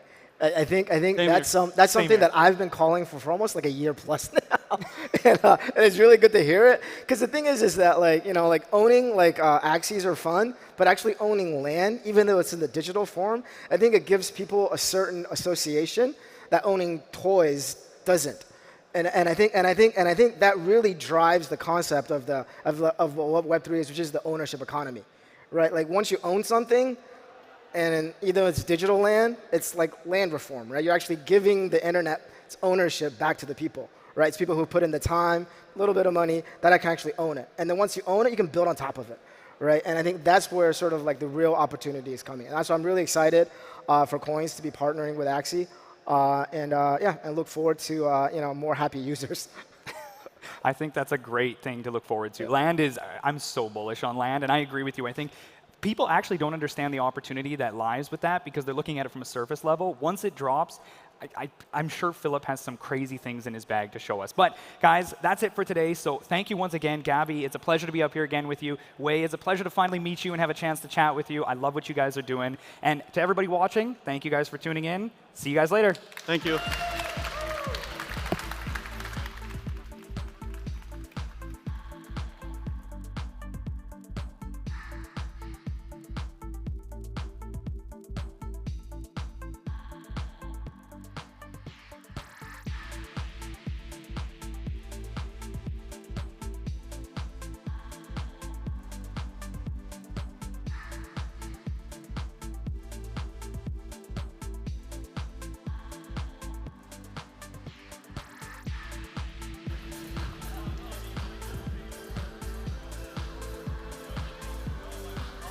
Welcome back, hashtag AxieCon 2022. And I just want to announce here, everyone at the venue, you can feel free to visit the Capitol. And there are developer talks happening at 2 p.m. And to you at home, mga kababayan ko, gusto ko lang batiin si Kuku Crypto at meron pamigay na isang bag, loot bag na galing dito sa AxieCon. Kaya stay tuned kayo dyan sa stream ni Kuku. Shout out, Ninong! And we are back again here at AxieCon 2022. And for our next panel will be about, like me, a creator of AxieCon. So if you want to participate in the value you create, the Axie Creator Program will be up next. So let's all welcome Akhil Jindal from Quest and Han Yuan from Quest.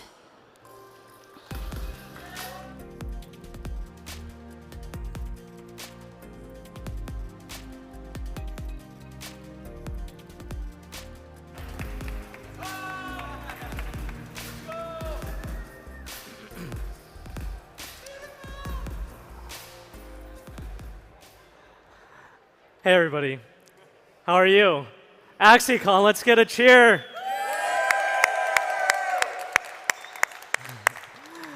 So my name's Han, or Han Tao. This is my co-founder, Akhil. And we actually have a third co-founder. His name is Bruce. But he's actually playing in a tournament right now, competing for $400,000 to extend our runway for our company. All right, so Akhil, let's tell everybody what is Quest. Sure. So the one-liner that we say are, we are data-hungry operationalists. And what does that mean? Well, we like to go deep with the partnerships that we engage with and use data as a primary driver to make those decisions. Cool. So let me tell you more about the Content Creator Program. The reason why we created the Axie Creator Program was to identify, support, and retain all of the different creators within the Axie ecosystem. There are a variety of different people and users and players. We have pro players, content creators, artists, singers, people who make cool crafts, and we want to be able to find all of these different people and be able to support them within the ecosystem. So when we think about a creator program, there's an interesting dynamic that needs to be understood, and it's this concept called the creator economy. So essentially, you have a supply side and a demand side. So the supply side are the creators, and the demand side are the people who are consuming the content.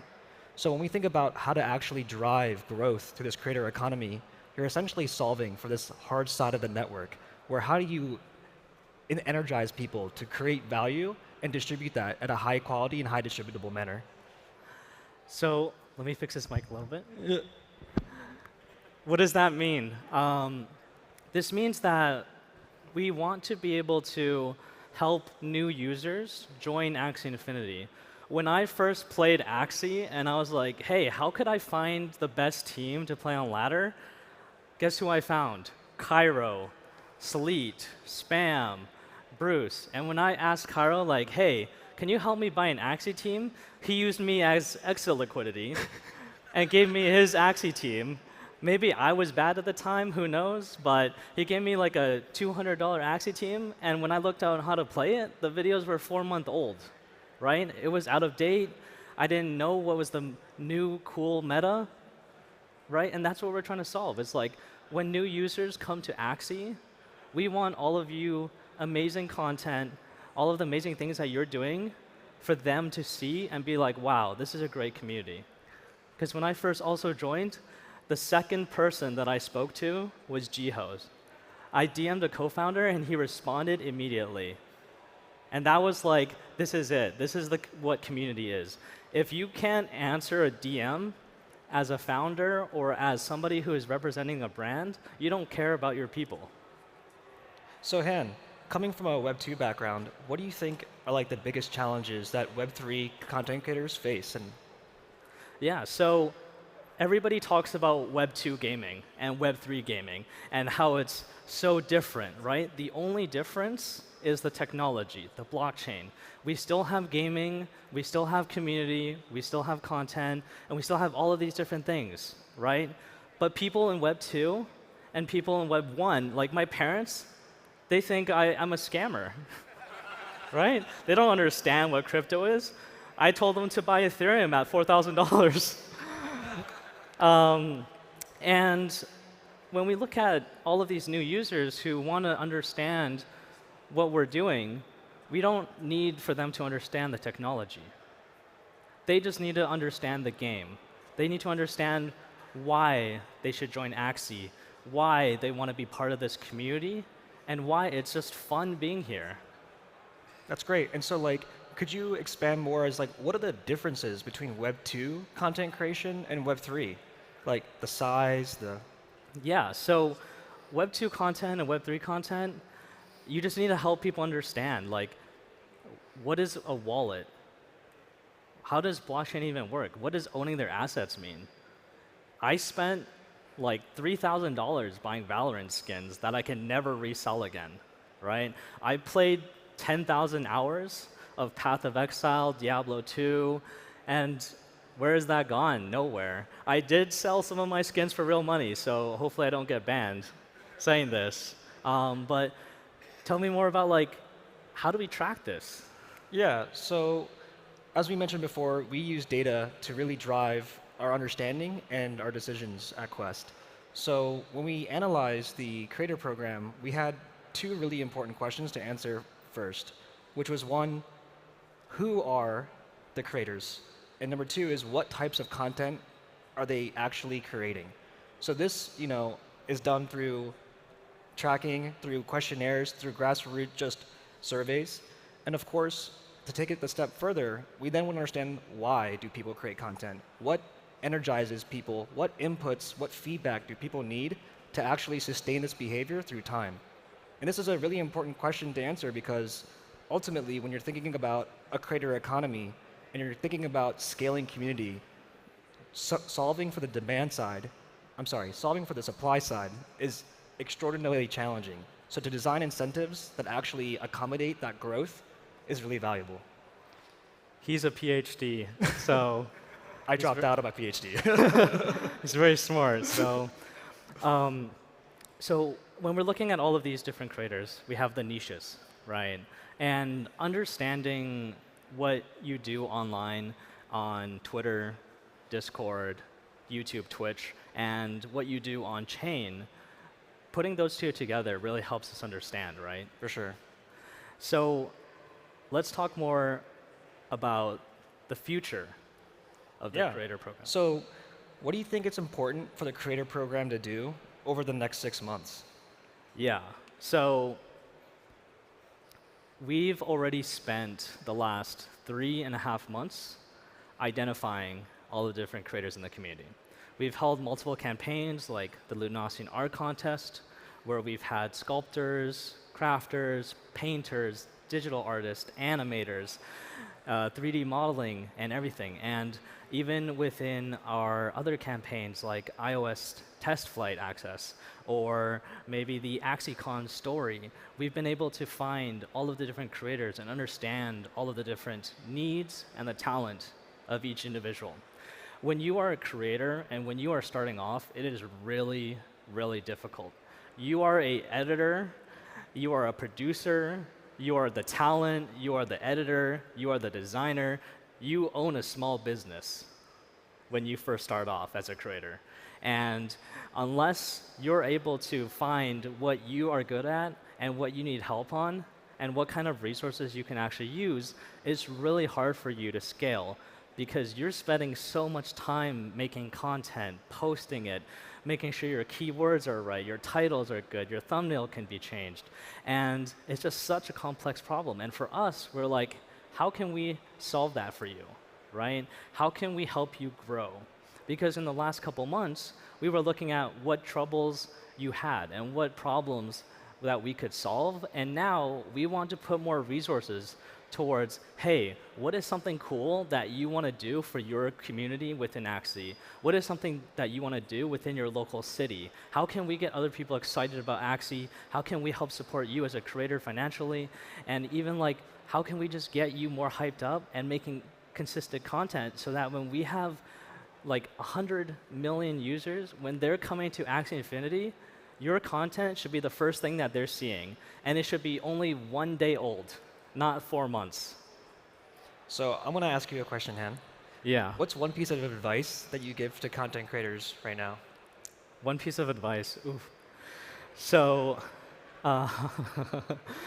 we didn't rehearse this one. I think it's really understanding what you like to do. Content creation is not an easy thing to do. It is a very, very, very difficult journey as a creator. You're going to have many hardships, and you're going to have times when you get millions of views a month, and you're going to have times when you get 100 views a month, right? And it's just like, you just need to keep going. And that consistency, that drive, that motivation to always persevere and be at the top and to understand that like, hey, this is what I'm doing, this is what I love, and this is why I'm here, that's what you need to find out and understand. It's beautiful. So,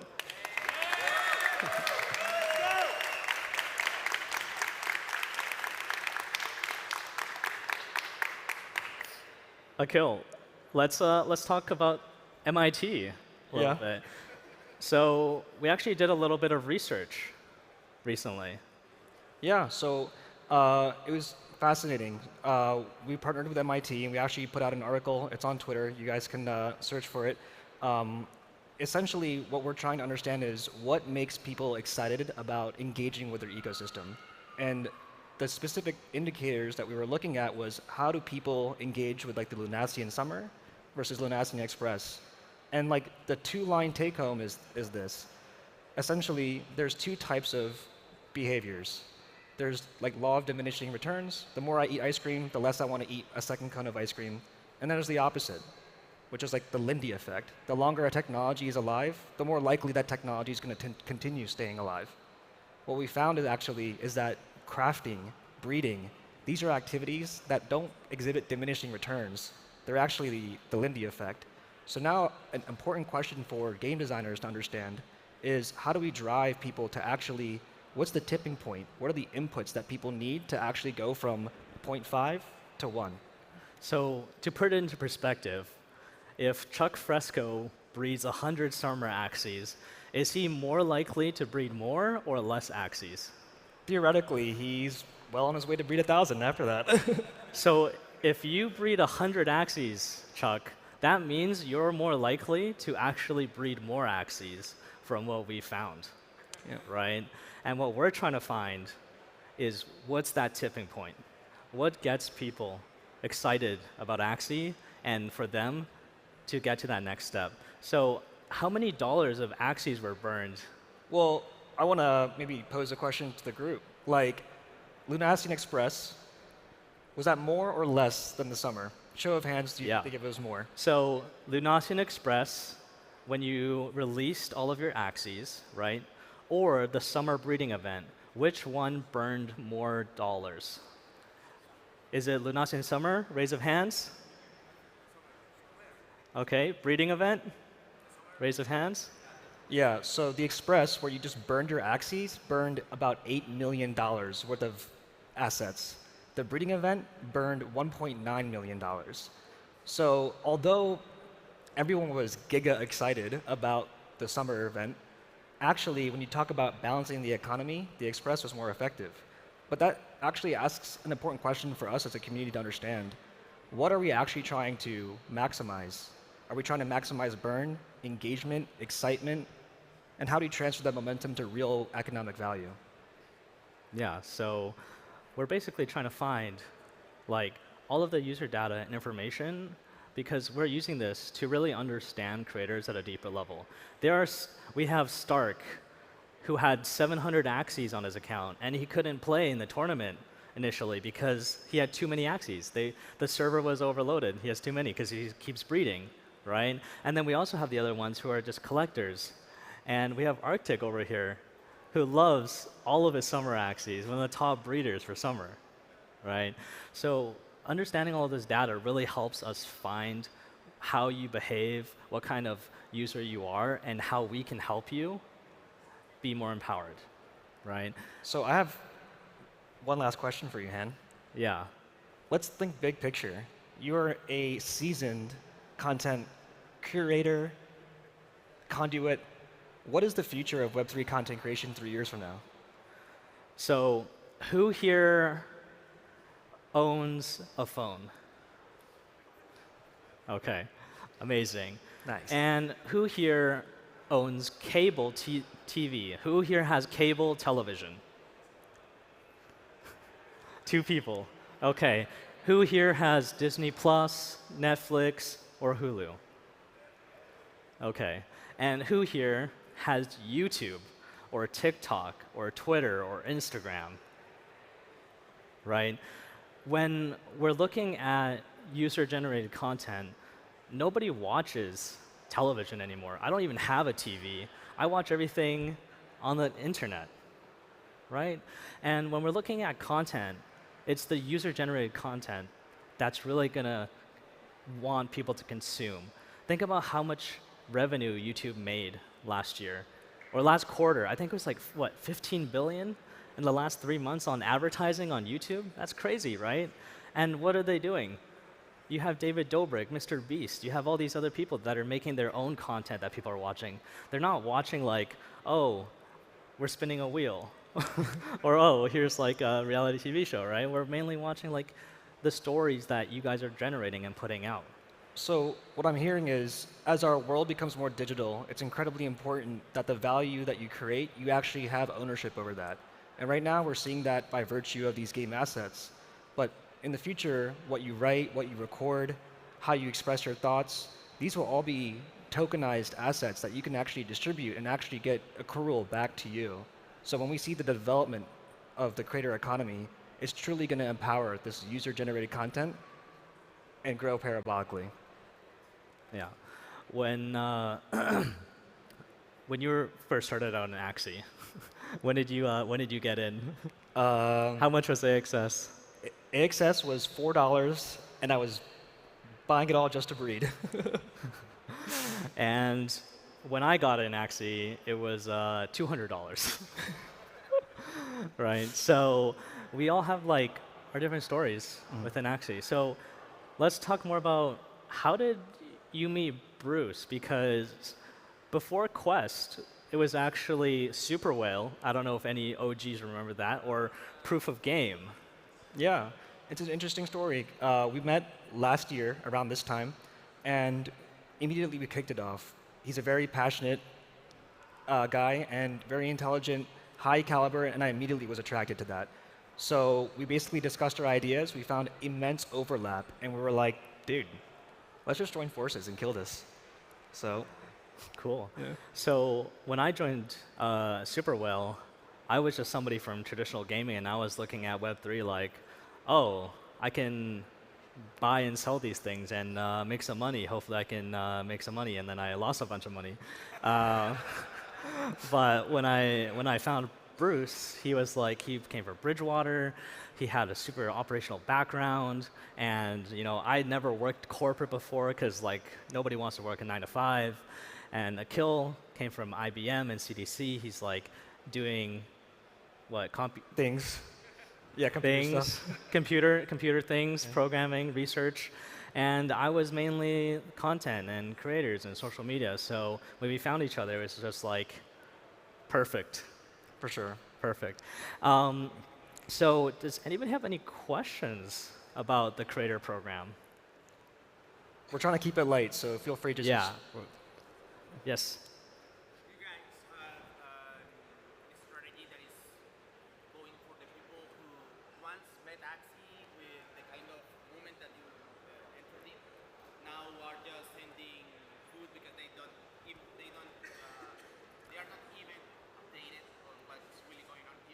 Yeah, so to clarify the question, you basically asked like, what type of people are we trying to find, right? Is it the people that are, not as active in the creator program, or ones that are, different types of people, or depending on activity? In terms of the communication of the creator program, yeah.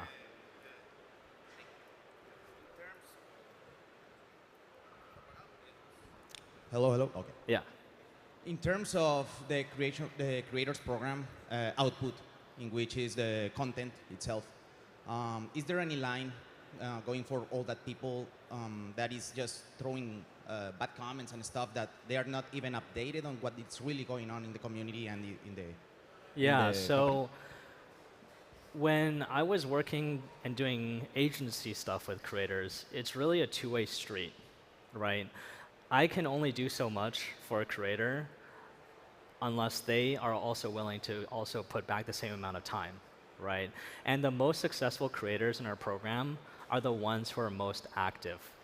Nino, Muke, they're always active. They participate in all of the campaigns. They're always looking at Twitter. They're always commenting on Discord. So the ones that are succeeding and really benefiting are the ones that are always engaged and watching and seeing what's going on. And that's how we can best support, because if you're not as active, it's really hard to help.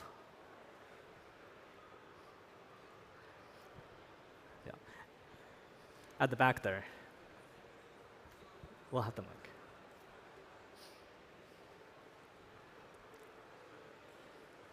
I know you guys are focused on retention and that you use the creator program in order to kind of drive retention.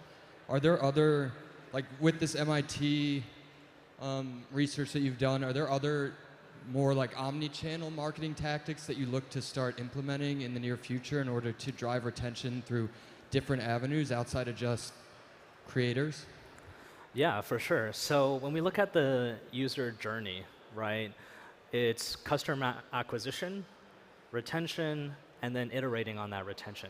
When someone first lands in Axie, they need to see the content, they need to see activity on socials, they need to feel welcomed. Lima makes everybody in the community feel amazing when they first join Axie Infinity, right? And it's just like, when I first joined, it was a great experience because I talked to Jiho, I talked to Lima, and talked to all these people. But then financially, it was like really bad experience, right? But after like actually learning about the game, because I didn't actually understand anything about Axie, I just spent money and bought it, right? But now once I understood it, I learned, and I started growing in the environment, it was just like, okay, how can I actually participate and engage with Axie? There's so many other retention mechanisms that we have within the community. We're just one small part, right? And when we look at like, we have the Axie sisters doing cool things, and we also have a lot of other different types of contributors. We have developers, right? They are amazing. How have they helped you, Akil? They're cracked. They're so good. They literally make the entire ecosystem run, I feel like. So shout out to all the community developers, Ouchie, Wayomin. Yeah, you guys are Max Brand. Yeah. Basically, they saved him 200 hours of work because they knew how to work with Ronin, right? Yeah, so like there's so many different types of communities and like micro groups within Axie, and being able to find them, understand what their needs are, and understand like how to get them together, have fun, and be part of it is kind of our goal, right? But there's so many. You just gotta pay attention to Axie. You just gotta follow Axie Infinity, engage in the Discord. Yeah, it's good. I think we can. Are we over time, or can we ask other questions? We can do one more question, and then yeah. Yeah. Any other questions?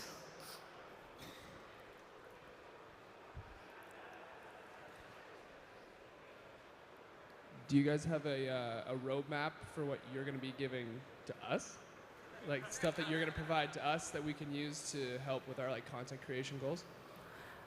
So to get better at content or to have more resources?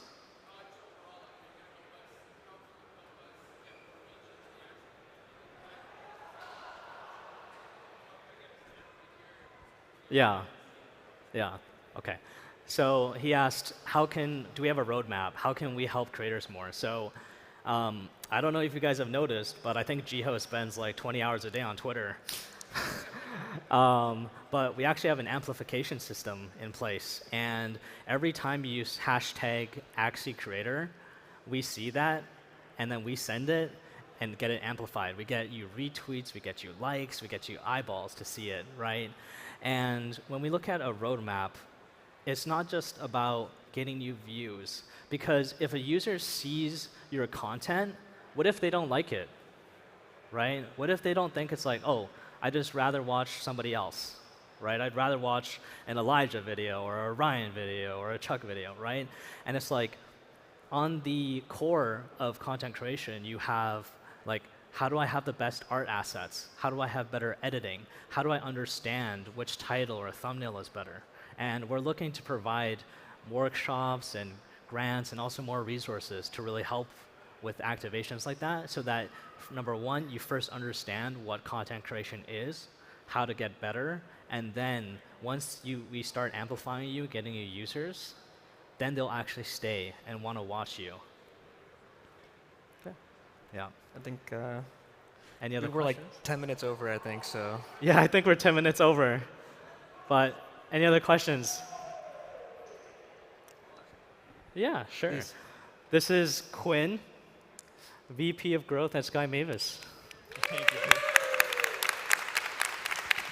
Thank you for the intro, Hanto. I would love to hear what is in the roadmap for the Axie Creator Program. What does victory look like? What are you guys most excited about for what we're going to bring to our creators in the long run? So I can do a short answer, and then you can maybe color it.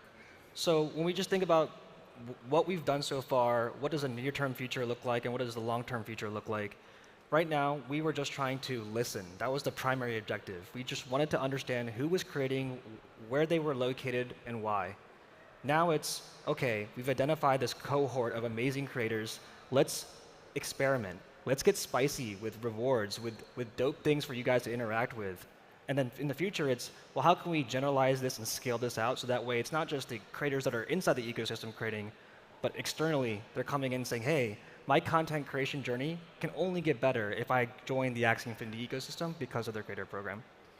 If I had a one line to describe a goal is, I want people to love Axie, right? And how we want to really approach that is, there's so many different talented people. Everybody here came from different backgrounds, right? The main thing that we have in common is our language, or maybe we like the same foods, right? But the main thing, what is the main thing? It's Axie. We're all here for Axie, right? And to be able to be brought together and really understand, like, hey, what can I do for you to make you want to play Axie for the next 10 to 20 years? But not only that, is like, how can I help you make your grandma, your dad, your mom understand and think that you actually have a real job? Because when my parents heard when I was in gaming, they told me to go back to school. Okay, I think that's it. All right.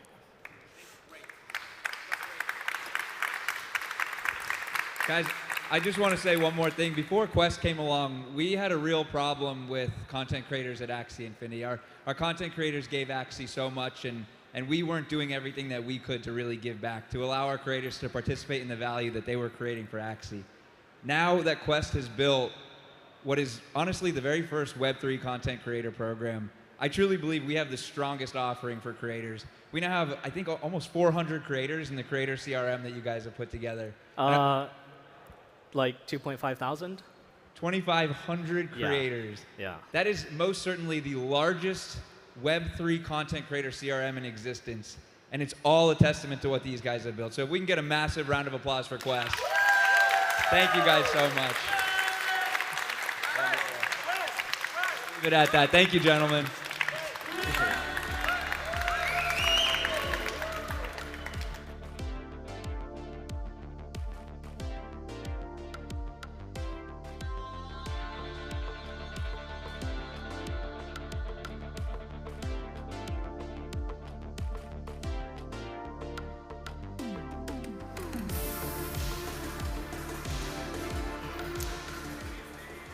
Hello, everyone. How are we feeling? Day 2 for AxieCon, well underway. Give me a little love. Give me some noise. How are we?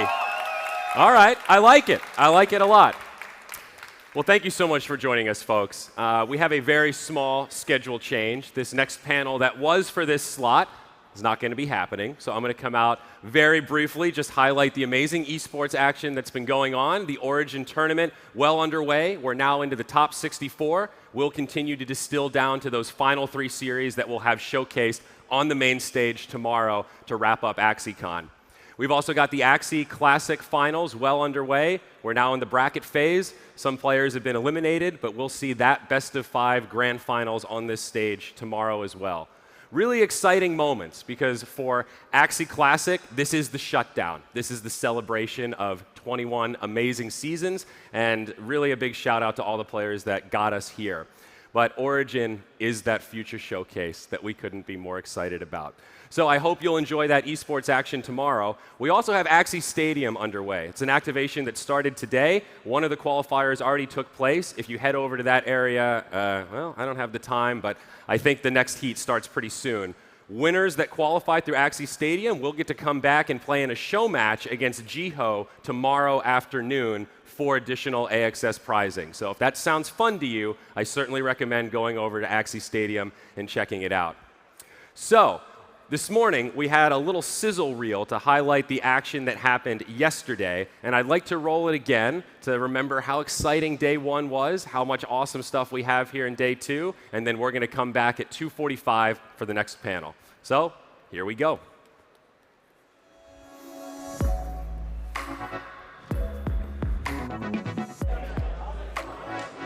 Friends and fellow Lunasians, it's an honor to be here with you today for the first AxieCon here in Barcelona.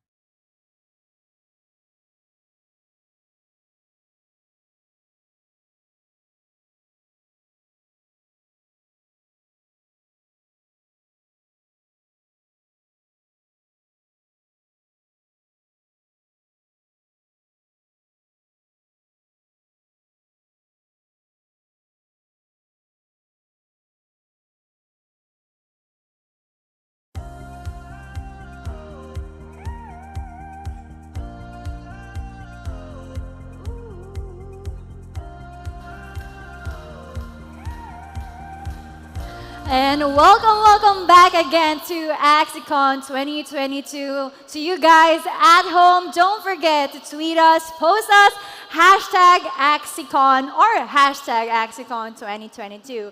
And up next will be something that you are very interested on because it will be a data-driven deep dive into Axie Infinity. So let me welcome you, Ren Strong and Jeff Ang. Wait, let me introduce them first just a bit. So Ren Strong is a former consultant and brings over 5 years of experience in the fields of growth strategy, data science, and machine learning. While Jeff Ang is the COO and co-founder of PeterDAO. He has proven record and an entrepreneur, having founded numerous successful companies in construction, logistics, and e-commerce within the Philippines. So let me all welcome again Jeff Ang and Ren Strong.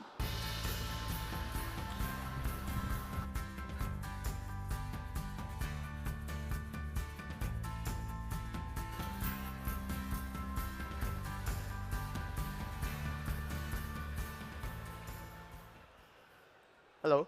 Mic test. Hello, hello. Hi guys, I'm Renz and he's Jeff. Now before we start, we'd like to tell you about our journey. So our journey really started off by playing Axie Infinity like most of the guys here, right? And we started playing it competitively with our friend Nico. And I remember the time when we would go for like new seasons, trying to step up the ladder, right? Because every new season, there's a chance for you to go up the ladder faster, even for about just a brief moment. And we were actually quite obsessed with the game that for every new meta, I remember back then, Dust Terminators was around 0.5 ETH, and we just had to buy that because it dominated the arenas. And so we did. Our CTO actually called it the Lamborghini of Axie. So there you go. No-brainer, right? And then from then, we realized that what if instead of actually buying these Axies from the marketplace, we can just breed them instead? And so we actually dove deep into the mechanics of breeding, how it works, and then we fell in love. We're huge data nerds, and so that really appealed to us. Dominant, recessive genes, all of these things, we mixed and matched. And one thing led to another. The next thing we know, we were supplying our friends. We were already supplying like guilds, 100 Axies a day, even 1,000 at times. And that's the birth of PeterDAO. But we also saw that a lot of people do not really understand what Web3 gaming is or what it delivers, right? And so because of our love for data and because we wanted to give back to the community that gave us so much, we created a product called PlayCore, which is a data analytics and content aggregator platform that allows people to track everything and anything they know about Web3 gaming. It has a content calendar that allows you to track like your favorite drops and the latest updates for your games. It also has various analytics that shows you token economy and game markets. And lastly, it has a compilation of insights from your thought leaders. But enough about us. Let's talk about gaming. Now, we want to talk you guys through a brief history of the gaming industry and some of the popular titles that have come out through the years. You might learn a thing or two about a fact or a story or a certain metric that might interest you. And on the chart below, you'll see the total size of the global gaming market in US dollar billions in revenue. So we'll start off in 2004. World of Warcraft was just released, and it changed gaming forever. It was the biggest MMORPG of all time. It showed us what the power of the internet could do for video games and paved the way for a shared experience of gaming online. Roblox 2006, back then, it wasn't really much of a game, but like a platform where indie game developers can create their own games. And it was only recent until they actually became famous or popular, because it took a while for them to be able to create the proper game that targets, specific audience. And interestingly, the ever-changing game from various developers attracted a lot of these kids, even with their short attention span. League of Legends, released 13 years ago and is now undoubtedly the top esport of all time. During the 2019 World Championship, it logged 100 million unique viewers, and at its peak, there were 44 million concurrent viewers, and on an average minute during the championship, 22 million people tuned in. Minecraft, quite a simple game, mine the ingredients and then craft the assets. It wasn't until recently that it became popular because people thought at one point that it was a dead game. But people started showing their creatives, broadcasting it across like social medias. Next thing you know, you have top social media YouTubers who are already posting their content online. Diablo 3 broke records in 2012 when it dropped in the first 24 hours. It sold 3.5 million copies. CSGO 2012, arguably one of the first one that really championed the esports because of its easy-to-play yet high-skill ceiling game. Now, a lot of people play this with their friends, devise countless strategies with their squads, and even compete against the best teams.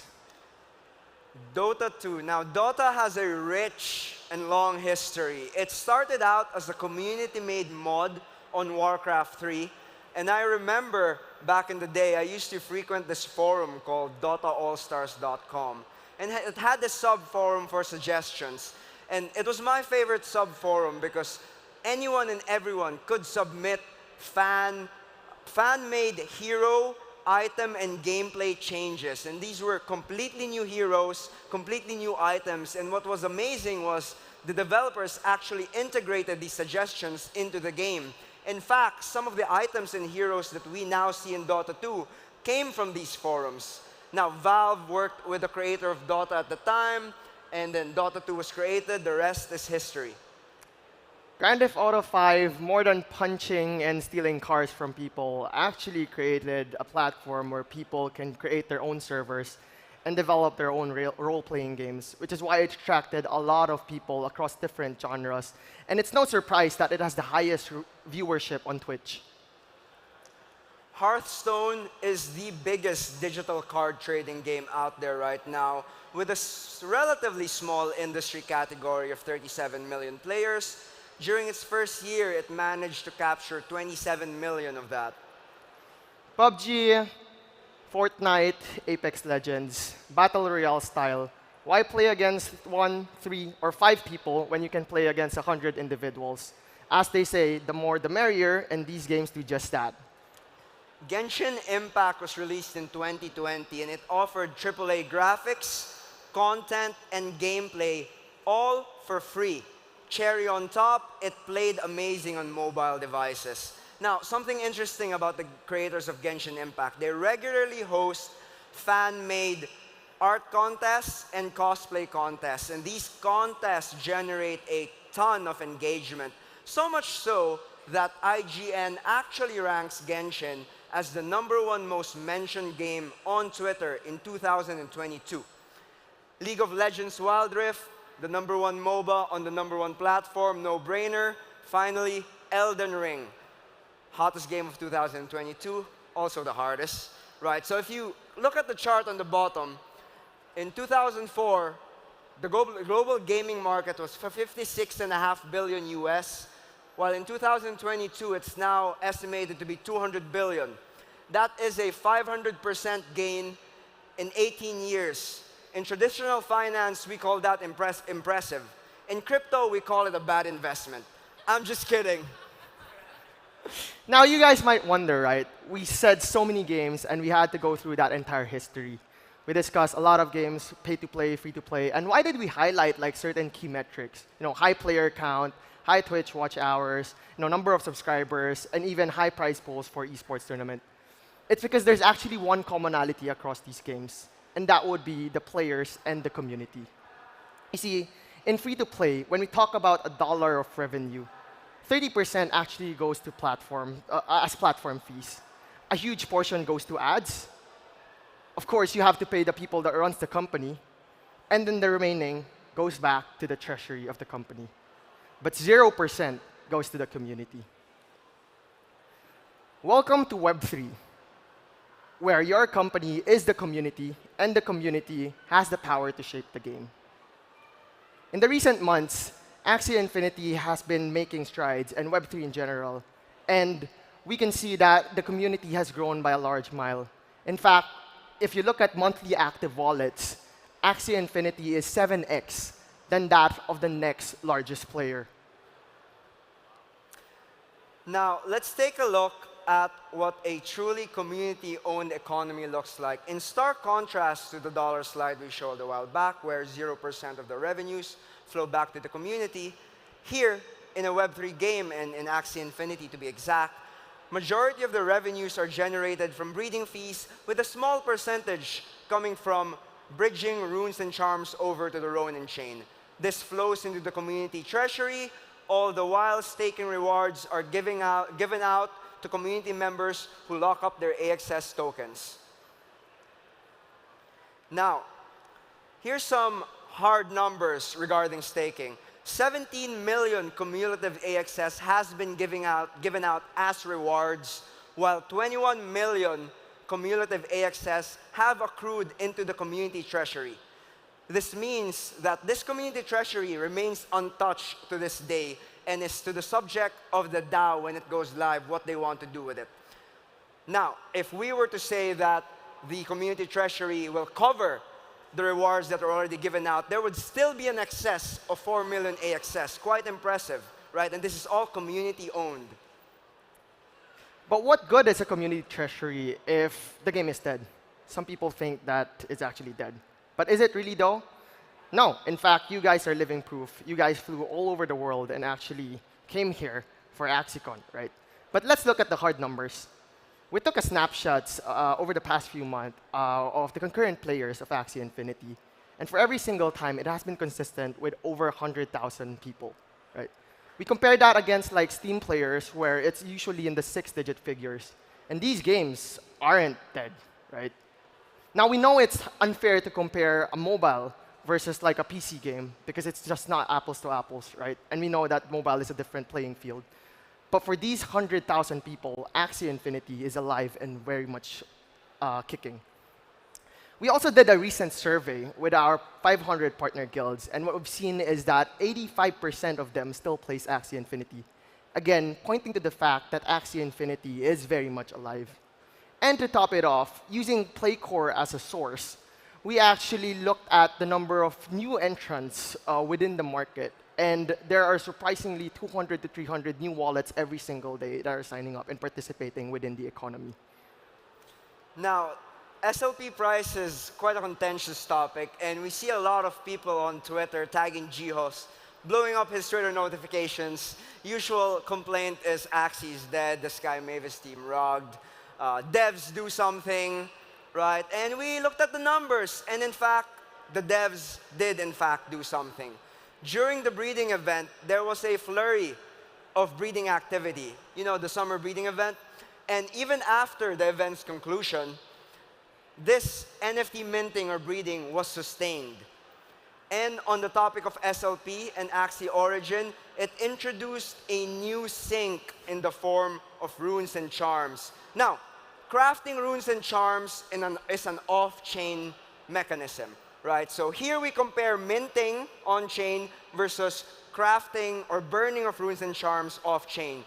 Minting is trending down while burning is trending up, which means less SLP is being minted and goes into circulation because of this new sync. Here's a chart comparing the original sync, which was breeding, and the new one, which was runes and charms, right? They now are concurrent. So in some days, the burn from breeding outpaces the burn from crafting runes and charms. But in most days, they're neck and neck. This actually means that because of the introduction of crafting of runes and charms, the burning of SLP can or quite has even possibly doubled already. Well, devs did do something, but it's not just them, right? We, the community, also has a part in making the shape of Axie Infinity. And we are doing something. You see, Roblox and Minecraft weren't built overnight. In fact, when they first started, they were nothing. Free to play, when it first started, it was free. and people didn't really care about it. It was only recently that people are building like quality F2P games that are at par with pay-to-play games. And a lot of these things is owed back to the community, to the builders, developments, to the developers, with which Axie Infinity is also providing the same elements to the community. We have the creators program. A lot of you here are creators. Earlier, they mentioned that they already have, what, 2,500? And we also have the builders program. Just look outside, and you can see the number of booths that have already built their own games on top of Axie Infinity. And of course, this is why we're all here. Various esports initiatives that rival the prize pools of even the top games, right? And the truth of the matter is, we don't really know whether or not Axie Infinity will be as popular as the titles that we've mentioned earlier. But what we do know is that a game without a community is as good as dead. And one commonality across all of these successful games are the players and the community. And Axie Infinity sure has one hell of a community. Thank you, everyone. We're from Reader DAO, and let us know if you need anything. Thank you, everyone. So most of the data here comes from our side project called PlayCore. If you want to take a look at the latest events happening in Axie, if you want to check out analytics, please do visit playcore.io. Again, I'm Jeff. I'm Renz. You can hit us up anytime if you have any feedback, comments. They're more than welcome. We're going to be here in the conference, so please say hi. Thank you, guys. Ang bilis na.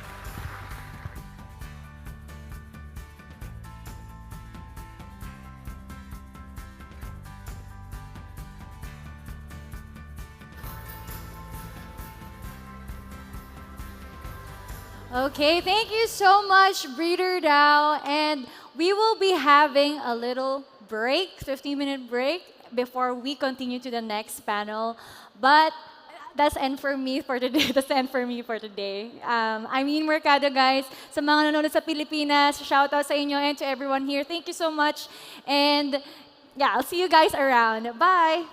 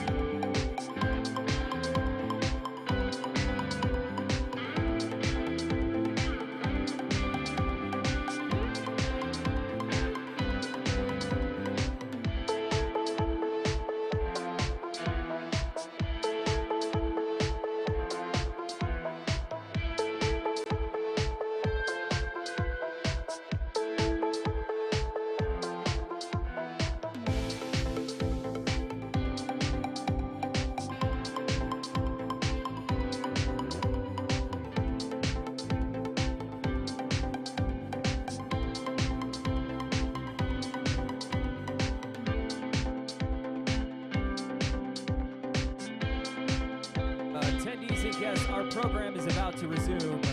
Please come back to the main room. Our program is about to resume. Thank you.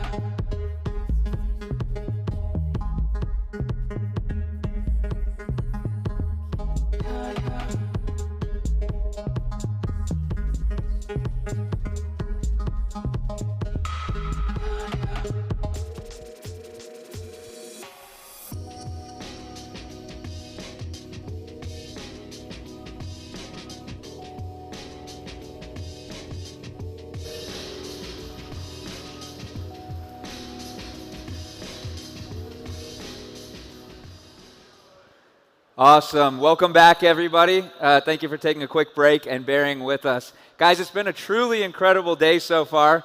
For those of you who I haven't met yet, my name's Quinn, and I am the VP of Growth here at Axie. And it's just been an absolute pleasure to get to spend this time with you. And I think so much of what we do at Axie and Sky Mavis is really community-driven. And so before we dive back into this next session, can we just get a round of applause for everybody in this room? It's y'all that have enabled everything that we've done so far. So I'm very, very appreciative.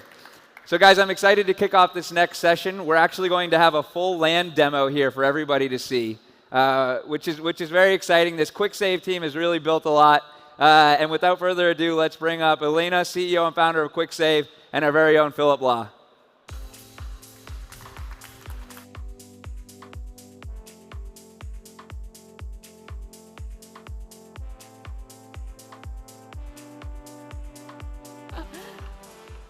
This is working? OK.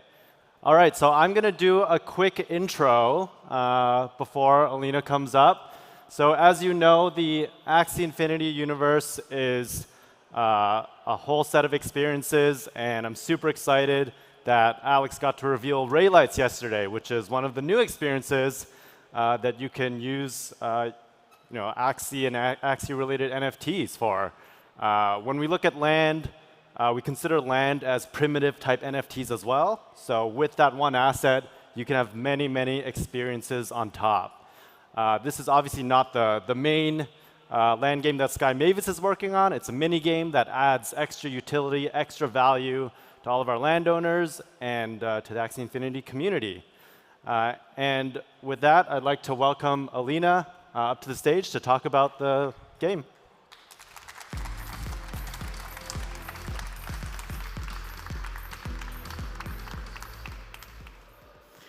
Thank you for the introduction, Philip. And we're going to start with the trailer.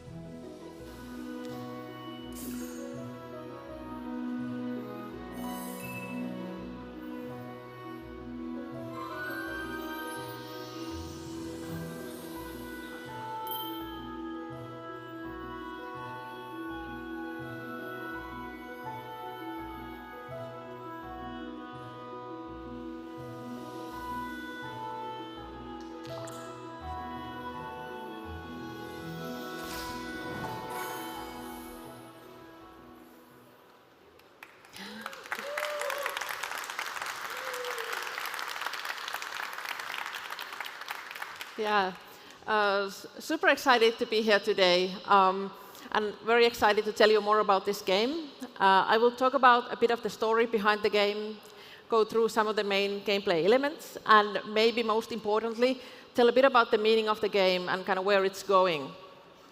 But right before going into that, I want to give a quick introduction to our team on who we are and kind of how we got here.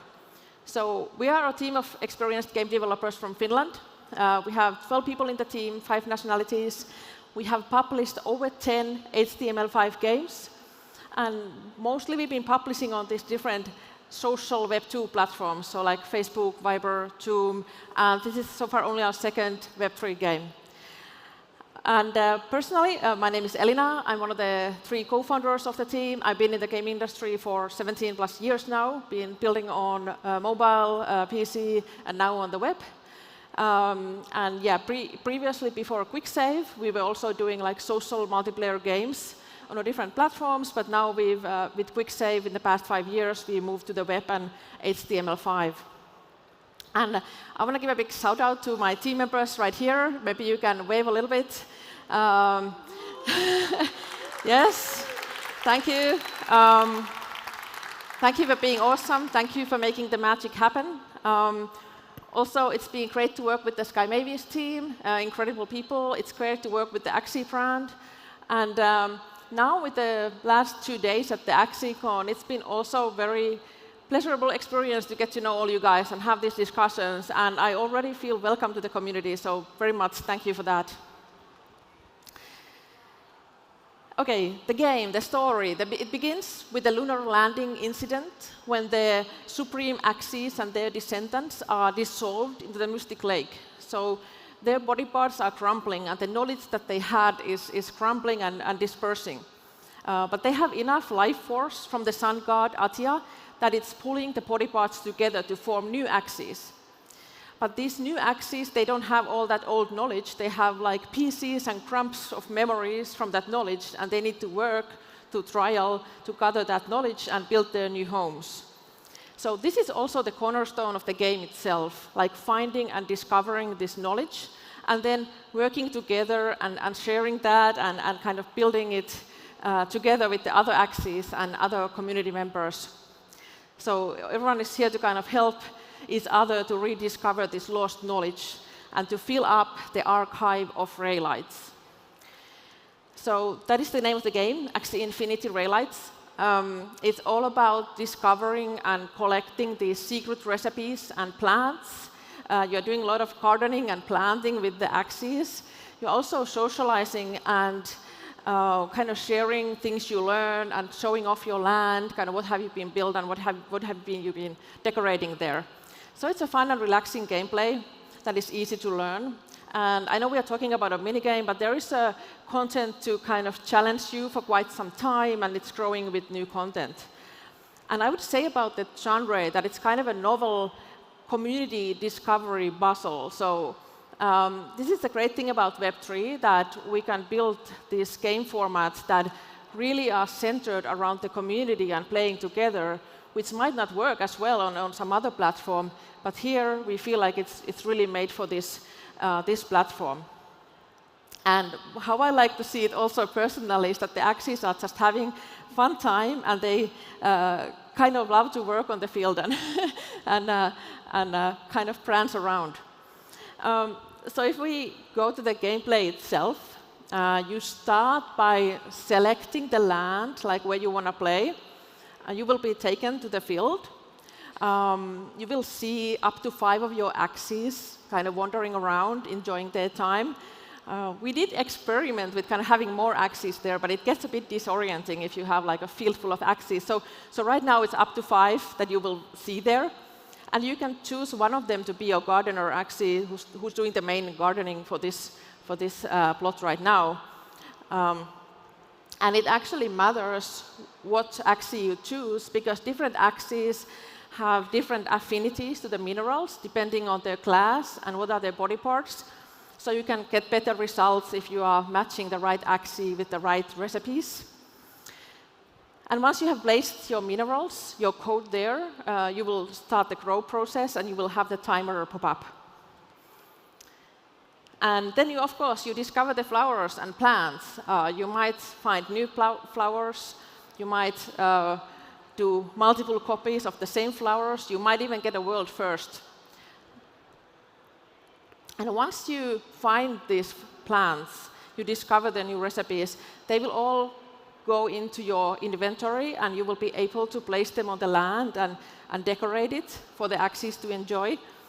And if you want to see what was the recipe that made each flower, you can see that in the inventory. So if you go to the inventory and click the flower, all the knowledge that you have discovered will be there recorded. And of course, you can make multiple copies. So here somebody has gone a bit overboard with the sunflower. Well, the Axies seem to be enjoying it. You can kind of reorganize these. You can move them around. You can remove them. And of course, the more plants you get, the more you are able to decorate. And when you progress in the game, you will unlock new minerals and new layers. So there's new content that gets opened up to you while you play the game. And these new layers will enable you to discover more of that knowledge.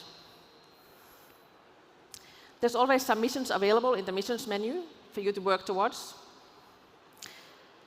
And that was the very basic gameplay elements, some of them that are found in the game. But you probably have quite a few kind of practical questions in mind, like who can play this game, where and when.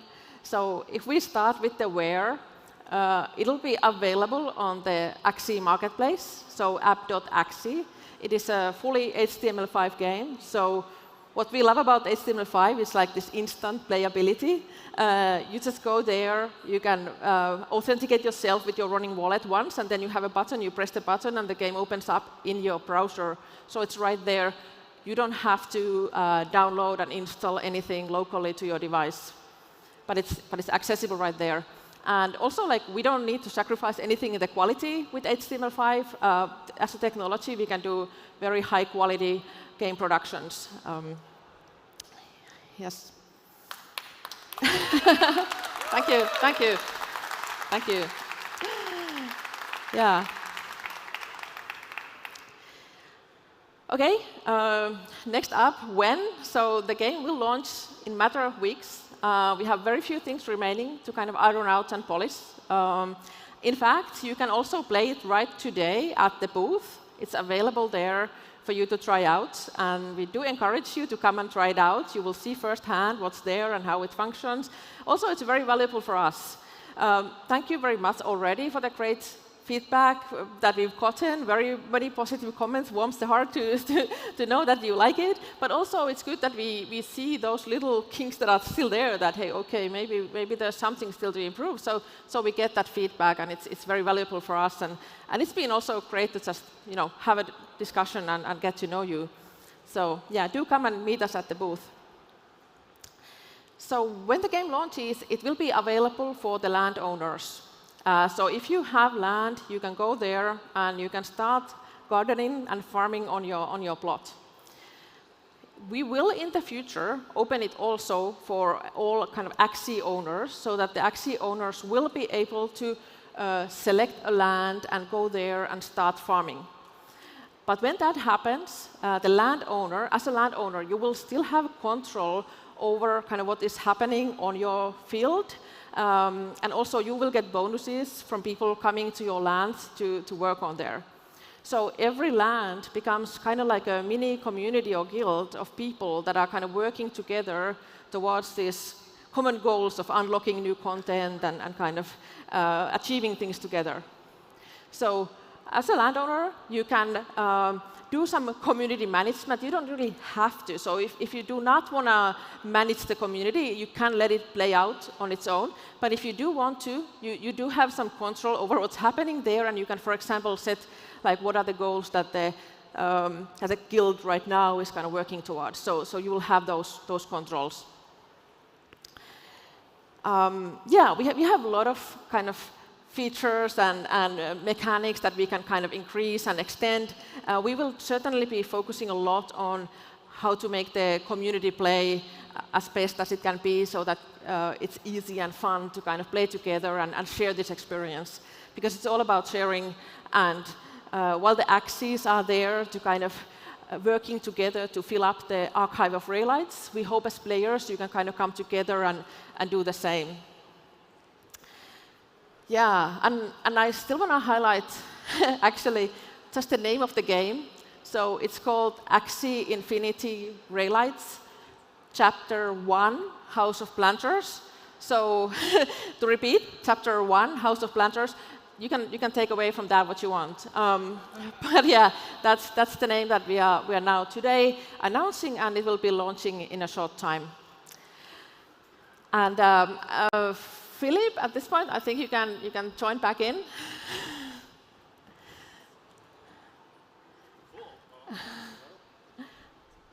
Hello. All right. Thanks so much for presenting that, Alina. We are so excited to have this game available to all of our community to play.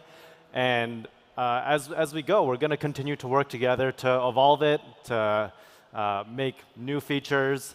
AXS from land staking is something we're looking at that could potentially be rewarded through this game as well in the future. Obviously, it would be discussion with the community and figuring out those things together. But yeah, she mentioned this is also Chapter 1. Could be more chapters in the future.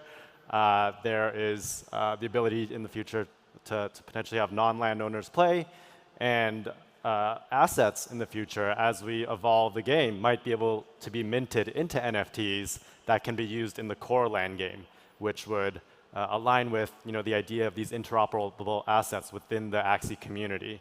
So lots of opportunity, super exciting, and yeah, excited to just have everyone play the game. Thank you. Thanks.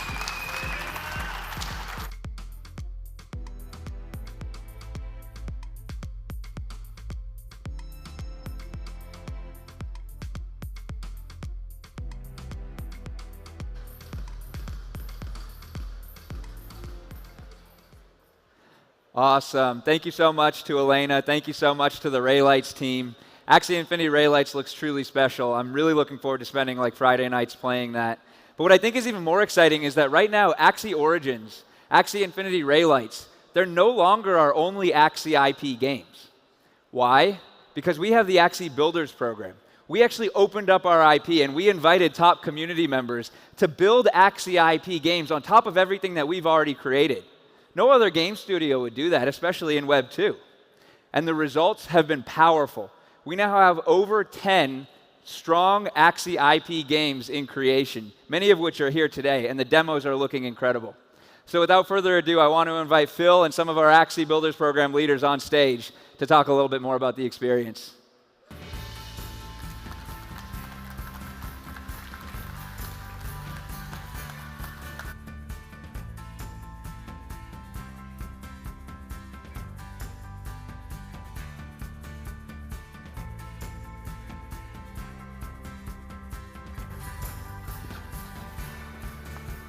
All right, I'm back again. Hope everyone missed me. All right, so another super exciting one to talk about. I get all the fun and get to show just new experiences, things we haven't shown yet, some leaks. And yeah, to start, we have the Builders program. A bit about it for those who don't know yet. Is the clicker working? Here we go. So goal is to show some updates from the project. But to start, what is the Builders program for those who don't know? It is the program by Axie Infinity to unleash the creativity from everyone in the community. This is a never-before-seen, really groundbreaking program allowing community to leverage the Axie Infinity IP to build new experiences, new games, and allow the community to engage with those and even generate revenue from those. There's no other globally recognized IP that allows people to do this. And if any of those see their community even try to do this, they're usually not that nice about it. And so this is extremely new and a different approach. It's really the evolution that we're seeing with games being co-created with the community that has evolved into this type of model that we can provide. And ultimately, we want to allow anyone to be able to have open access to this IP to use and build new experiences. And just to be clear, though, although there's an application process for the program to get in, anyone can start building. It's completely open to build with the Axie Infinity IP. And once you get into the program, after applying, you just get extra benefits with financial support, integration support, game design, and so on. So without further ado, let's jump into some of the projects. First one's Axie to the Moon. So this one is a shooter you have your Axie with the little spaceship that you can essentially try to get to the moon. They're adding in a bunch of new features with competitive modes, leveling up your Axies, crafting runes, tons of progress there from Axie to the Moon. The next one, so I'll be starting with some videos for each of these, and then I'll talk more about it.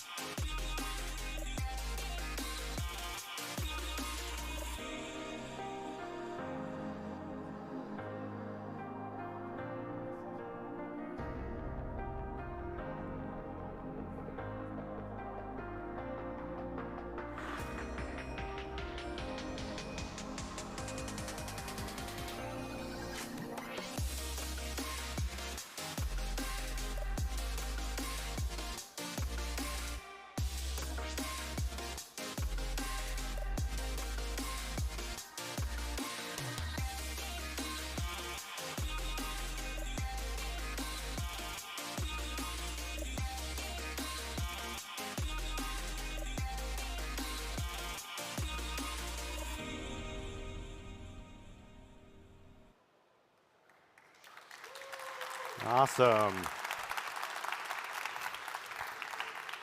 So that's Axie Infinity War, 2.5D Battle Royale, and they've been working hard. They got the new Axie that you can use in the game, the Thunder Mech Axie, and definitely check out their Discord and their project.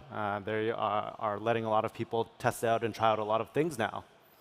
Next one.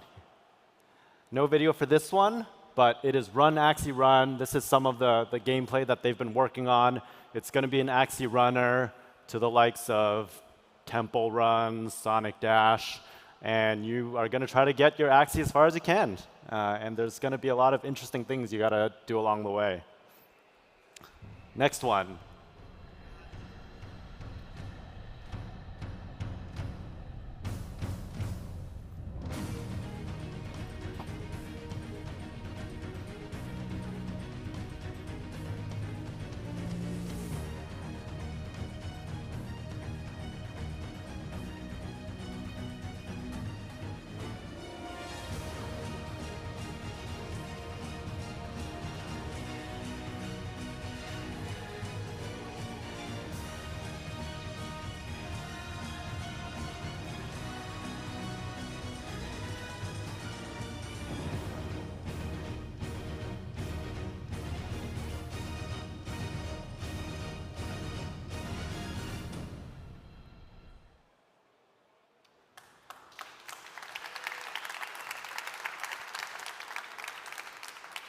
And that was Axie Brawl, another battle game, aiming for a demo for Q4 2022. These people are building. Next one is Axiology.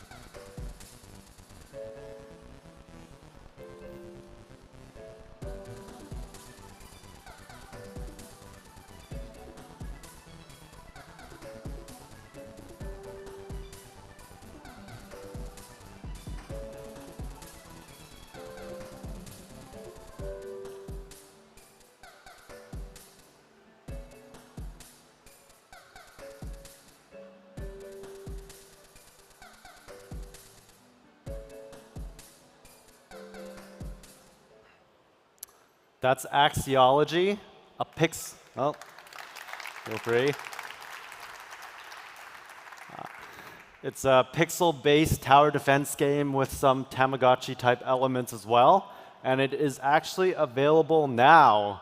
This needs to get updated. It is available now on iOS. You can play with it. It's in alpha, and give feedback to Axiology to further build it out. We hope that you all are having a good time there. We're the Lunasia Cup team and we're really glad to see all of you here today. And so we decided to prepare this video to show you guys what we have been doing so far. And our teams extensively worked to deliver great content for you guys. We sincerely hope that you enjoy it.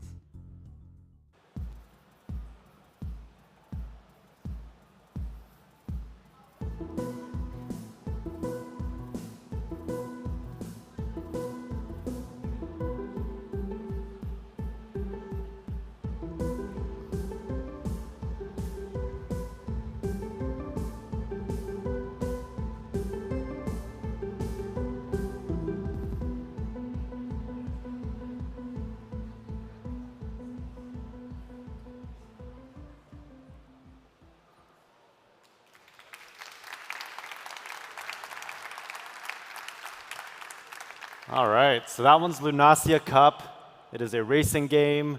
You'll get to use different body parts for different types of attacks. Figure out who can get to the finish line first. And we got more. So we have been adding some new builders to the program as well. People from the community always having new ideas, always getting tons of applications. And here are a couple that we've chosen to be added to the program recently. So for the first time to be revealed, first one is Axie Blitz.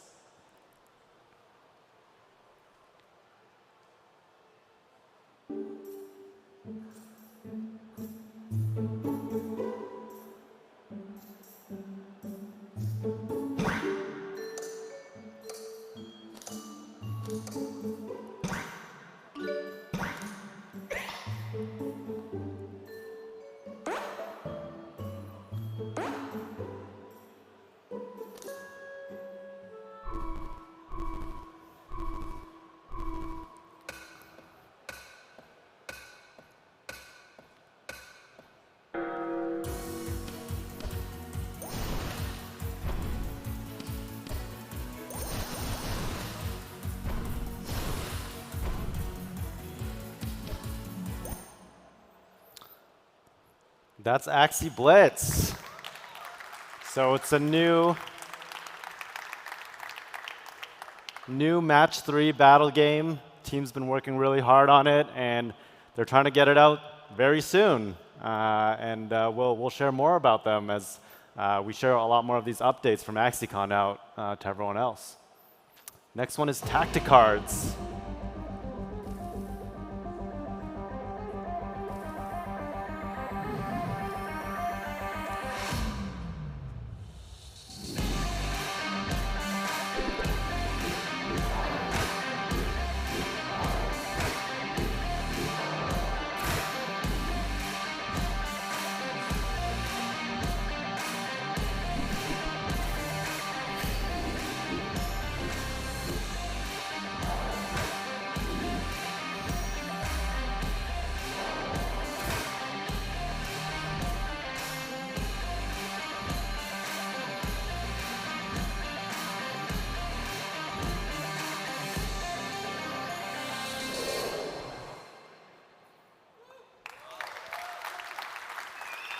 The hype is real. There is a longer trailer for that you should definitely check out at that link. And one of the founders is actually here at AxieCon, so feel free to talk to him. He is out there. Eduardo, please stand up. And he is super passionate about getting this to all of you. All right.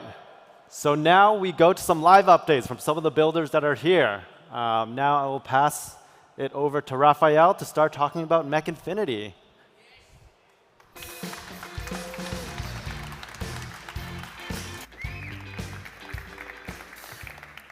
Hi, everybody. My name is Raphael. I'm CEO of founder at Conguiro. It's a studio video game behind the Make Infinity. And we have a small team, but we have very motivated to make a video game. I want to tell this one, but all the team is gamer, like me or like so many people here. I remember I started to play games. So we have 7 years old, something like this one with family game. I don't know if you know about this one. I want to tell this one, but I play, a lot of game, but only one game is make it really, impacted myself. I think you know who is the game. Who tell me who is the game? What do you think? Exactly, Axie Infinity. When I play Axie Infinity, I say myself, wow, this game is amazing. It's really, I want to make something like this game. I think it's amazing, that the player is honored to asset, all this universe is possible to create. And today, stay here, with the 12, the building program select with presentation Make Infinity. This is a real goal for the team. It's a real goal for us, but we have to work in, we start to play Axie Infinity, 8 months ago, something like this one. In all this time, I started studying, start to play, and this is create the base for how to create the base for Make Infinity in the game design. We want to create Axie Infinity with the community needed. With the community is love, And this, we have 2 months for production, but with more long time to studio, I will tell you. And we want to focus in these 2 months for more playably the game. We think the more important in the game is the people or the user enjoy the game. This thing is very important for us. And now we close the first step to the building program. We have to create now the base for the continue the building the great game. And so many people asking me who is the next, what is the next step we want to do. Of course, we want to make the roadmap. We want to try to complete in time. But we want to create a great game with a Make Infinity. We want he have the full potential. And we want to create the game for play for community. And I think it is more important. We want to create, Make Infinity. We are community Make Infinity, and we want to create for community. Thank you.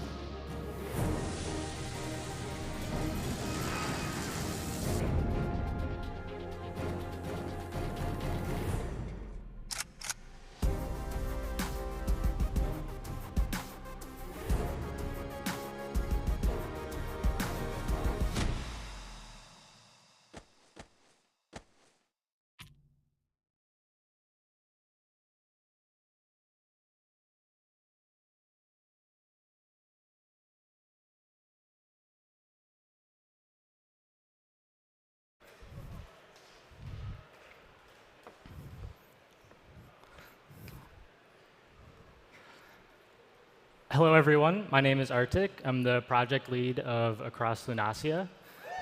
So, thank you.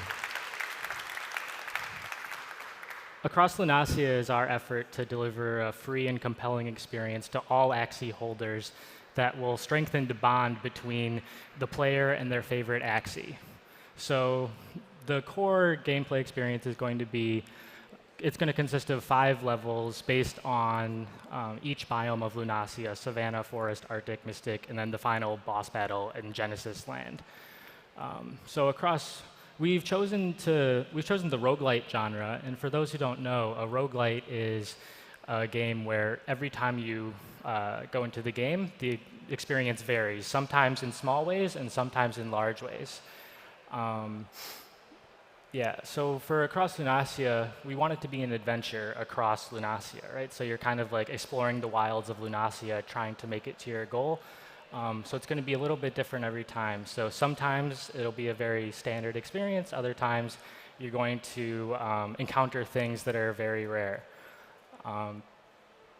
So another goal of our project is everywhere in the game needs to be beautiful. If you take a screenshot, it should be something that you could make your desktop background, including your Axie.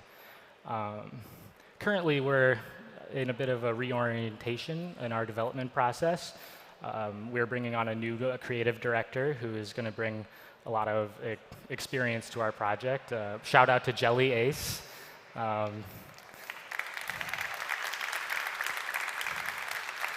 I'm really excited about him joining the team. I think he's going to bring a lot of experience and energy that we need to make Across Lunasia the game that you all deserve. Currently we're reworking our artwork. For those who are familiar with Across Lunasia's artwork, the pixel art previously all had borders. We're now removing the borders, and this is still a work in progress, but we're improving the art. We're also going to be revisiting movement and combat design in a big way to make that more engaging and just feel better for the player. Beyond that, I don't have much updates on timelines or anything like that.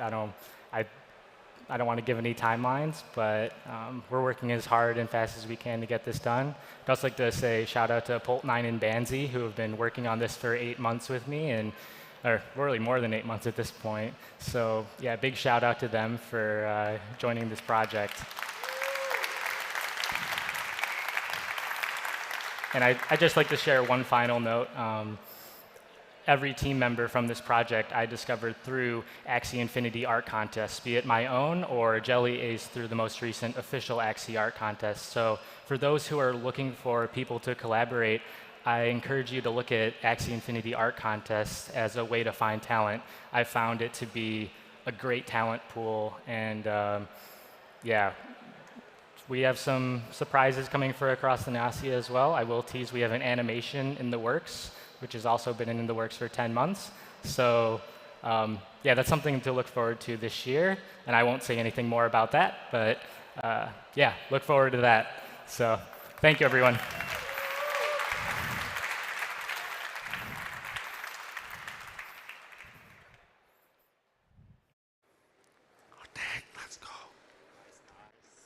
I know how to work this. All right. We go to the next screen. So hi, my name is Dean Peterson. I'm from Enter the Dungeon. I'm the CTO. So Enter the Dungeon stands for interoperability. We have a grand vision, but also we want to make an excellent game as well. So let's take a look at our trailer here first.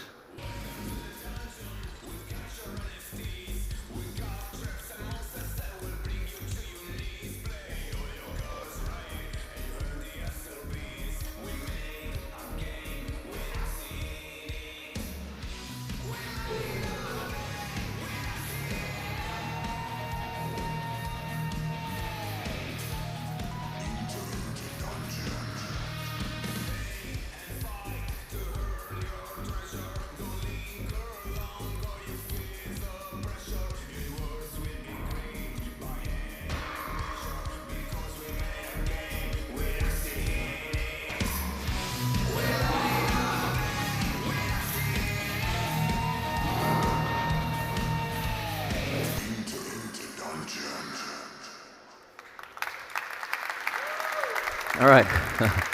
Thank you. So the fundamentals of the game are pretty simple, right? But we built it from the ground up, so there's a lot of variability that we can add, and we've taken a lot of feedback from the community that's been excellent. Initially, right, we've got an infinite dungeon mode. We also have quest mode, but you encounter monsters and traps and treasure. So it's 60% monsters, 20% traps, treasure. That could change. Right, but the monsters, they have a dice roll, and so as you progress, so the monsters get harder. It's basically a press your luck type game in the infinite dungeon mode, and you acquire treasure. And if you keep going and you acquire more, right, as long as you don't lose, you get to keep the treasure and you choose to leave. So choose to leave before you reach that monster that you can't defeat. So it's a strategic card game, and so within the monster battle, you can choose to both equip your card, so that card actually appears on your Axie, and your Axies come from the Mixer SDK provided by Axie Infinity, so it's your Axies that you can choose. And those cards have a combination, so if you have like a helmet and a sword, and they all complement your Axie, then the amount of crystals, for example, that it costs to equip that is less, or you'll get an extra bonus. So there's, quite a bit of strategic play that you can do with your cards. You can both equip them for a long-term advantage, but also you can burn that card for a much quicker, larger boost. And then when you get to the next room, it could be a trap room, for instance. And that trap room is also a card, and it has special abilities. One of those special abilities would be force you to remove a card from your hand, replace it with something that would potentially hurt you in the subsequent battle. But it takes up a slot in your hand. Some feedback from the community where it could be more like, an escape room. You get that trap and something like the screen comes down and it's going to squish you. Or you might be trapped there until you have a cooperative play, friend come in and save you and get you out of the dungeon. So that would be a way for the more cooperative approach of game. And then treasure, obviously, it can be crystals to help you equip cards, SLP, as well as other cards. So we also we've spent a lot of time, everything is driven by an API. It comes in dynamically. So you can actually help build the quests, the content. So everything is interchangeable via API. You can bring in new backgrounds. You can bring in new monsters, new cards. You can create those cards and help design them. They can also potentially be NFTs that are made up of different materials. And so this is just a screenshot of what we have planned for helping individuals create some of the content in terms of choose your own adventure quests. We're going to skip that slide and go to the Lunation progression. We see that, yes, the gameplay, ultimately most important.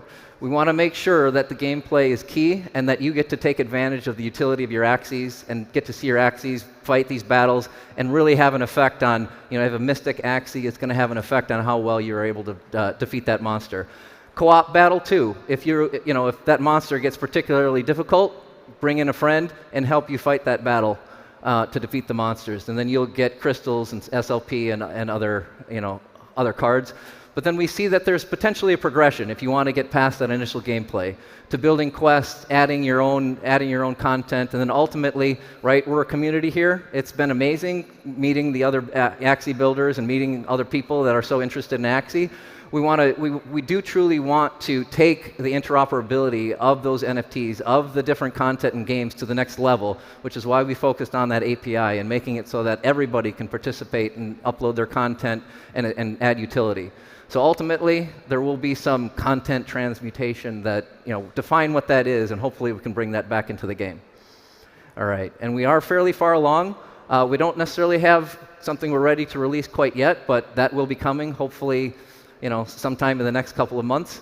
So we initially released something that was just like a mini game to prove out some of the interoperability, like Axie Love, and then we've been doing some beta testing and getting some community feedback right now, but we hope to release soon in the quarter 2 2023. All right, thank you.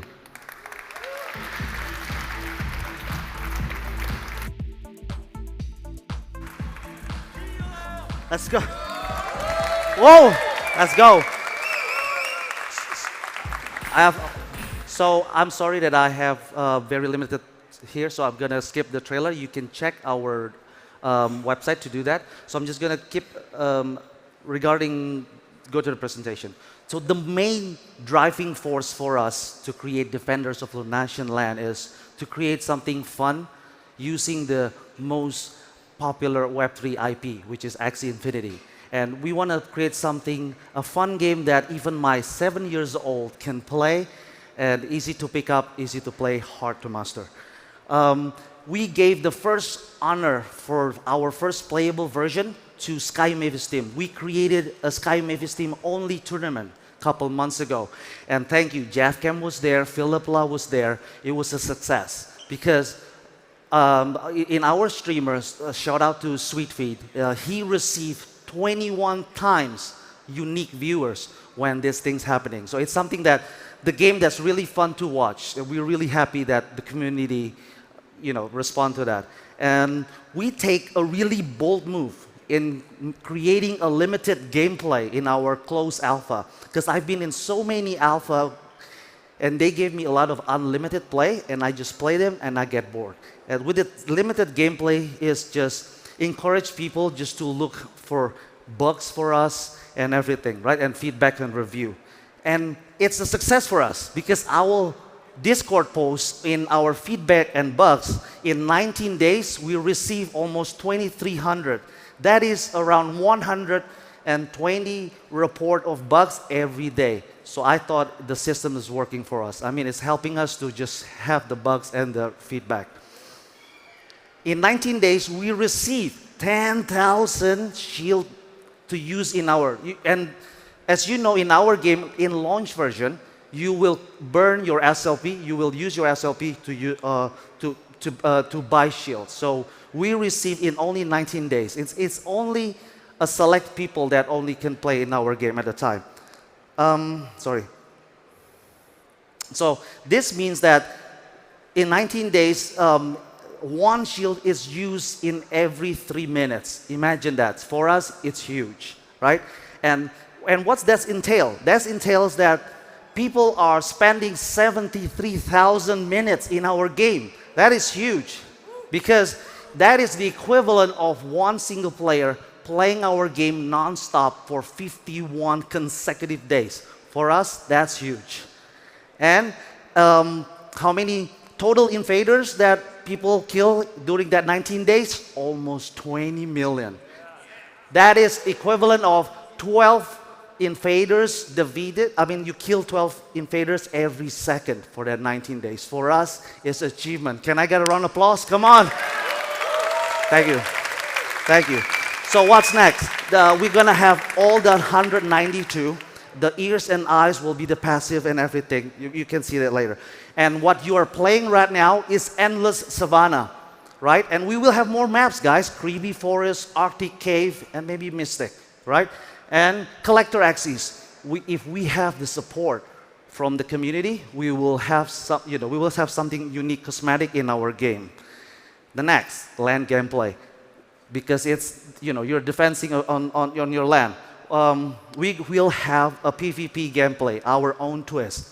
But this is further down the line. Hopefully we get a support from you, we get the war chest that we're gonna get, and we can build this for you.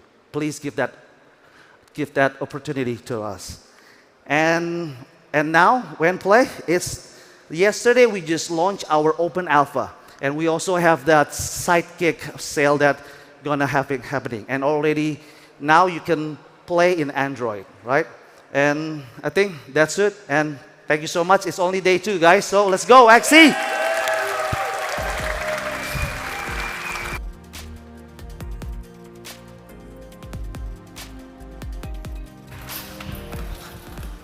All right. Amazing presentations. Thanks to all of the builders. Can we get another hand for all of the builders working on Axie games?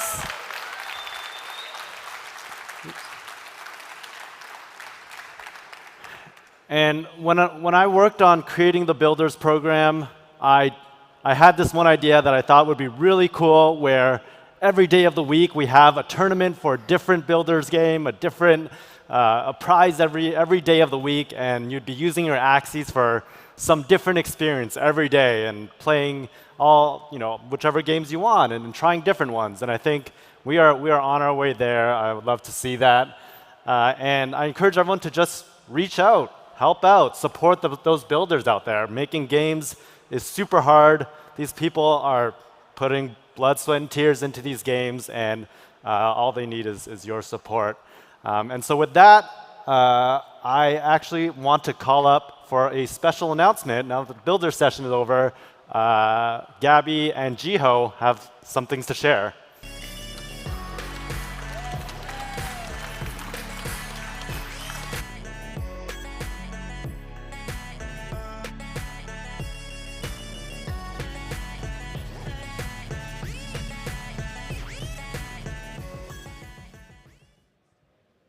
Hello, hello. All right, so this is a special announcement for our viewers in the Philippines. Thanks to everybody who's been watching the streams, sharing on social media, following everything that's been happening on Twitter. We were really sad that many of you from the Philippines could not attend AxieCon due to visa reasons, right? When we were planning AxieCon, Asia was still really locked down, which actually made it impossible for us this year to do AxieCon in Asia or the Philippines. But I will be coming to the Philippines this November for Web3 Fest in Manila. So yeah, I'm really excited to get to meet many of you that weren't able to come, and of course, like the Philippines and Asia and Southeast Asia is so near and dear to our heart. So yeah, I will see you in November. All right, so Philippine Web3 Festival is an event that is being co-hosted by YGG and Blockchain Space. It's happening from November 14 to 18, and we want to invite all of our friends here at AxieCon. If you want to go to Asia, we'll be your host. We'll have lots of Axie-related content. We'll host guild meetups. We'll probably even have a tournament. We'll confirm that soon. But yeah, we're going to bring the Axie fun to the Philippines soon.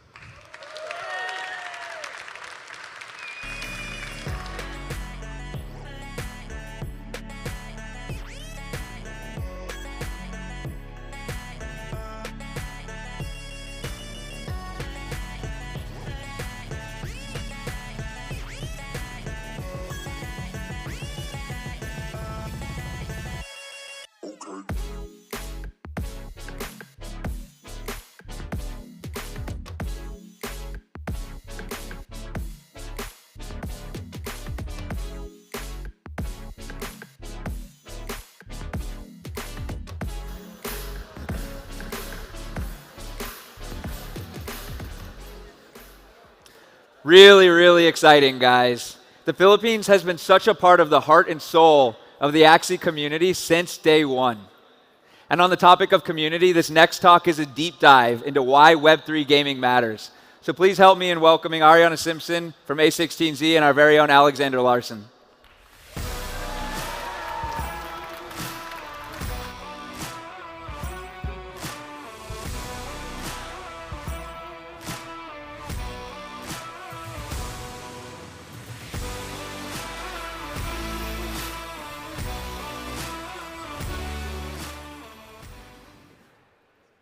All right. Back here again. This is my last time on stage for this AxieCon, and I'm happy to have Ariana with me. Maybe a quick word of introduction for those of you who don't know you would be good. Sure. Hi, everyone. My name's Ariana Simpson. I'm one of the general partners at A16Z. I tend to lead a lot of our consumer investments, especially Web3 games, so obviously that's why I'm here. And prior to joining Andreessen, I was running my own funds. And prior to that, I spent time at Facebook and BitGo back in the day. Yeah, and also one of the more bullish people on Sky Mavis that we talked to during the Series B round last year. So the panel talk here is, of course, why Web3 gaming matters.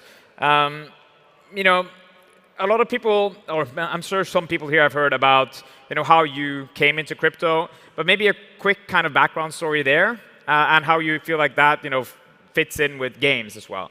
Sure. So I first kind of fell down the crypto rabbit hole in 2013. I had spent some time traveling around Southern Africa and specifically spent time in Zimbabwe. And they had gone through a really bad bout of hyperinflation. And so when I was there, I kind of saw the devastation of the economy and how they were having a hard time getting back on their feet. And so when I came back to the US, a friend of mine who had spent a lot of time already in the early Bitcoin circles said, oh, well, Bitcoin is deflationary, you should look into this. And I started reading and researching about it, and I just got really excited about what I saw as the potential. Obviously, the space was largely Bitcoin-centric at that point in time, and we've since expanded Web3 to include all kinds of amazing things far beyond Bitcoin, but that was sort of the genesis story. And in terms of games, I was reminiscing recently about kind of my early game days. I would play Sims, and I was fortunate to be in a school that kind of prioritized computers. So I spent many, many hours playing Oregon Trail, and then things like Icy Tower and Tux Racer back in the day. So that was kind of the origin story for me. It goes back to literally being a child. Yeah, did you ever think about when you got into crypto that this could be a good fit for gaming as well, or was it just from the early days, I guess? Yeah, I think the early days were really focused on infrastructure because we needed to lay the infrastructure foundations before we could start to imagine more interesting consumer applications. I think the infrastructure is still being built, obviously, and I think what you guys have been doing with Ronin and your plans on that front are also a really important part of that story. But originally, we had to lay at least some groundwork infrastructure-wise in order to enable some of these experiences. Yeah, I think when I'm looking back at when we got started, late 2017, I got attracted to crypto. At first it was about owning your assets, kind of the speculation part of it, and then I started realizing that you can actually own your game items as NFTs. CryptoKitties, and then it was the natural, oh shit, we should definitely make a game here. I feel like this is perfect for everything that my entire background. And then just kind of started building with it, and then we also realized that there's a lot to make on the infrastructure side too, right? We continuously kept facing this wall of just, oh, now there's not enough block space on Ethereum. Oh, now we're being outcompeted by DeFi applications, for example. And I think that stage in early 2018, it wasn't necessarily so clear that gaming would be the breakout use case, for example. I feel like a lot of people were talking about DeFi. Did you ever feel I guess from the 2018, 2019 standpoint, were you interested in gaming at all back then, or is it more other DeFi focused then? No, I definitely was. Similar to you guys, my sort of gaming story in Web3 started with CryptoKitties, which obviously was kind of the first game that got some attention and generated a lot of excitement in terms of use case. But I think, so I was number one, excited about NFTs, and number two, excited about games. And actually, if you go back and look at my old fund deck, so the fund that I started before I joined Andreessen, there were 3 categories, and one of them was games. So yeah, I've been interested and excited. And I've really always viewed it as, well, number one, it's clearly a category that tons of people are excited about in general.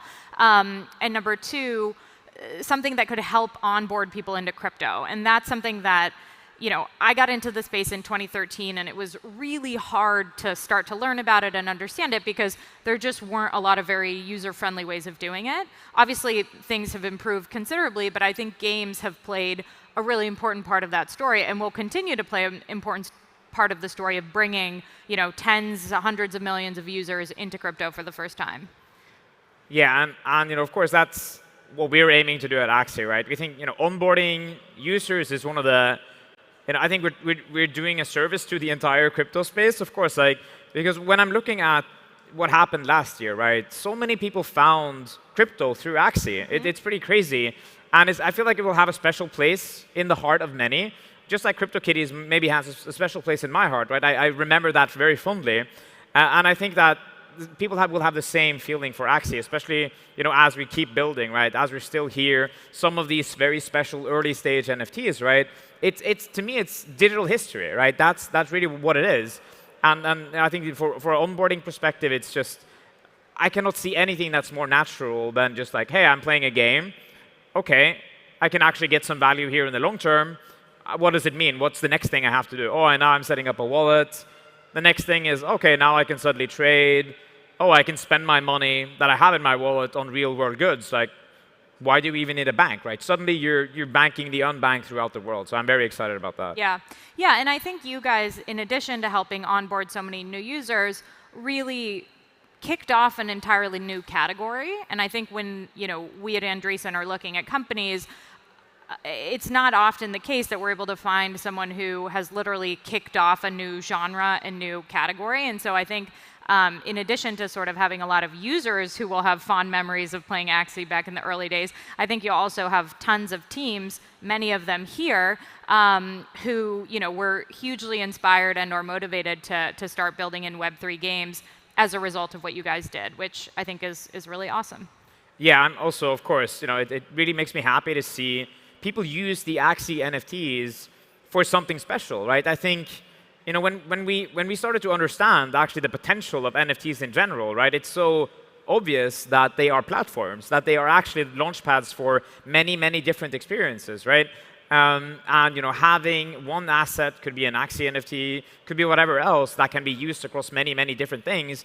To me, that is the metaverse. Actually, that's the real deal. It's not about the fidelity of it. It's not, to me, how you look at it. It's how you interact with it. So I'm very excited about kind of taking the next step and adding more interoperability to some of these assets. Of course, with Axie, it's everything is connected into this one universe. But expanding outwards from there, I think will also be quite exciting. Yeah, so we talked a little bit about onboarding, but outside of that, when we look at Web3, are there any other specific things? I think I touched on a little bit identity. What do you think like gaming is like the perfect fit for, other than onboarding, right? Well, I think games broadly sometimes unfairly get a bad rap because people are like, oh, that's a waste of time, whatever. First of all, I mean, I think, just the fact that so many people get so much joy and enthusiasm from playing games means that there's obviously value in that. But I think there's also a lot of other skills that people, looking back, can ascribe to the hours they spent playing games, community building. I mean, I see that very much alive and well here. Like the relationships that people have formed that started, by playing Axie or playing other games can be really meaningful. Problem solving. There's tons, I think, of other sorts of benefits that can really come from games. And yeah, I think especially as we move into an increasingly digital world, having this idea of like a portable online identity that is yours, but is really meaningful to you, I think is also a super interesting angle. Yeah, this is very anecdotal, but it's a part of my actually digital history, right? So some of you know I'm an ex-competitive gamer. I represented Norway in Warcraft 3, in Dota, and also like I was a top player in Dota 2. But a lot of that history online is almost impossible to find, right? If you're Googling my nickname, you'll find it in like a Swedish or Russian random page where Norway was, battling Sweden, back in, when was that, like 12 years ago. And, obviously that doesn't matter for anyone but me. And to me it matters a lot because that's a part of when I grew up. That's a part of what I feel like my achievements online.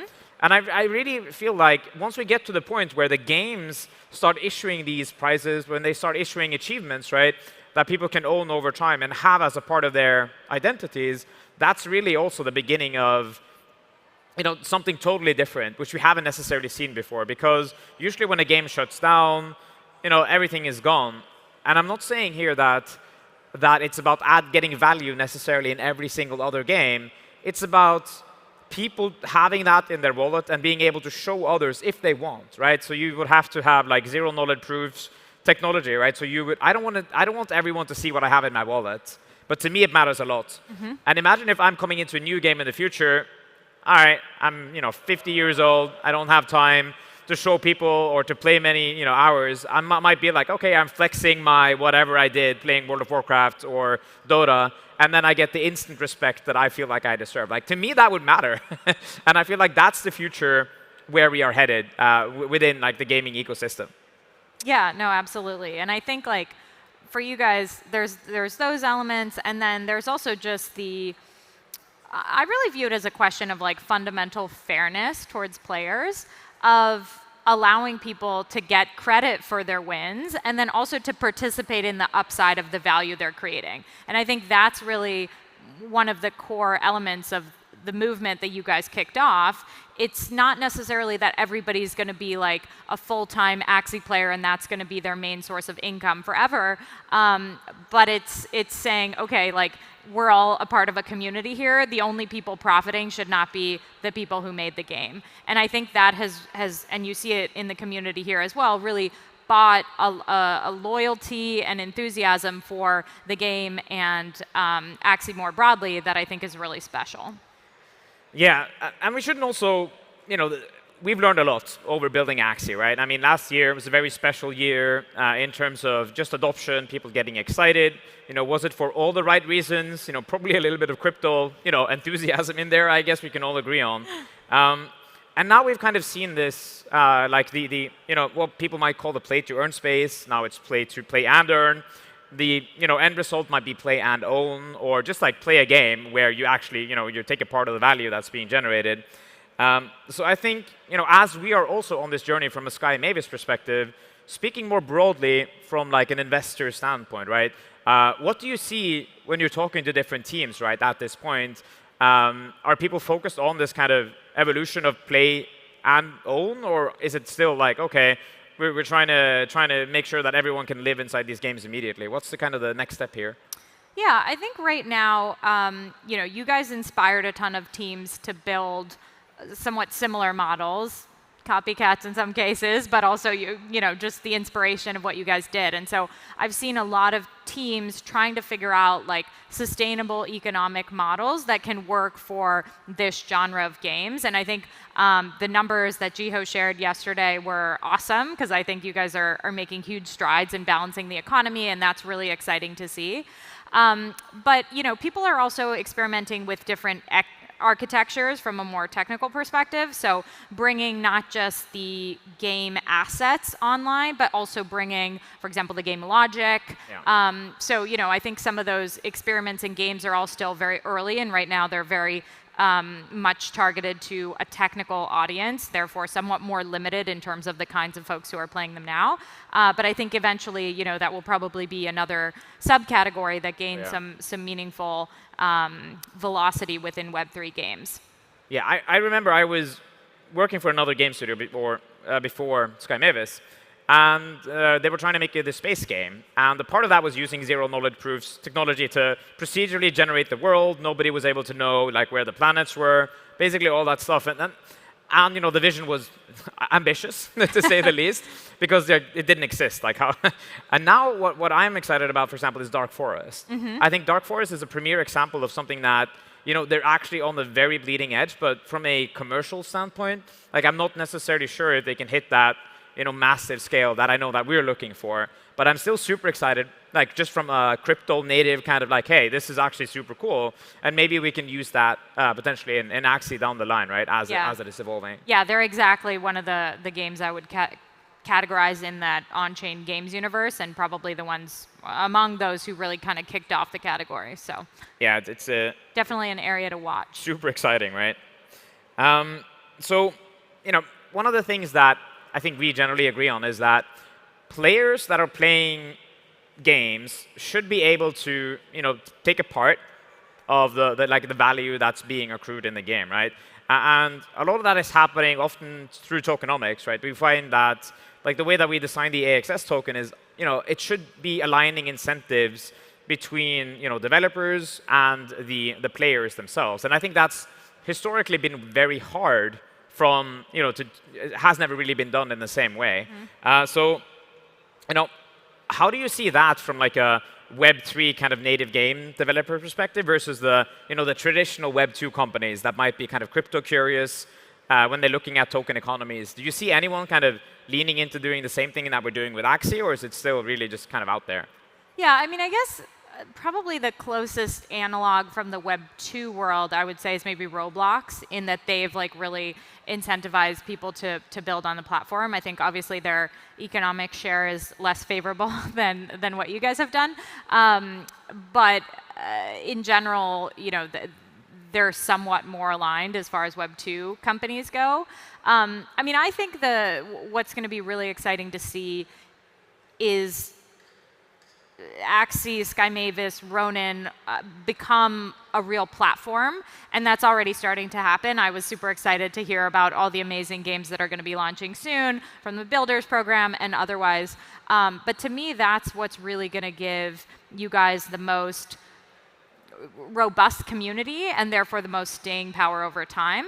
And I think it's very synergistic. You guys obviously built a super successful game, which is how you were able to get to the point where you can now become a platform for others to build as well. But I think that kind of motion is going to be really positive for you guys and going to give a lot more momentum than what any individual one team would be able to build by themselves. And you know that, and that's why you're going in that direction. Yeah, I think over time, as we've kind of solidified that vision, and now seeing these builders actually, come in, and it's so pure to me, right? Because we have this very general agreement. They come in and they want to make something, and it's for the community, right? They feel like there is something to tap into here because there's so much excitement around Axie and basically around everything that's happening here. And I think this is a testament to just not only to the potential of Axie, but to the potential of pretty much everything inside the space. Yeah, so to me, it's just been very humbling even to be here and to be able to see and meet people, right, in real life. And I think there's one thing that I wish we could have done more, right? Because historically, from a crypto standpoint, I guess in general, a lot of relationships are solidified when you meet people in real life. So a little bit of a tangent here. It's not related to why Web3 gaming matters, but mostly about community building as well, right? So because you've been here almost from the start. How have you seen these communities evolve after people are meeting each other in real life and sub-communities follow, some drama emerges? I think what we're seeing in Axie is that there's not that much drama, but I feel like it's only a matter of time before we'll see factions here and there split up. So it's the social fabric, I guess, is being built here. Yeah, I mean, I think that some of that is human nature, and there's always going to be disgruntled people. I think, haters are going to hate, and whatever, they can do that. But I think the reality is, even when it sounds like there's a lot of negative voices, typically it's just a couple really loud people saying the same things over and over again. And so, being in crypto for nearly a decade, I've had to do a lot of tuning out of that personally. And so I think you just kind of have to ignore it and continue focusing on what you have in common and what you're all trying to do here, which I think more often than not is really aligned in terms of making the game successful or making even the crypto ecosystem more broadly work. Yeah, speaking of that, going back to Web3 gaming versus, or well, not call them versus, but the people who don't believe in NFTs, Web3 gaming at all, there are many skeptics out there. Of course, in Axie, we're getting a brunt of it. I can only imagine from the A16Z perspective as well, being very aggressive investors in the space. Who, me? Yeah, no, but it's generally speaking, how can we? What is, in your opinion, the right approach to kind of onboarding these or convincing these guys? Have you given up convincing people, or is it just it's a process? Yeah, I think it's rare to be able to convince somebody by having a conversation, in my experience. Because at this point, there's enough information out there that the people who want to learn and understand will get there. And the people who are still putting their head in the sand and saying, oh, this is all a scam, or oh, this is never going to work, pretty much no amount of data is going to change their mind. And so I don't think it's my job or our job really to convince people of that. I think what you want to do is just focus on the thing and keep building. Because at a certain point, the proof is in the pudding. You guys have made a game that millions of people clearly want to play. Duh, it worked. To me, that's really the crux of the matter. And so the way to do it is just to keep building, focus on, releasing a product, getting the community, focus on the people who care, and the rest, they can come along for the journey if they'd like, but if they don't want to, that's also up to them. Yeah, it's just, when I look out at the broader ecosystem, there are very, very loud voices, journalists oftentimes that come in with these preconceived notions, and they cherry pick reasons, specific things that are happening in a community, and they kind of ignore everything that's bubbling down. Okay, who are the people who are actually interacting with it? They seek the sensationalist stories, and I think that's part of the course, which is actually, in my opinion, it's bringing oftentimes the community together even closer. And we just have to be very conscious of that. And I think it's just, of course it's challenging, right? Because when you're really putting all your effort into something, you're spending 12 hours every day, several years, and some guy is just oh, whatever, never gonna work, some bullshit. It's getting to the point where it's a little bit hard to take it serious in the end. So I wouldn't say that I've given up in terms of convincing people. I just feel they're exactly as you said. Keep building, keep shipping, slow and roll. And things are going to happen. It takes time. It's not some magical pill that you can just swallow, and then suddenly we're a couple of years into the future. This is some really serious tech that it's being built on. Yeah. The way I see it is that if we do things right, this is the foundation of the new internet, right? Which is a more free and open internet in the future, where people actually own their digital identity, they own their assets. Yep. To me, it's very, we can't get dissuaded, and we can't give up when there are loud voices who are coming in. So to the gamers, sure, there's some guys who are going to be trying to cherry pick this conversation, no doubt. But yeah, to the gamers who are out there, I'm kind of looking at it and that just can never work. What's actually happening in traditional gaming is that the value that they are giving to these game developers, they're having some fun, they're getting some value back, yes, but there could be so much more that could be shared, which I just think is a very natural next step for this entire industry. Yeah. And yeah, I feel that's kind of the message that I at least have. And by the way, it's hard to argue against players, in my mind, hard to argue against players getting their fair share. To me, that seems like an obviously improved model where the community benefits from the value they've created.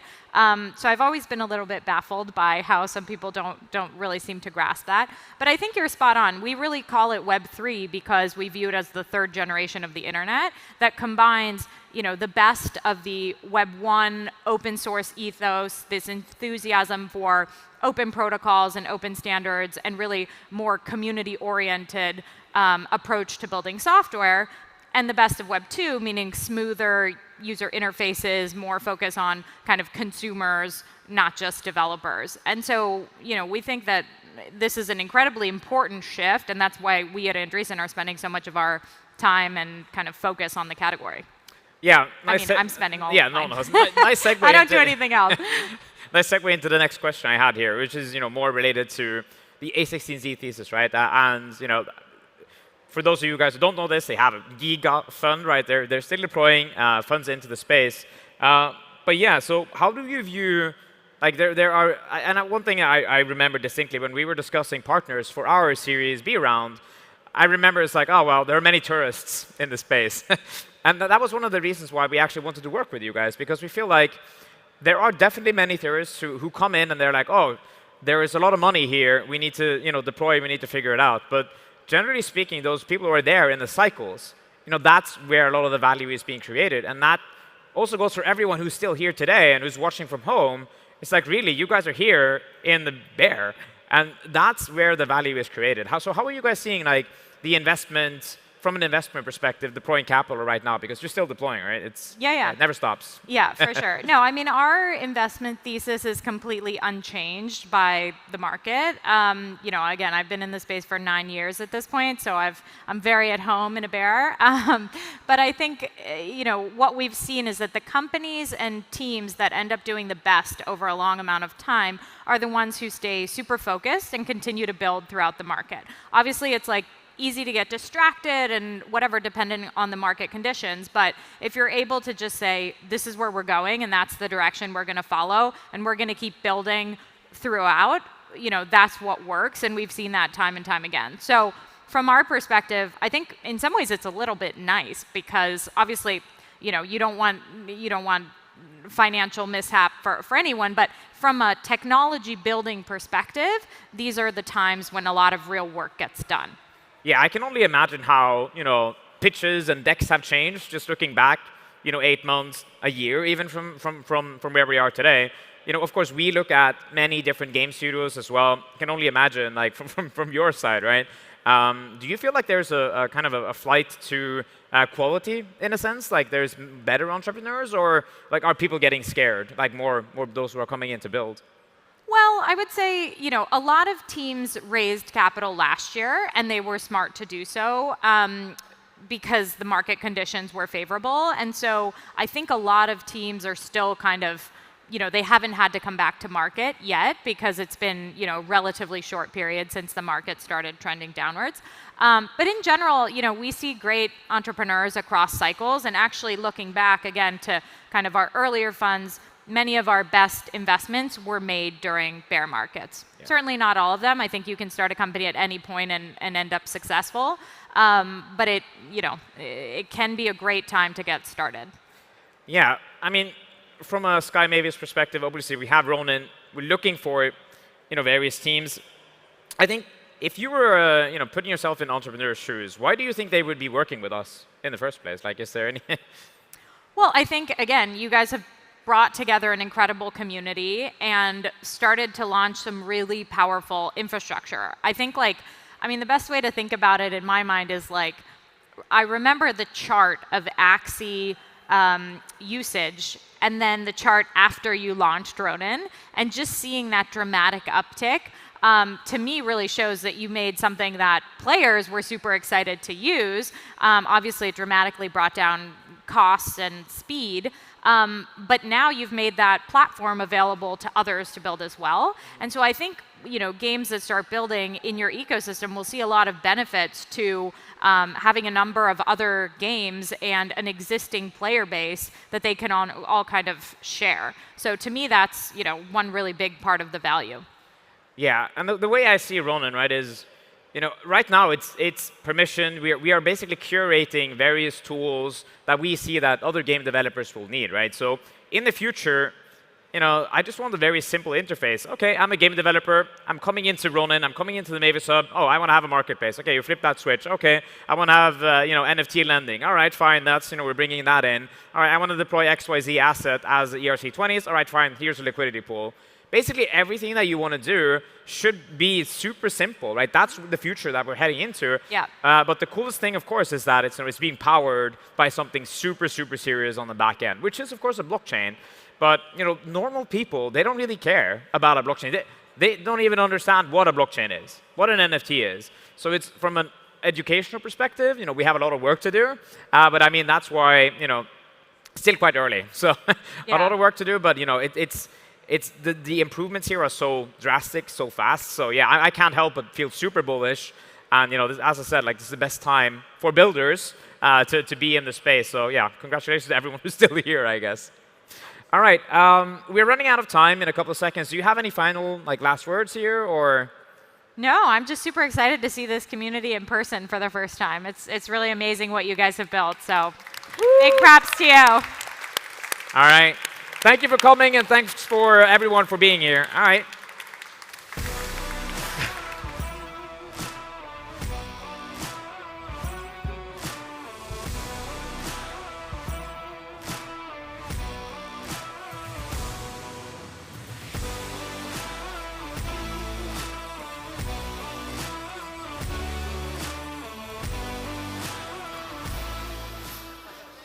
Huge thank you to Ariana and Alex. As Ariana mentioned, games will continue to drive hundreds of millions of new users into crypto, and we believe that at Axie every day.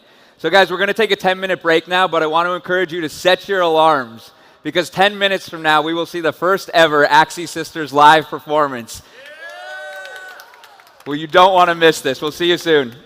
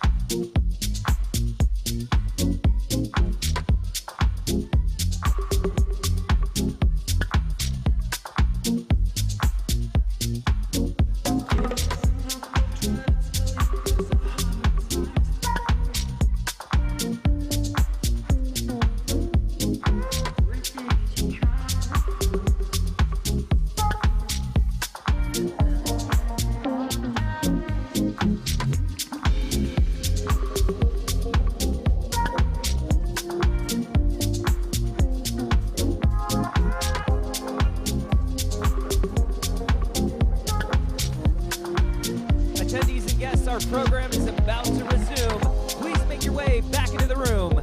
We're about to begin.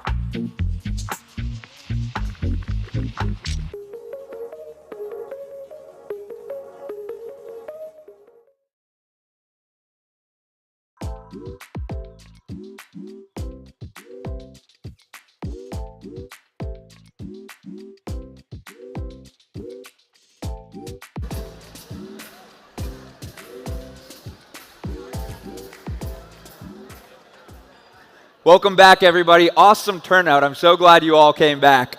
So everybody here has heard of American Idol. We're about to show you the first ever crypto idol. That's right. The Axie sisters opened up a competition to find the newest Axie sister. And with over 10,000 applicants and 6 hard months of training, they were finally able to whittle it down to one.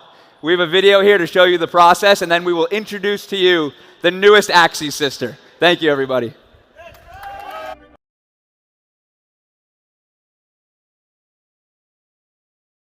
What's up, everybody? Much love. To the moon.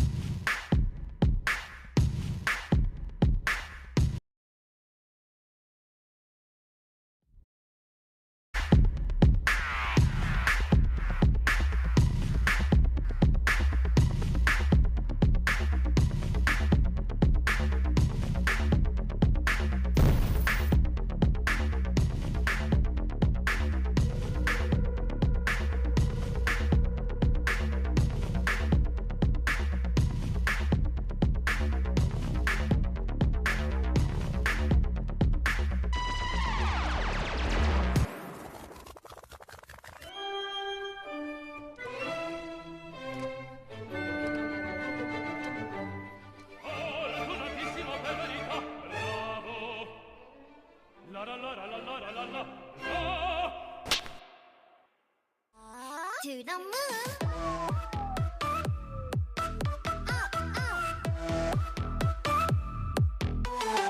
Axie. Welcome, welcome. To the moon. Up, up. Axie. Welcome, welcome. Axie sisters. Axie sisters!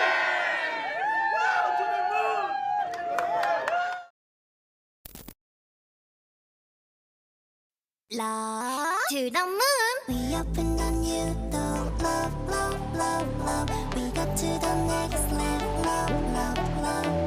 We are gonna make it. Love, love, love, love. Do you wanna make it? Love to the moon. Up, up. Axie. Welcome, welcome. To the moon. Up, up. Axie. Welcome, welcome. Axie sisters. We opened a new door. Love, love, love, love. We got to the next level. Love, love, love. We are gonna make it. Love, love, love, love. Do you wanna make it? Love to the moon. Up, up. Axie. Welcome, welcome. To the moon. Up, up. Axie. Welcome, welcome. Axie sisters.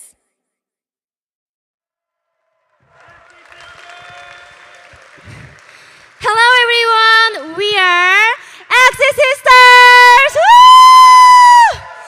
This is Sissy and I'm JC, and let me introduce our new member, Freya! Woo!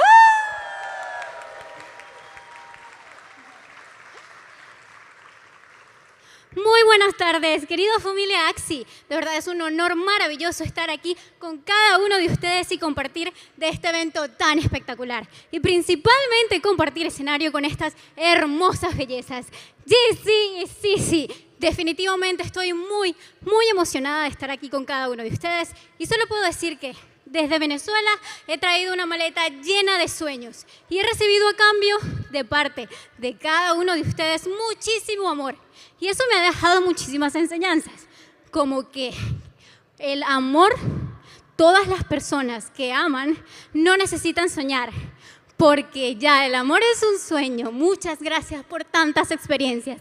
I love you so much, Axie Infinity! Hello, this is Axie Sisters JC. Do you know why we make this project? Game? Actually, I'm not really good at game. Every day defeated. But I choose this because of you guys. I like Axie community so much. So we make Axie Sisters, and we feel always happy because of you guys are here, and we dance together, we make our community. So, and then I always dreamed like this stage, and today my dreams come true. Thank you so much, everyone. I love you. Woo! To the moon.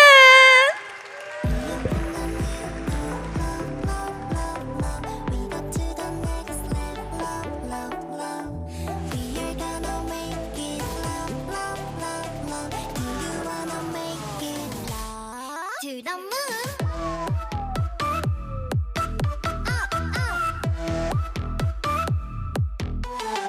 Axie. Welcome, welcome. To the moon. Up, up. Axie.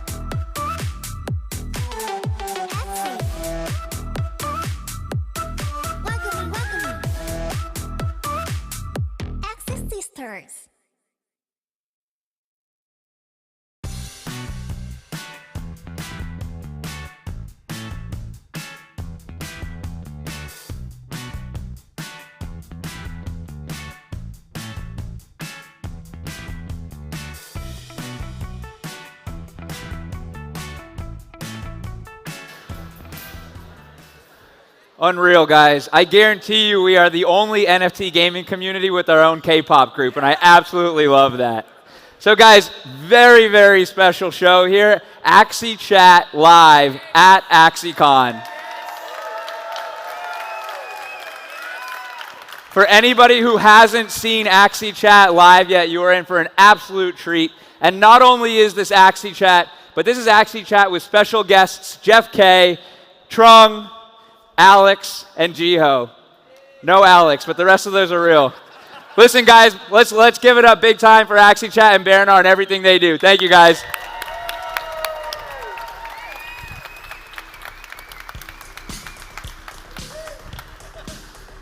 No Alex. Nope.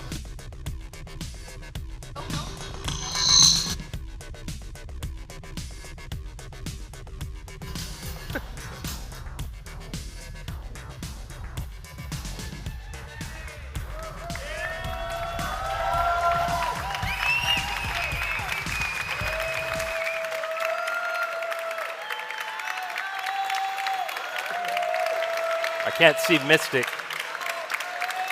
Wow. Hey, real quick, I just want to say welcome, welcome, everybody. Welcome to Axie Chat, real life. We couldn't get Enjoy today, so I figure I should clean that up real quick. He had a passport issue, so we couldn't get Enjoy, unfortunately. But, I mean, it's a pretty good trade-off, right? So, yeah. We're pretty happy about the guests today, and we're going to have a great time, as we always do on Axie Chat. It's going to be awesome. Just a quick shout-out. We're going to go through some things. I really appreciated Quest. They were willing to give me a hat for a shout-out, so pretty cool. But I'm going to switch to the more standard. Wow. Baranar. I've never seen you without a hat. I don't think anybody's seen me without a hat. But what happens on Axie Chat is pretty much there forever. So, all right, let's see if we can get this going. I don't hear it. It should be doing the normal boom, boom, boom, boom. So just imagine it in your mind. There we go. It's kind of the call sign for Axie Chat, so.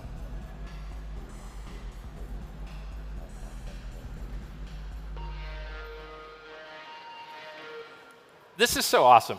Everybody, Axie hard. All right. We are going to do this basically in a similar format to what we've done on the show. So I hope everybody's ready to have a good time, because we are going to have a good time. All right, so Axie Chat Live, AxieCon edition. I guess technically maybe this is episode 106, if you guys can believe that. Wow. We've been going for quite a long time. So thanks for all your support. Thanks for hanging out with us for so long. We love Axie, and it's just been a great run, a great ride, being able to cover Axie, talk about all the Axie news. And actually, we've just been really fortunate to get a lot of support from the team as well. Some of the best episodes, I feel like, are ones where we've had team members on, and I look forward to that. I've been talking with a few people, Zozer, Kathleen, other people that we're going to try to get on the show in the future. Every time we can, we need to get Shade on, because he's the Leak Master Pro, right? So no filter. Not too often. not alone. So Jiho's not going to let him. We'll just get Trung. I think maybe we can get some leaks out of Trung. We'll see. He has highest leak clearance, so he does have highest leak. Probably best to go straight to the source. And just a reminder, this content is for informational. You shouldn't. You guys can read it. We'll go on. All right, so here we are, Axie Chat Live, Barcelona, Spain. Wow, this is surreal. What a cool experience. For just a half a second, we're going to get an emotional Baranar moment. Who would have ever known after 2 years, even longer than that, that we were going to be where we are? I was telling Alex just before we came on here that it feels like both a celebration and a launching point at the same time, which so awesome. Just very pleased to be here at this moment. Looking forward to what we have as far as Axie moving forward. So, all right, let's get into it. Here we are. We have my slides are not, yeah, anyway. Surprises in September is what it was supposed to say. I don't know if you guys remember, but last year we were looking forward to stacked September.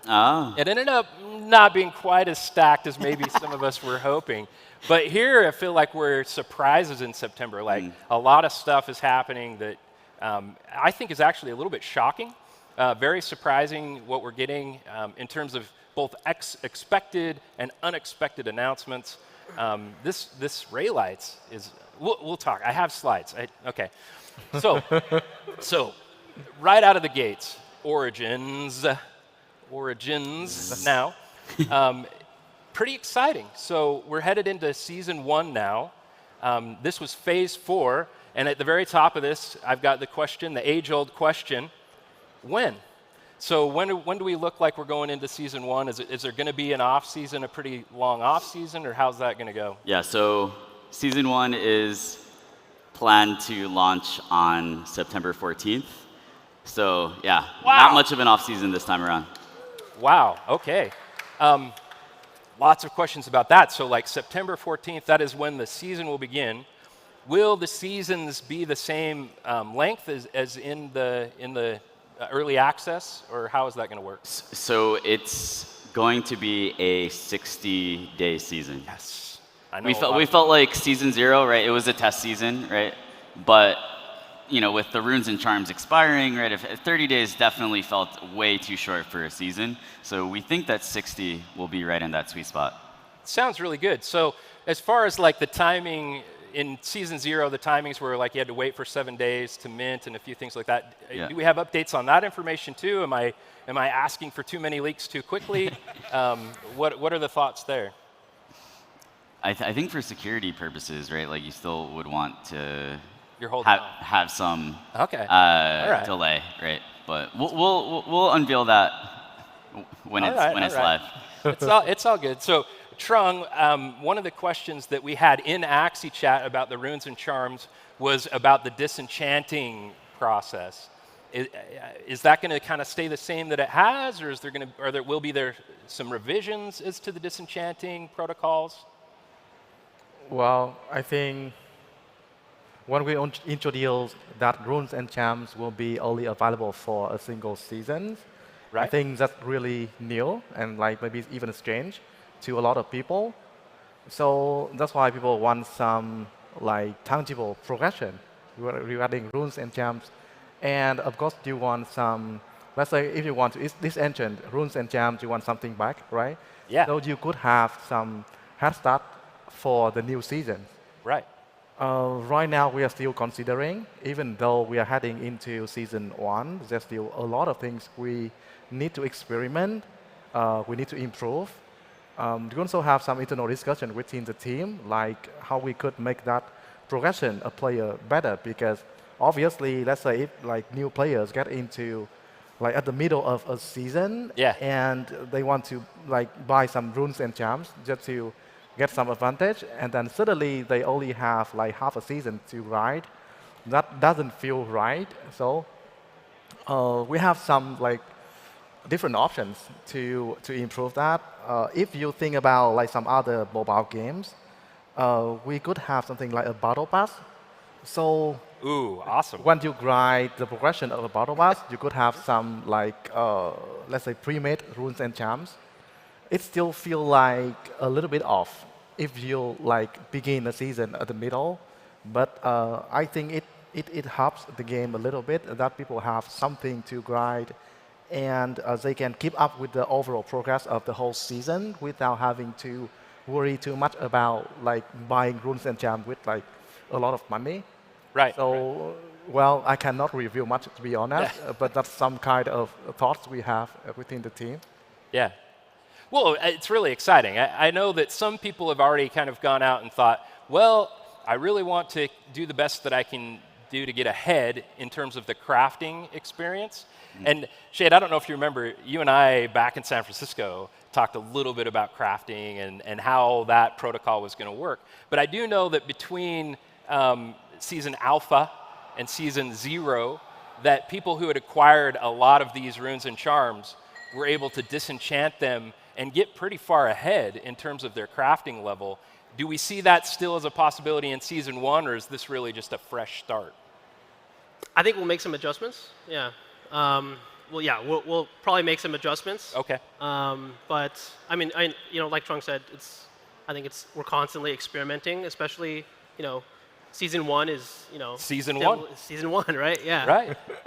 But yeah, I mean, it's a super big advantage to be able to just acquire a lot of runes and charms and then disenchant them for a ton of moon shards. So there's definitely some balancing. Awesome. There, yeah. All right. Well, let's keep going on.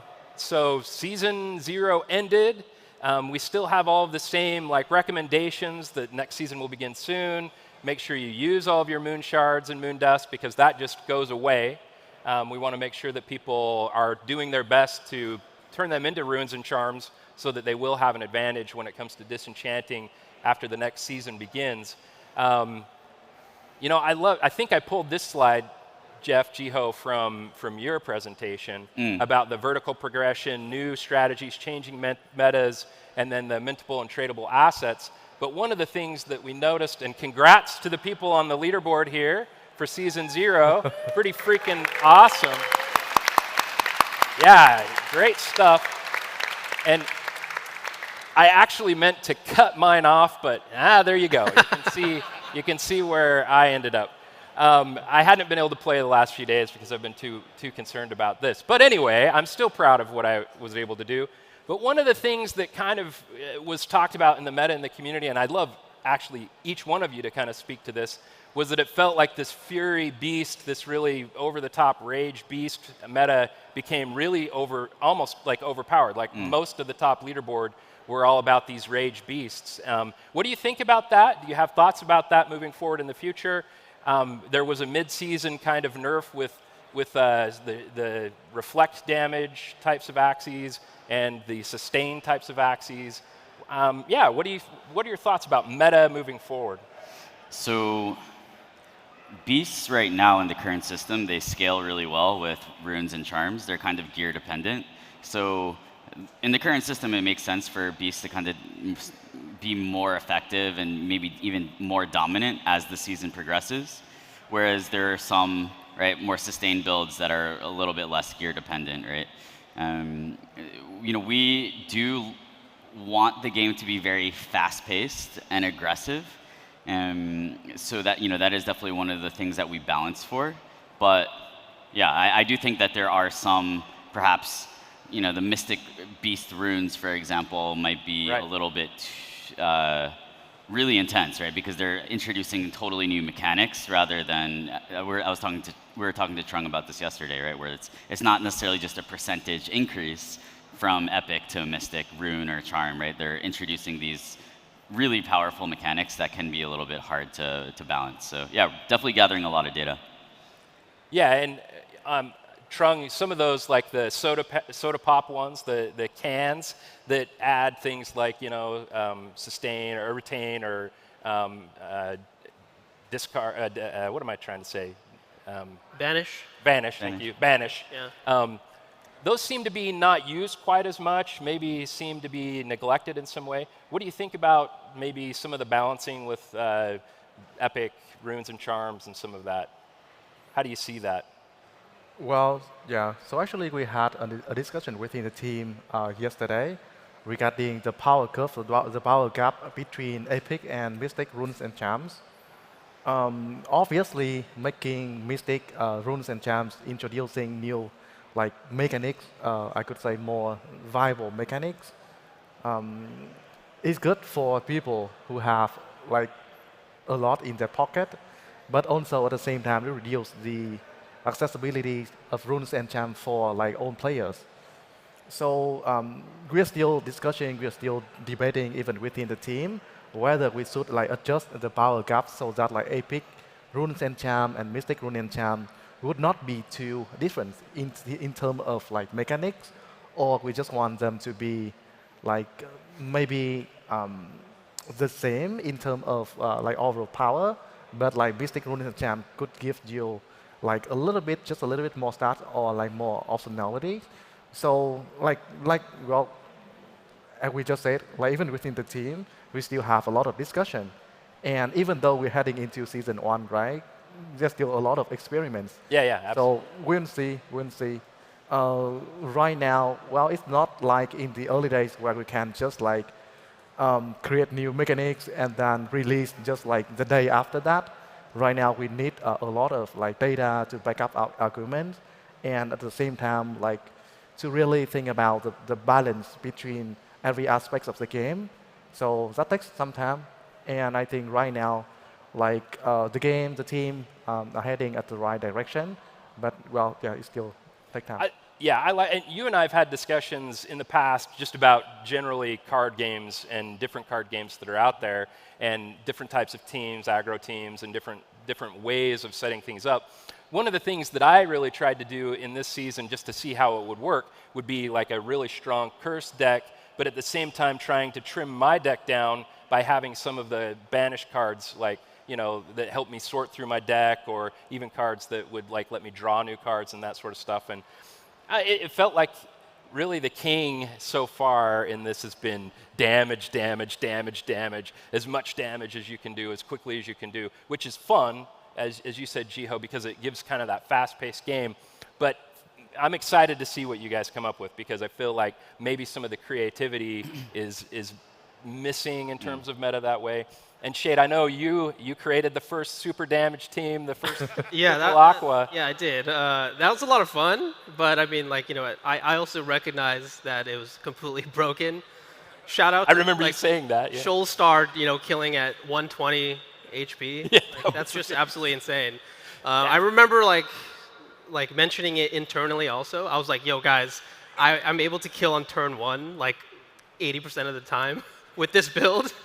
And I mean, like, it was like the community quickly also figured it out too, right? Like, I didn't tell anybody about it, right? After testing it internally, community, like day 1, they figured it out. Yeah. So it was like one of those obvious things, right? Yeah. Yeah, and I mean, I kind of sorted through and decided to try, I mean, independently, kind of like a bleed type of build. And I actually named my team the Bleedsty Boys. That's right. Yeah. So, and it was super fun. I didn't realize that Razorblade could go on Chubby. I saw that somebody was telling me that before, and I was like, oh man, my team could have been really good, and I didn't realize it. So, yeah, it's so interesting, and I love the marketplace. I love what's happening there. In fact, you know, some of the stuff we were talking about so far deals with like meta changes and what's going to happen, you know, currently with what we have. But then we also have some of these leaks that you guys have given us that talk about looking forward, so forward-facing. We had some of the cosmetics that were released, which is amazing. How many people want to get every pet possible? Oh my heck, so cool. And then, you know, other like kind of tattoos or different things that our Axies can wear. That stuff's really, really amazing too. Really excited to hear more about those. I know that it's probably too early to talk about those too much. But one of the things I know that's been around for a long, long time, that's been kind of in the plan for forever and was talked about, were these level 2, the upgraded parts. And I guess what I kind of wanted to know, if you can talk about it a little bit, are those going to be sort of permanent power upgrades for Axies that are going to stay with the NFTs, maybe change the NFTs? Or can you talk more about that, or is it still kind of being decided? I'm looking directly at Trung, hoping, because what I'm seeing, don't look at me. I'm seeing Shade go, no, I can't. And if I open my mouth about, Jeff kind of be going like, I can't talk about upgrades. That's like very sensitive area, and I might leak something. So that's why Trung agreed to come on. Anyway. Yeah, they put him next to me so that I don't say anything.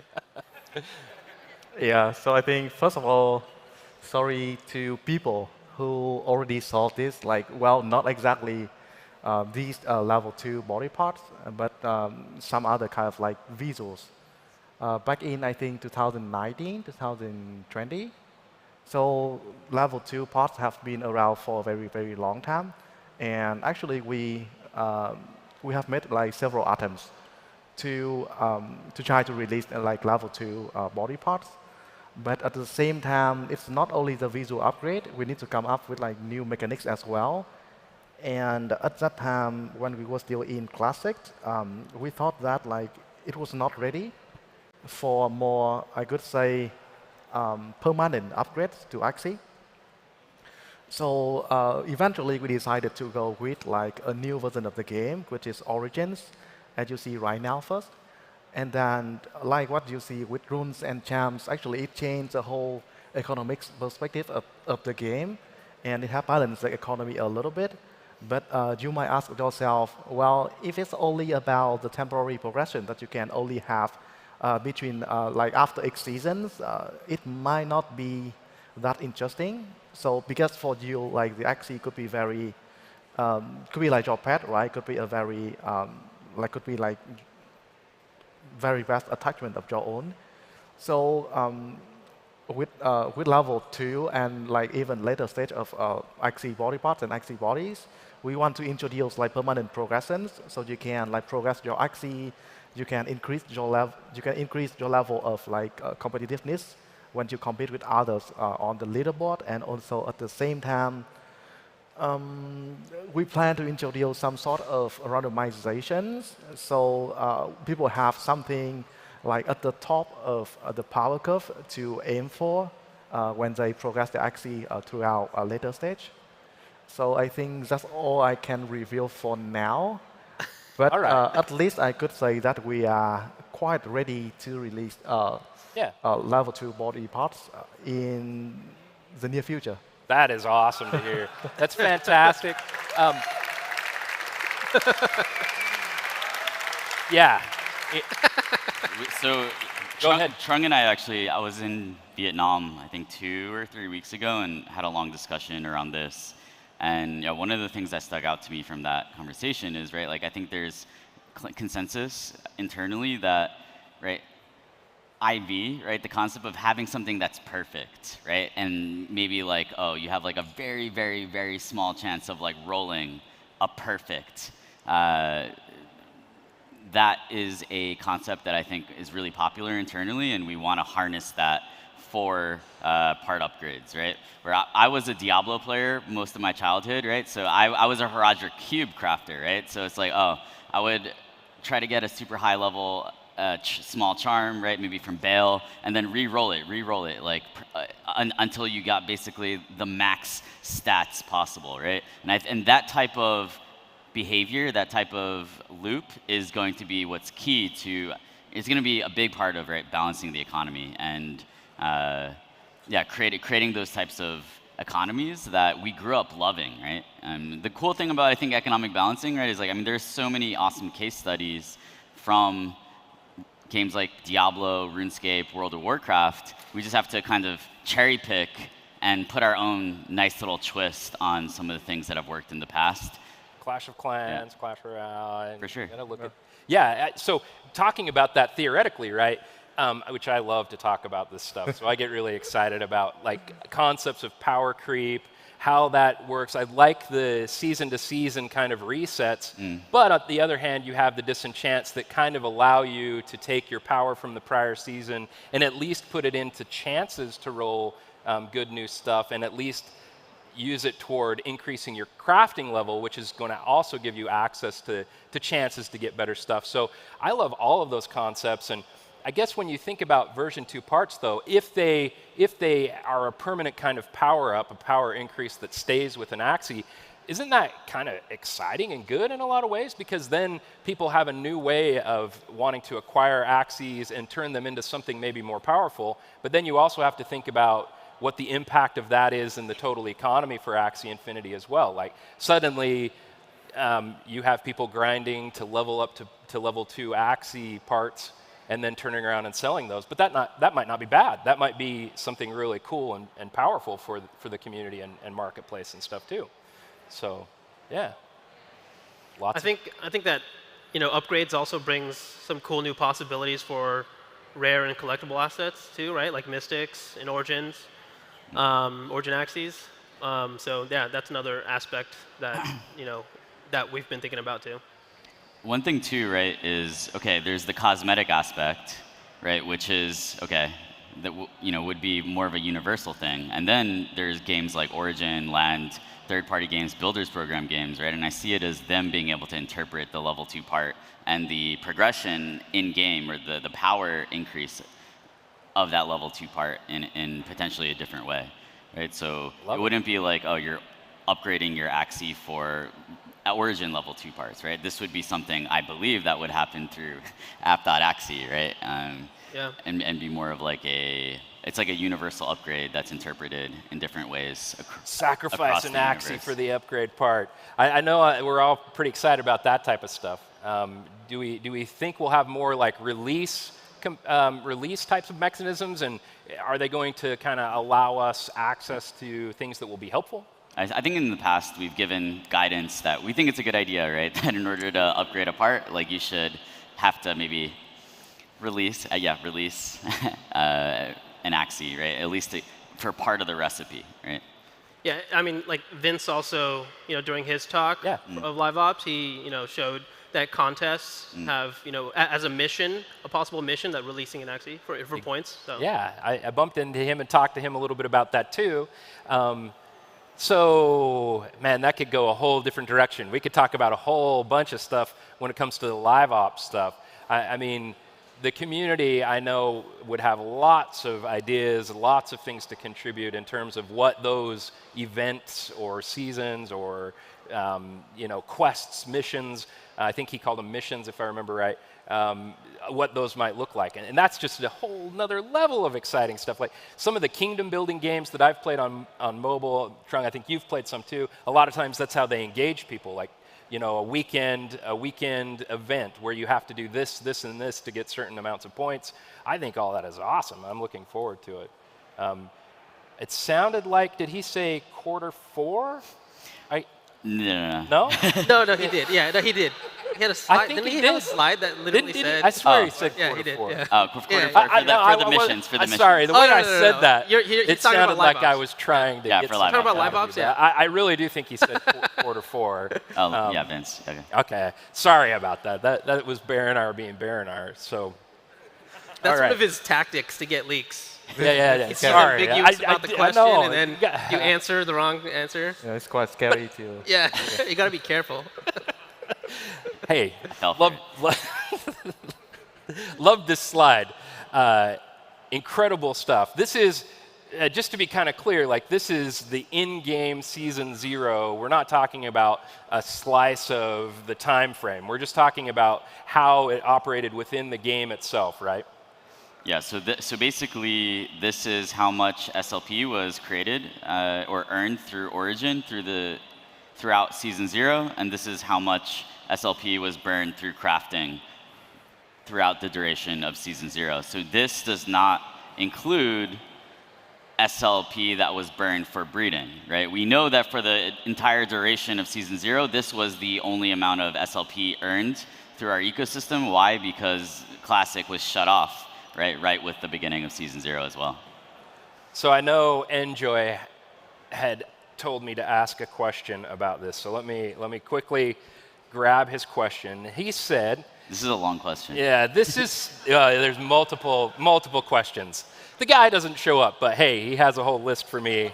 Love you, Enjoy. So there is still almost 40 billion SLP in circulation. What are your thoughts on the current SLP situation? Do you think it's positive, negative, or does it really matter in the long run?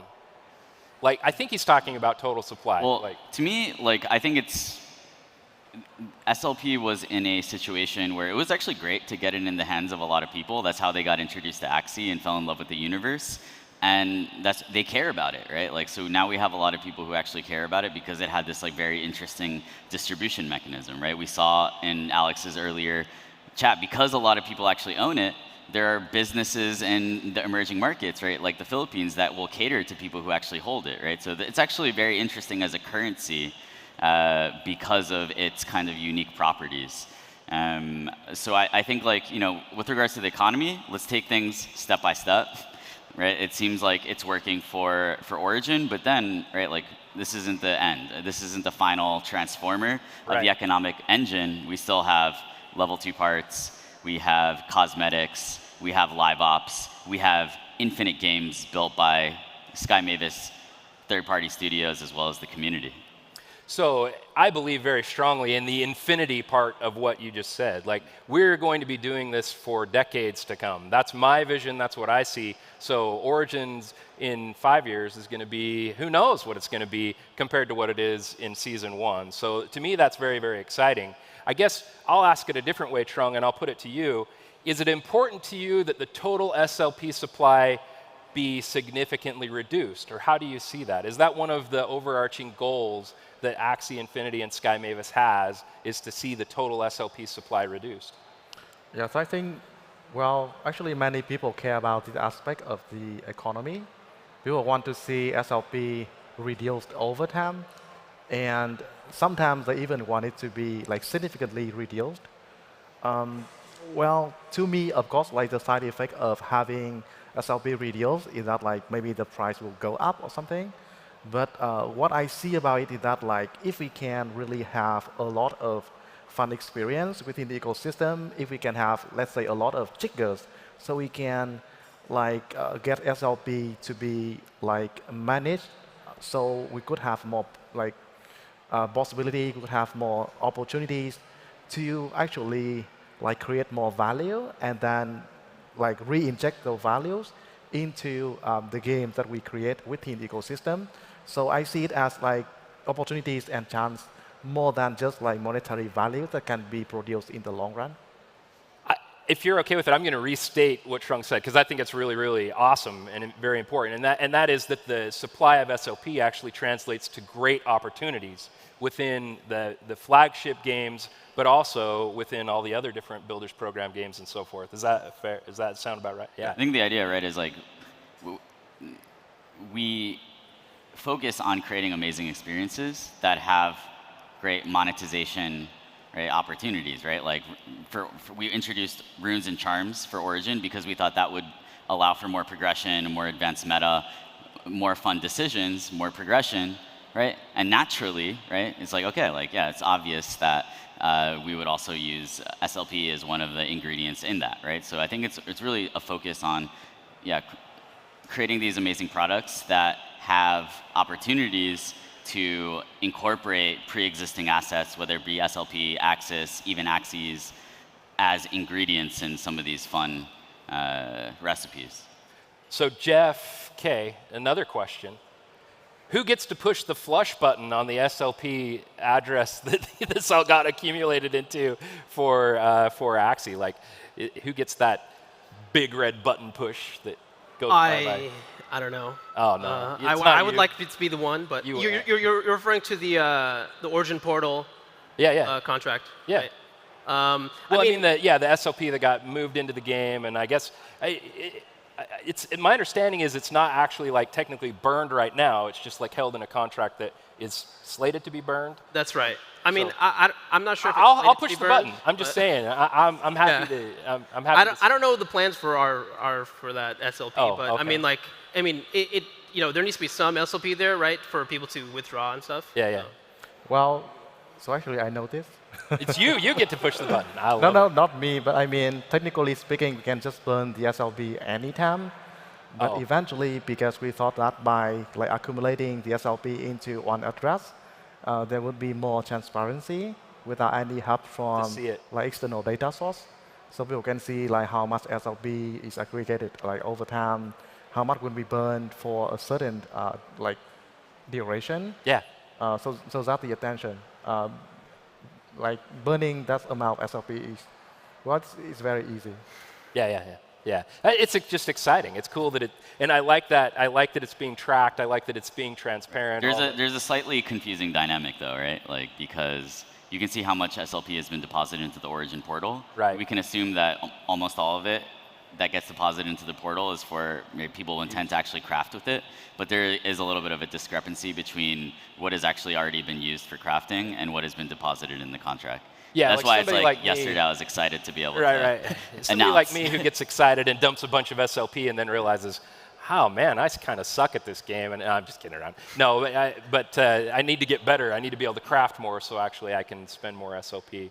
Yeah, it takes some time actually, right? Like, yeah. I would have burned more. Right, yeah, no, I would have too, for sure. Everybody just send me the moon shards. Oh, wait, non-tradable. Dang. Anyway, all right, we'll move on. We won't go down too many paths. Okay, this slide is primarily for Shade here. Very, very excited about app.axie. You can actually buy moon shards, though. What? Yeah, you buy runes and charms, and then you disenchant. Oh, yeah, okay, all right, disenchant them. That's okay. yeah. But it's a costly way to buy moon shards, but hey, I like that a lot. Oh, man, I want to go so many different directions with that. And I think if you like buy a mystic rune, you get like more, There's a better return? Yeah, so like there are people who, keep an eye on the price of a certain mystic rune or something, and if it's a good opportunity, they'll get it for burn. I know there have been some floor sweepers that have been kind of pre-acquiring in anticipation of season 1. So that's going to be an interesting thing and see how that works out. But before we go completely off track, app.axie. Love the idea of the integration of Ronin into this kind of Mavis Hub system that really replaces the need, potentially, to have to use a browser in order to engage with the Axie Infinity universe. I feel like that, if that's integrated into mobile and basically everything like that, creates a lot of neat interactions and opportunities and kind of maybe opens up more ability for more people to experience Axie. I don't know about that for sure, because pretty much any app platform that can run app.axie is going to be able to do the others too, right? Well, we have a quote in the office. So Ronin wallet is the app.axie. It's a Mavis Hub, but on mobile. Of course, right now it's still like a mission that hasn't been done completely, but we want to push Ronin wallet to be something like that in the future, to be the hub for people to experience things on Ronin and also Axie specifically. It seems like an incredible portal, because then this Mavis Hub truly becomes a hub, right? When we have all sorts of different experiences. One of the things you had up there, Shade, was a different game. I can't remember what you made up. Yeah, the game that I used for that is called Glitch. It's an old game by the creators of Slack that they put into the public domain. So yeah, it's not. Yeah, right. Don't start speculating. It's on a that. huge leak, everybody. No. Actually, Alex, I think, reused one of my slides for his presentation. He blocked out the word glitch. Oh, gotcha. Which was smart. But that's the idea, right? One of his slides, I think, did say something about 6 potential projects that are being looked at pretty heavily for the Ronin chain. And presumably those would be accessible through the Mavis Hub. Yeah, I mean, Mavis Hub, the vision is that it's the central hub for, everything, all the games on Ronin, right? Starting with Axie Infinity, starting with app.axie, and then eventually, other games will adopt the platform that app.axie is using on Mavis Hub. Yeah, and it's, it's not just about distribution as well, right? One of the other benefits of having the full experience of onboarding and, marketplace and downloading games and purchasing assets all in one app is safety, right? Oh man, it's awesome. You don't have to people going to download fake Ronin wallets or something, right? Extensions and things like that, right? Just download Mavis Hub and you're set. For everything. Then you can just click over and click and play the game. You can click back and you can browse for Axies that you want to buy. This is an extremely exciting announcement. I love this concept. I love this idea. And now I'm kidding around. Q4? No, not Q4. Oh, man. I mean, yeah, you're right. I mean, I'm really excited about this, right? I've been thinking about it for a while. We've been working on it for a while, and part of my job is Axie Infinity, right? App.axie. But naturally, that led into Mavis Hub, right? Because we want to put app.axie in Mavis Hub, and as I started working on it, I got more and more excited about it, and we're scaling up the team that's working on Mavis Hub as well to achieve this vision. But yeah, it's very exciting. You're right. So, and another thing, I think about other hub type experiences, Steam and other ones, and this seems what like what they're really wanting to do. But here, it is actually going to be accomplished as far as I can tell. Like, I don't really love my Steam experience, I'll be honest. And my Battle.net experience, I mean, if it wasn't for their games and how much I love Blizzard games, I would have complaints about that one too. This looks like something that is heading in a really awesome direction that's just going to allow us to experience the world more fully, more easily, and you know, quickly as well, all in kind of one central location. So awesome stuff. All right, so let's talk about land. Talk about land. So one of the things I wanted to kind of put on this slide was what we're seeing now in terms of the land game demo and some of the internal play versus kind of where we are. It's a really hard question, but the pathway has been a little bit long, treacherous, hard to get where we're headed. But it does feel like what we're seeing now with land has a whole lot of excitement behind it, a whole lot of interactive, fun gameplay. I guess, Trung, I'd love to hear your thoughts about land. Do you feel like where we're headed is reasonably in line with the original visions, or is it significantly different but changes that had to be made, or what thoughts can you tell us about land and where we're headed? So I think we have answered a lot of questions around land, and the initial plan, the initial vision is actually pretty different compared to what we have now and what we are heading into. A lot of the design decisions that we had at the beginning was changed because, like, at the beginning we had nothing but a lot of just like ideas, and sometimes it doesn't like make sense logically to just move forward with the initial idea. So even within the team, I think right now we have gone through like several like iterations of the land game itself. I think like 5 or 6 something. And every time when we come up with a new iteration, with a new version of the land game, with a lot of refinement, with a lot of rework, we still feel like it isn't right enough, isn't ready enough to release to the broader audience. Yeah, absolutely. Yeah. So the proximity, for example, like the proximity advantage, I think we mentioned that like in one of the Axie chat episode when I had to go through a lot of questions. Well, sometimes I think one point in the past we thought like, well, it doesn't make sense to keep the same game mechanics, but we can kind of like mimic that kind of mechanics in a different setting of the new game, still provide people the same kind of advantage that they have. Let's say if they have a really like a valuable land plot, but also at the same time we don't need to keep the game mechanics the same, like dropping resources on the way home of Axie. So that's one example of like the difference along the years that we have been working on land. And right now we have different things, but I feel pretty excited with what we are like cooking in the kitchen. Yeah, it feels like there's lots of ways to honor the original vision, but create what I'm feeling like in this game is maybe a more universally appealing type of game that maybe more people can experience as well. I know that some of the larger landowners have been a little bit concerned about the virtual impossibility of being able to play on all of their plots, given the way the game is looking right now, which looks awesome. And by the way, wood, yes, that's awesome. Things are looking really, really neat. One of the things I know that people have wondered about are land items. We saw those being placed in some of the demos, and you can, I can't remember if we can place land items on the demo here or not. I actually haven't got to play that one as much as I really want to.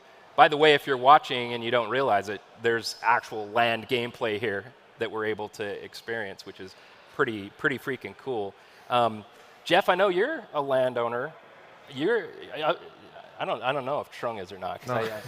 but I know both Jeffs here are landowners. What are you most excited about land, and how do you see this moving forward? I know I love hearing Philip's vision. I love hearing what he has planned. It's awesome. Well, for me, right, I love tactical card battlers, right? So Origins is definitely like a game that I love, but I'm also someone who loved Clash of Clans, Animal Crossing, right? Some of this gameplay that's a little bit more social and about expressing yourself and creating a home that kind of embodies who you are. So for me, I'm interested in expressing myself through land. I love the idea of having a little town or a city or settlement that I can call my own, and to see it progress over time. I see it as potentially a little bit more relaxing.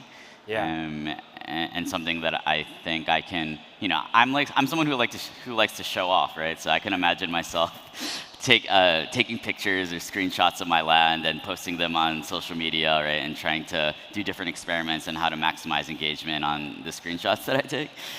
So yeah, that's just what I'm envisioning. You were talking about like landholders being, right, wondering how they can manage all of their land plots. Well, so yeah, I think we went through the delegation spec yesterday, right? Yep. So I would probably have a couple of, maybe my Genesis lands, I'll actually, decorate myself, and maybe a couple others, but then I would be happy to, find people to help the honor of managing become part of my empire. So cool. Yeah, no, that's really exciting. One of the things that Enjoy did want me to ask too is kind of it seems like we've transitioned from, in the demo, we would go and attack like a chimera on the map, and it would kind of bring us over into the classic battling system. And it looks like maybe we're going more toward NPC, telling an NPC to go out and complete a quest and do a battling.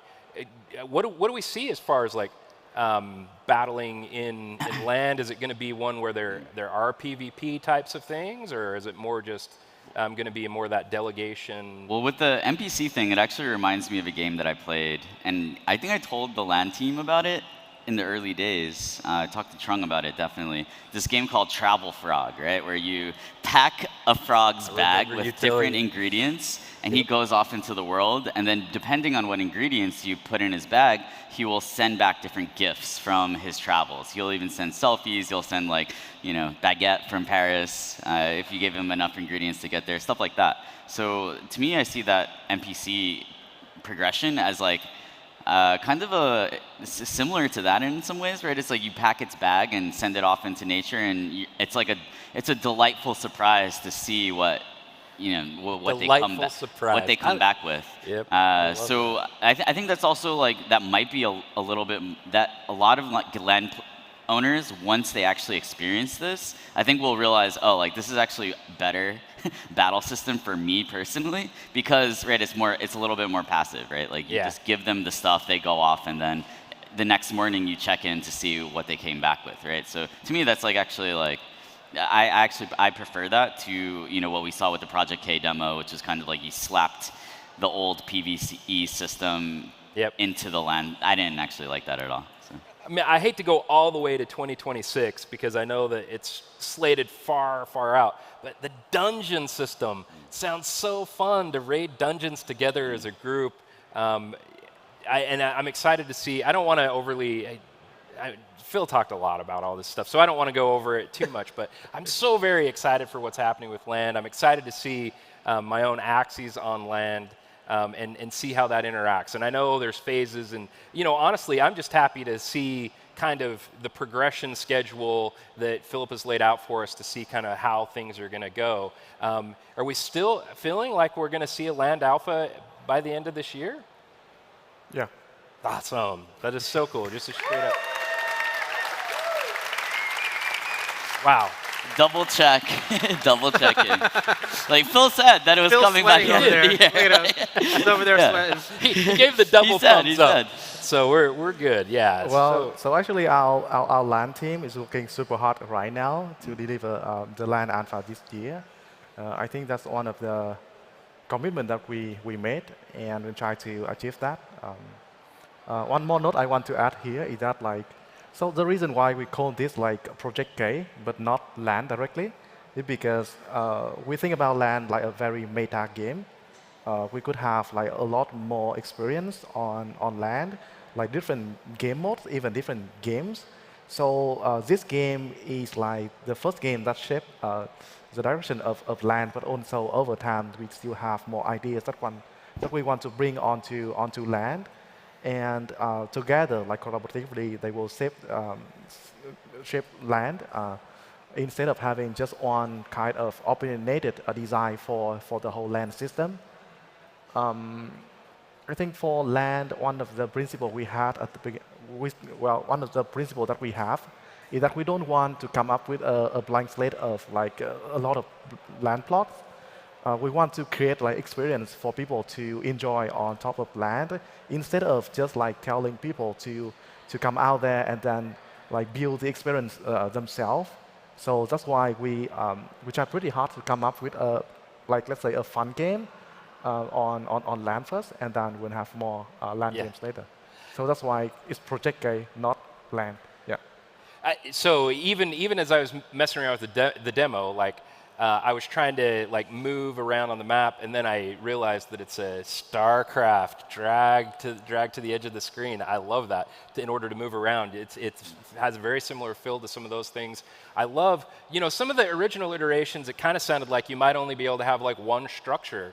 Maybe, I mean, even in the original vision, it looked like maybe even you'd make your plot into a road. Maybe you'd make your plot into, just a house. Could be maybe a potion or something, a potion shop or something like that. But here, there are all sorts of buildings that you can make. The lumber mill, going through making charcoal. There's so many different things, which I think just create a much broader, much more fun experience for people to have when it comes to land and land ownership. So, and I'm excited to see how we end up figuring out how to engage people in, non-owner play as well. So that's going to be a fun transition. So one of the things that I promised people that I would bring up, that is mystics. And mystic Axies are so awesome. And I know the amount of them is pretty limited, and in general, the mystic holders are a patient group that believe in the long-term Axie vision, and so otherwise they probably wouldn't be holding a mystic Axie. But it does feel like maybe they're a little bit underappreciated, and wondering, are there plans? Is there anything that you can talk about? I mean, and here I am, getting to go to the Mystic Lounge, getting to go to a Mystic Party. There was an announcement I'm getting a Mystic NFT, which is pretty freaking awesome. All those things are cool. But even with those things, it does kind of feel like Mystics were the original cool thing. Like I still look at that video of Alex and other people rolling and seeing, like looking through the code to see if it ended up being a Mystic Axie, right? And then talking with DeVicchio, he was like, yeah, that reptile Mystic that he rolled, super cool from AOC that he got from Alex. I'm talking about things that I don't know if everybody even knows for sure, some of the stuff I'm talking about. But really, really awesome. Probably the coolest Axie asset class. I don't know, it feels like they are a little bit underappreciated. I know there's been a lot of thoughts put out there about ideas for how they could be maybe more appreciated. What are your thoughts? What are your plans? What do you think about Mystics? Well, I think one of the catalysts that people have been waiting a really long time for around Mystics has been upgrading parts. Yeah. Right? Because that is a natural way to differentiate them even more. So I think that, right, like it's taken a while for us to finally be at the point where we can say that level 2 parts are kind of right in the product pipeline. So I think that will be key. I also think that because of some of the unique characteristics of our ecosystem, right, sometimes Mystics can be a little bit hard to find, right? There are 14 million Axies. Because there are 14 million Axies, we've been able to onboard more people to Web3 and have a larger community than any project, right, in all of in the entire NFT space, right? But one of the side effects is that, right, these 1,300 gems in the haystack can get a little bit lost, right? And I think Jeff has some and has spoken about some ways that we can also use app.axie to better highlight some of these collectible assets in the ecosystem. Yeah, so I mean, I think about Mystics. I'm a Mystic holder. I own a rugged sail, by the way. I think nice. My favorite, actually. My favorite part. I think it's like the second rarest part, second rarest Mystic part, something like that. But yeah, I've been thinking about Mystics, and one of the most underlooked aspects of Mystics that we don't have right now, which I think is maybe the most important, is branding. And if you, people ask for utility, they ask for, new experiences and things like that, right? But I think branding is table stakes, right? If you look at every other major NFT, collection, what do they have? They've got a logo, they've got a brand, they have a website, right? They have a presence, they have, a voice, a style, right? And I think because of the nature of Mystics, that the fact that they're a sub, collection within the greater Axie collection, they're a little bit, hidden, right? So that's why, I talked about, during my talk that we're going to split out Mystics into their own collection, right?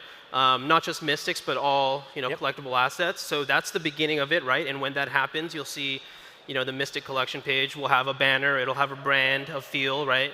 And then once we have that, that's the beginning, I think. And then we can start layering on new utility and experiences. Awesome. Yeah, and again, just a reminder, so freaking cool. NFT and resin figures.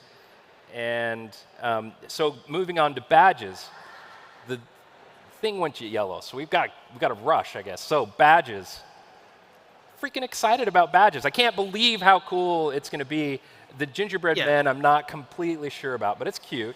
I like the gingerbread. Yeah. So I started Axie Infinity spending a lot of time on the marketplace, right? Like I play the marketplace is what I used to call it, right? Like as a game, right? And badges are going to give us more opportunities to do that, right? You'll go to the badges section, see all the challenges and achievements that you can achieve, and then go and try to achieve those to obtain badges so that you can show up. But non-transferable, right? I mean, these are soul-bound. Right. Yeah. So and then show them off in your profile, like you see here, in that, and yeah, it's going to add a whole new dynamic to app.axie and out-of-game experiences, right? It's basically going to be your credentials, right? Your credentials within Axie Infinity, and all within app.axie, yeah. I love that word credentials. It's a very exciting time. I look forward to seeing exactly how this badge system kind of develops over time and comes to be. But so awesome. And again, I want to plug the contributor program. If you feel like you can qualify to be a contributor in any way, please do. Please and then let us evaluate that whether you do qualify or not. It's really important. I mean, most of the people here, I think you said this, Jeff. Most of the people here, you've come to AxieCon, you care a lot about this, you probably qualify in some way as a contributor under Axie Infinity. So we'd love to have more people. I know the contributor electors want to see as many people as we can legitimately give the contributor badge to. And again, you have to have been involved for like 6 months and done some sort of something for Axie Infinity in some way or another. But again, let us figure that out. Write something down, and then we'll sort out whether you qualify or not. So yeah, user profiles, another awesome idea. Looking forward to that as well. Shout out to all of the Builders Program folks that are here. I'm really excited I've been spending so much time getting ready for this. I haven't had a chance to really focus on a lot of the Builders Programs, but man, great stuff. We just barely had a session with them. It was awesome to hear everything that's going on with those. I neglected to put on there Mech Infinity and the Axie Tracker. Axie Tracker is actually super cool. If you haven't checked that out, it really is a helpful tool for playing Origins. All right. Ray lights. I haven't had a chance to check this out. Like, soon? Yeah. I think Elena said in the next couple of weeks they want to put something out. So. And within app.axie too.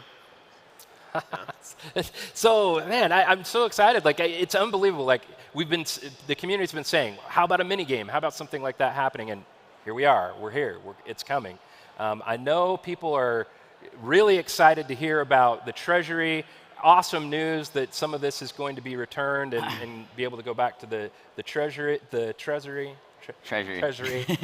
I also want to clarify something here because it can be a little bit confusing, right? People remember, oh, 600 million or 500 million, but that was an ETH, right? So it's actually the value of the hack is actually now around 240 million. Wow. Right? So it's like 30 of that 240, right? So you can do the math. 10%. It's like more like 12% of the funds have been frozen by law enforcement and seem likely to be returned to the treasury.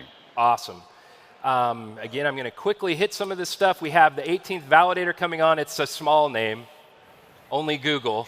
So how about that? Really cool Ronin stuff happening. I know people have been asking about like when are we going to get more stuff on? If anybody remembers this old one, the whole Ron question, fun stuff. Excited to see what's going to happen, but it does sound like there are some really good prospects for the Ronin chain that Sky Mavis is working with. This time is killing me. All right, lore, awesome lore. We spent so much time talking about all these other things. Strider coming on. So I guess I'll just kind of quickly wrap some of this stuff up. Awesome lore stuff. We did have a Between Two Shrubs that we're going to have to try to get other people on the show again so that we can talk about it. I think we could take some time, right? Like, this is our Are we show, good? Can right? we do it? All right. I feel this is bad our for conference. you. It's not my call. Let's go for a little bit more. All right. It's not my call. So, given how things have gone, and I'd love to hear each one of your thoughts for as long as you're willing to go, how has your philosophy around Web3, play to earn, and Axie changed over this experience? Well, it's a good one, man. I think, like, I mean, to me, like, I think there have been certain things that have stayed like anchors and North Stars, right? Which is, okay, we want to prioritize adoption of Web3. We want to let people participate in the value that they create, and we want to build together with the community. I think that some stuff, like, when it comes to like maybe balancing an economy or building product, right? You always have unexpected things that happen as you scale, and right, as you scale and go faster, and the scale of your ambition increases, right? There are like random things that can happen that either positively impact you in a really unexpected way, or sometimes well, and it can negatively. be both, right? Because we had kind of both. We had a super positive, but it also had negative impacts on like roadmap. So yeah, I think but I'm surprised that some of the initial thoughts that we had like ended up being correct. Yeah, So, yeah. Right. It is kind of cool, right? Yeah. That these sorts of things can work. So, Shade, your thoughts on this one, and we're going to end with Tron. My philosophy. So I think for me, so working at Sky Mavis is my first, job in working in Web3, and I think very quickly I realized that. So I used to be a on-chain decentralization maxi, right? I think that it's important actually if we want to onboard the most people onto Web3, to not shy away from off-chain things. I think that's okay. That's a good. We have to be strategic about it, right? Obviously, assets need to be on-chain and things like that, but there are some experiences, if we want to onboard the most people onto Web3, we need to have a mix, and we got to be smart about it, yeah. All right, Trung, final words. What do you think? Well, to continue Shade a little bit, so at the beginning, we actually built the first Axie battle system with the matchmaking system like on-chain. So you have to submit a transaction in order to kill your Axie team, and then you have to wait for like another person to kill on the other side, and then you match with that person. So the system is so complex. Eventually, Andy got rid of it.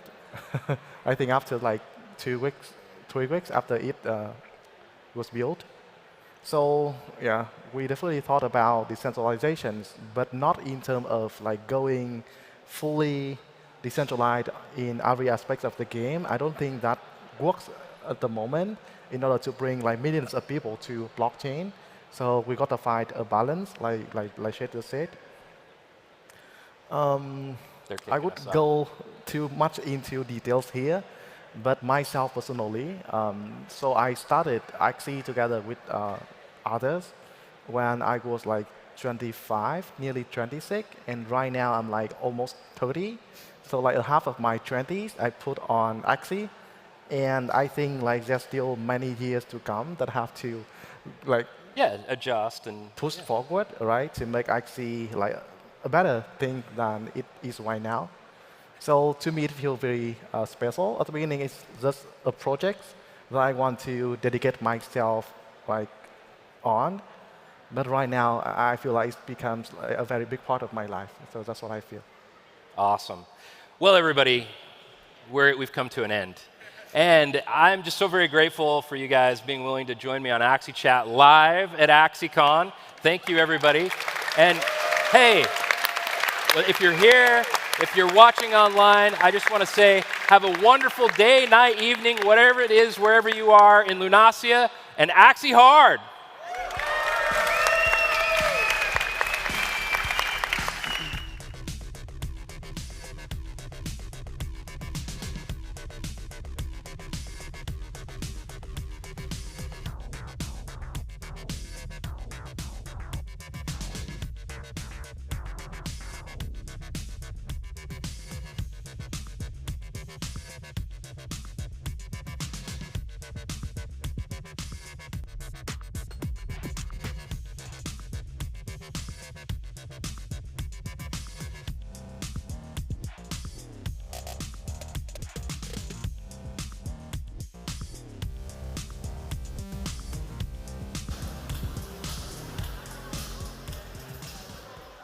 Awesome. Guys, we've got one more event for the evening.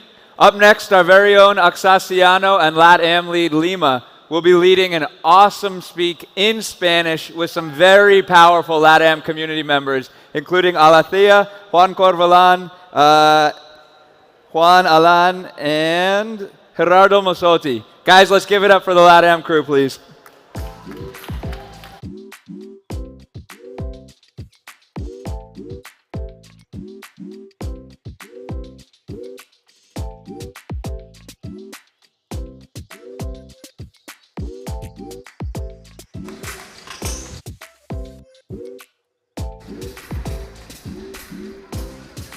Thank you very much. Hello, everybody. Buenas tardes. ¡Vamos! Vamos a tener una conversación muy importante acerca del impacto de Axie Infinity en Latinoamérica. Vamos, un aplauso para nuestros hermosos y hermosas invitados. ¡Vamos! Tenemos el agrado del día de hoy de tener acá con nosotros a Axaciano. Axaciano es Esports Manager de Axie Infinity. ¡Vamos! Bueno, gracias. También, Lima. perdón. Está acá la presentación. Perdón. También la presencia maravillosa de Juan Corvalan, PhD, que es jefe del área de inteligencia artificial de la Universidad de Buenos Aires. La presencia de Juan Allen, quien es director de Hola GG, la subDAO de YGG en Latinoamérica. ¡Vamos! Gerardo Mosotti, quien es fundador de Sura Gaming, una de las guilds más grandes del planeta Tierra. ¡Vamos! Y Alathea, que es miembro de la comunidad tan importante que ha desarrollado múltiples docenas de distintos espacios en Twitter y en distintas redes sociales para poder comunicar todo lo que sucede en Axie Infinity y poder dar unión en la comunidad de España. Así que vamos a ir uno por uno para que nos cuenten acerca del impacto. Y acá va la pregunta. ¿Cuál es el impacto que ustedes han visto de Axie Infinity en Latinoamérica? Comenzamos contigo, Axaciano. ¿Qué tal? Bueno, gracias Lima por la presentación. Bueno, como bien dijo Lima, yo soy encargado de eSports para Latinoamérica. Los eSports, los deportes electrónicos, son una actividad deportiva que se ejerce a través de un dispositivo virtual en el metaverso, ¿no? Metaverso, gaming, Axie Infinity, todo como que se relaciona, ¿no? En este caso. Los esports son un producto que atrae valores, que atrae conductas que los hombres necesitamos, ¿no?, para sobrevivir en la vida adulta y que son trasladables en diferentes ámbitos, ¿no? Y Latinoamérica ha tenido un impacto muy significativo en los términos de la naturaleza competitiva que tenemos. Dentro de esta naturaleza competitiva se han desarrollado muchos jugadores en importantes juegos. Casi siempre hemos tenido notoriamente más éxito en los juegos individuales que en los juegos grupales, particularmente los juegos de cartas, ¿no? Algo similar a lo que es Axie Infinity en este caso. Pero creo que lo importante para hablar acá es la importancia de lo que es el play to own y la importancia de lo que es la aparición de los smart contracts y del ownership dentro de lo que es el ambiente de los esports. Los smart contracts de alguna manera nos permiten poder compartir la responsabilidad entre jugador y el club que lo forma o todo lo que lo rodea a la hora de ese proceso formativo que tiene que ver desde que el jugador es amateur a que empieza a dedicarse en forma profesional a una actividad y a partir de ahí obviamente le retorna valor a la institución que lo apadrina a través de su rendimiento. Y por otro lado, el ownership de los activos puede ser compartido, digamos. Por ejemplo, en Axie Infinity tenemos un equipo de 3 Axies. No hay motivo por el cual un jugador no pueda tener uno de los Axies con los cuales juega y los otros 2 pertenezcan a la institución que lo apadrina. O sea que creo que la blockchain y el metaverso y Axie Infinity en particular tienen una gran oportunidad en Latinoamérica. Latinoamérica es una región muy subexplotada en lo que tiene que ver con deportes electrónicos. Por lo tanto, cuya adopción de Web3 es altísima. Entonces yo creo que ahí hay una oportunidad increíble para que Axie Infinity plante sus raíces bien en Latinoamérica y a partir de ahí se siga desarrollando. Excelente, la verdad. Una labor espectacular la que Oxaciano, Sayori y Stuart están haciendo no solamente por Latinoamérica, sino mundialmente. Tantas oportunidades que se van a ir desarrollando. El mundo de los esports se viene con fuerza en Latam y en todo el mundo. Juan, hermano, desde el punto de vista académico, desde el punto de vista con toda tu experiencia, habiendo vivido las nuevas tecnologías, ¿cuál es el impacto que tú has visto que ha tenido Axie Infinity en Latinoamérica, hermano? Gracias, Osito. Bueno, hola a todos y a todas. Espero que estén bien. Un honor haber estado invitado a este evento mundial. Gracias, Axie, por permitirnos la posibilidad de que una universidad esté presente en un evento como de estas características. Y acá viene el primer concepto que me parece que tiene que ver con el impacto de Axie Infinity en Latinoamérica. Nosotros creemos, desde la academia, que la palabra gaming, ¿sí?, va a reemplazar un poco la palabra industria del siglo XIX y el siglo XX. Es decir, el siglo XIX y el siglo XX, la iteración, la secuenciación y el modo de producción en donde un ser humano se iba a un lugar y de ahí producía, no había espacio para lo lúdico. Si uno lee cualquier literatura, lo lúdico estaba ausente del modo de producción de las sociedades del siglo XIX y del siglo XX.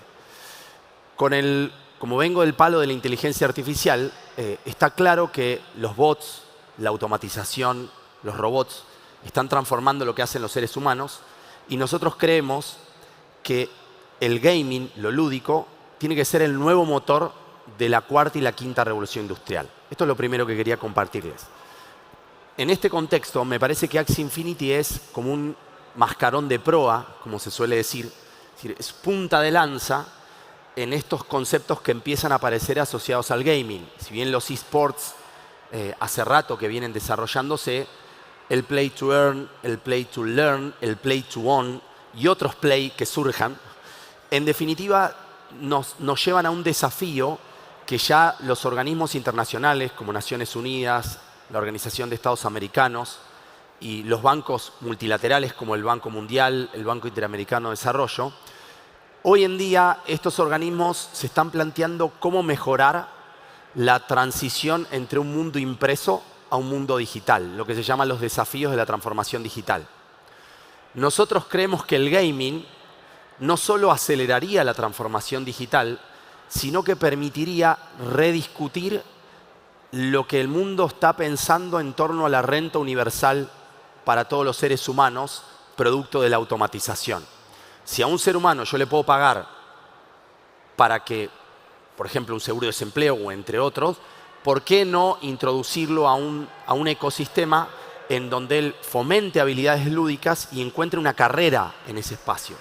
Por eso nosotros, con esto termino, tengo acá mi tiempo, creemos que la fusión, como lo hemos hecho entre, por ejemplo, una guild, entre Axie Infinity como cabeza mundial de este fenómeno y una universidad pública, digamos, la número 1 en el ranking de Hispanoamérica, creemos que estas alianzas tienen que ser el motor para hacer una estrategia multicapa de alfabetización, de sensibilización y de adquisición de habilidades para el gaming. Nuestros estudiantes, las personas no están preparadas para el gaming play to earn, ni para el NFT, ni para blockchain. Hemos hecho encuestas y esto arrojan. Es más, ni siquiera el 90% no sabe ni lo que es la Web3, ni los NFT, ni cuestiones vinculadas a blockchain. Si no hacemos esto, como dice mi amigo Lima, no podemos acelerar el futuro, porque ¿con quién vamos a acelerar el futuro? Entonces las universidades tienen que formar parte del ecosistema que haga crecer al mundo gaming y al mundo NFT y blockchain. Un verdadero honor. ¡Vamos! Un verdadero honor todo el desempeño que tú estás teniendo en Latinoamérica, Juan, con las nuevas tecnologías. En algún momento Juan me dijo, grandes reuniones tienen que tener grandes locaciones. Me llevó a la Facultad de Derecho de la UBA. Tuvimos una conversación por 6 horas y esa conversación personalmente a mí, 2 cosas. 1, me cambió la vida y 2, me ayudó mucho para todo lo que es el desarrollo día a día de estas nuevas tecnologías que están ocurriendo, tanto en buenos tiempos como en malos tiempos. Agradezco tremendamente el apoyo que tienes hacia Axie Infinity, hacia Sura y hacia todo lo que es la tecnología en Latinoamérica. Vamos, Juan.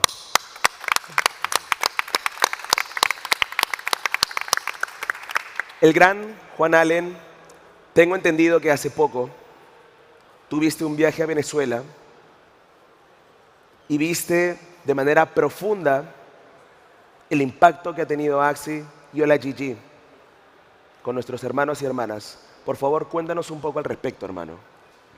Gracias, Lima. Primero, gracias a todos por estar acá. Gracias por la invitación. Es un privilegio estar en este lugar. Hola empezó a principio de año.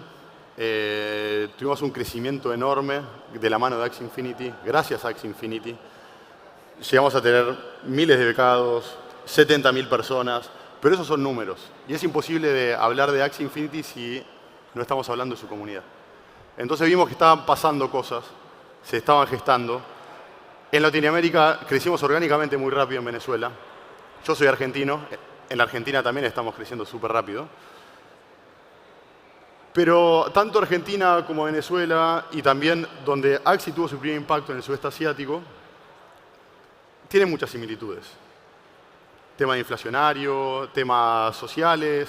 Entonces, nosotros no queríamos pasar ni un día sin conocer nuestra comunidad. Y nos pusimos ese objetivo. Entonces, obviamente, si estamos creciendo súper rápido en Venezuela, vayamos a Venezuela a conocer a ver qué está pasando ahí, a conocerlos directamente, a meternos en sus casas, a hablar con ellos, preguntarles qué les estaba preocupando, qué les estaba pasando, para dónde iba que venía. Y obviamente es muy difícil estar desde tu oficina pensando sobre comunidad sin estar en la comunidad. Así que fue súper provechoso haber hecho ese viaje, conocer a la comunidad, para ver el impacto real que estaba teniendo Axie Infinity.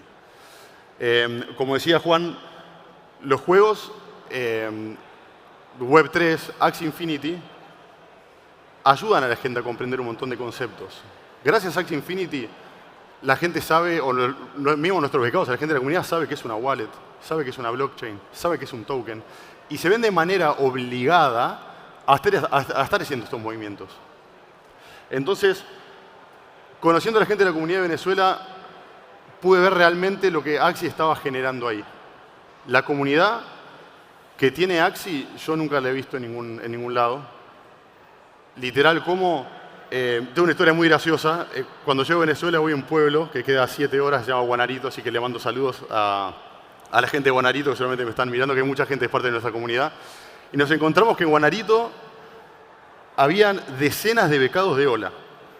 Y ahí me cuenta que estas historias no te las enteras si no estás ahí, de cómo dos personas se conocieron en el Discord de Hola y no sabían que vivían en el mismo pueblo. Y es un pueblo muy chiquitito. Y eso es lo que hace Axie. Conecta personas. Y estas personas eran chicos de 18 años con alguien de 45, que nunca se hubiesen cruzado en una situación social. Era muy difícil, pero gracias a Axie Infinity ellos empezaron a relacionarse, empezaron a ser amigos, y mismo por la situación en la que están, que es la misma situación que vemos en los países de Latinoamérica, se empezaron a apoyar. Parte de las ganancias que obtenían en Axie Infinity se ayudaban, te falta alimentos, te ayudo con las compras de tu supermercado. La otra persona tuvo un problema con el embarazo de su mujer y dos personas de la comunidad, esta persona incluida, se ofrecieron a ayudarlo. Y todo eso fue gracias a Axie. Entonces el impacto que vimos de lo que estaba generando Axie en las distintas comunidades era impresionante. Nosotros sabíamos que estaba pasando algo porque teníamos la comunidad muy activa, se saludaban, hablaban y ya no tenía ni que ver con el juego. Hablaban sobre las preocupaciones que tenían en el día a día. Y haber visto cómo Axie genera esos espacios para que la gente se pueda apoyar y se pueda desarrollar, la verdad que fue increíble para nosotros, porque ahí nos damos cuenta y sentimos la responsabilidad que tenemos para con nuestra comunidad. O sea, nosotros ahora, desde que empezamos a ver esto, obviamente te motiva a trabajar mucho más fuerte. Es decir, nosotros podemos hacer que las personas mejoren su calidad de vida a través de los juegos. Y eso es increíble. Creo que nunca se ha visto en la historia esto que está pasando. Que a través de los juegos las personas puedan ver, que puedan desarrollarse, más allá del contexto social donde hayan nacido o lo que le esté pasando en cada país. Así que, bueno, eso fue. Tengo un montón de historias más para contar, así que muchísimas gracias, Lima, por el espacio y dejarnos compartir estas historias. Gracias, Juan.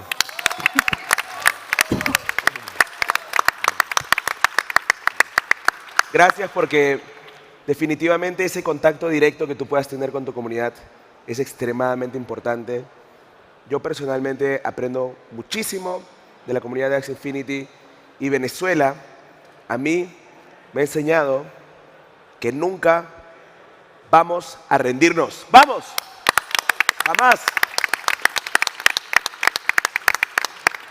Querido amigo Gerardo, hermano, amigo, ¿qué sientes acerca de todo lo que tú y todo el equipo de Sur ha hecho por Latinoamérica, que es gigante?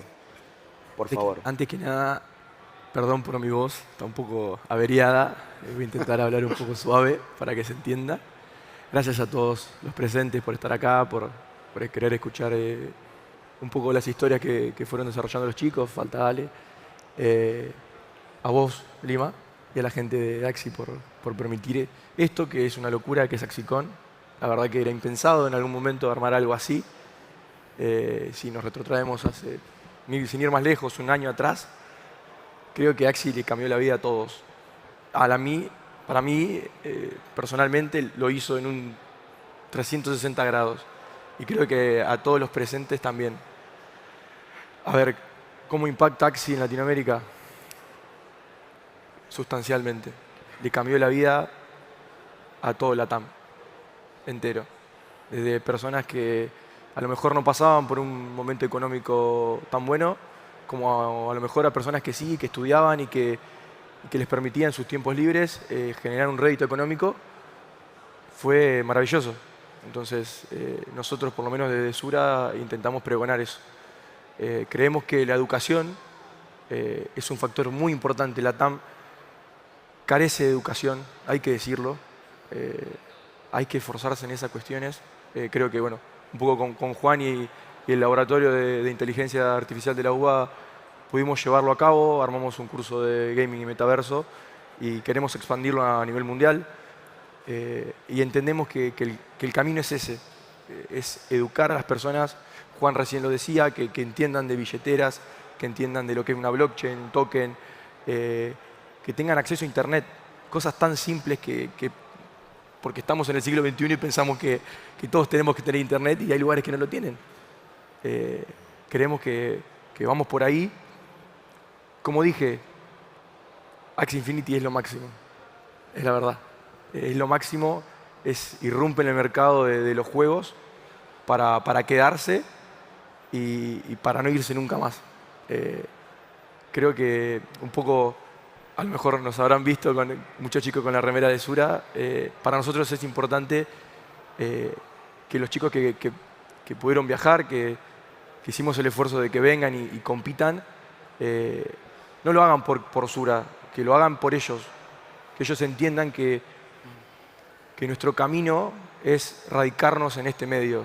Juan Corbalán recién lo decía, la industria del gaming llegó para quedarse y se van a formar miles de puestos, miles de puestos laborales que a lo mejor antes eran impensados, que un chico se dedica a ser breeder, en el caso de Axie puntual. Hoy un chico puede dedicarse a ser breeder y vive de eso, o de creadores de contenido. La verdad que personalmente es magnífico.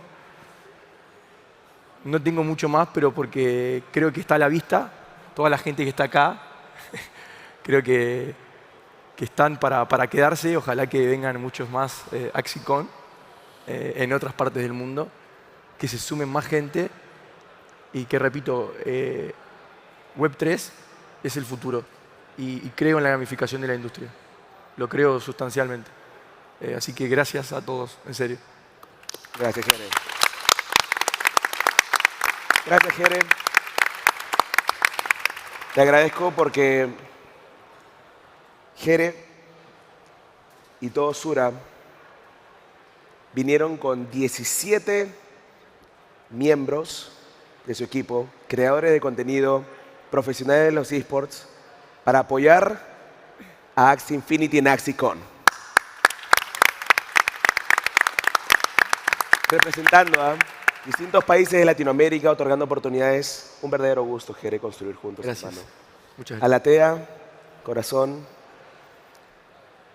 ¿qué sientes acerca del impacto de Axie Infinity en Latinoamérica?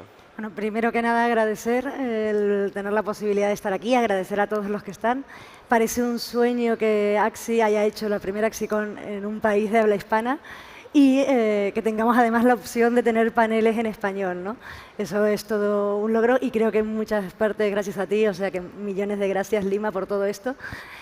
Creo que el impacto en Latinoamérica es súper importante porque me parece que nos olvidamos, quizás aquí en Europa y en Estados Unidos y otros países más desarrollados, que la bancarización es algo que no es tan fácil en países como África, o sea, en continentes como África o en América del Sur. Entonces, tener la opción del blockchain abre un montón de puertas. Y creo que además en una época en la que vamos camino de un desempleo cada vez mayor por todo lo que viene de automatización y de IA, que lo sabe bien Juan, creo que es importante buscar otros sectores donde crecer económicamente, ¿no? Otros sectores que puedan dar empleos y, como decía también Gerardo, ahora con Axie se abren miles de oportunidades de distintos trabajos que la gente los puede disfrutar, además, que lo hemos hablado también antes con los compañeros, de una manera gamificada, ¿no? El que la sociedad vaya hacia la gamificación. Y me parece fundamental para que no nos quedemos atrás. A mí hay algo que me pasa mucho y es que soy una apasionada de la tecnología y siempre hay como el rechazo de no vamos a avanzar en esta parte de tecnología porque se pierden puestos de trabajo, ¿no? Y es como, no, abracémosla y avancemos hacia ello y busquemos otras posibilidades para poder desarrollarnos en otras partes y en otros aspectos de la vida, ¿no?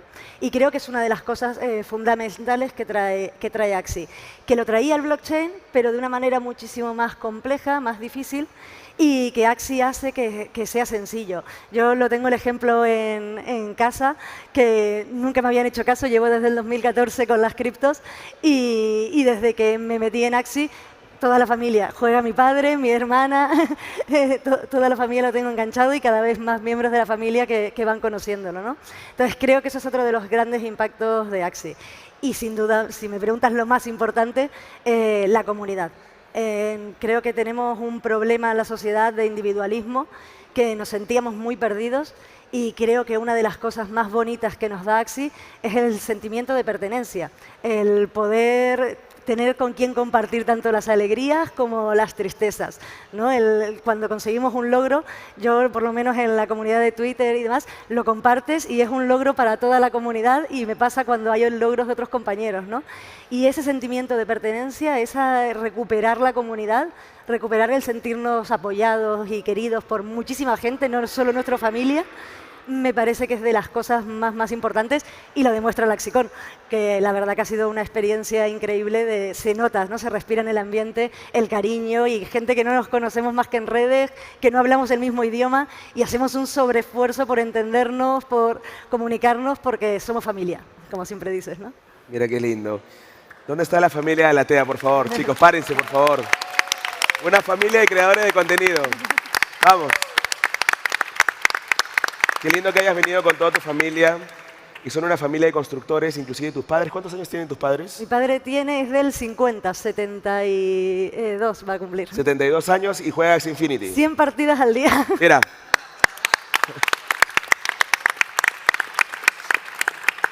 Hace poco, Axie Infinity lanzó una versión en español.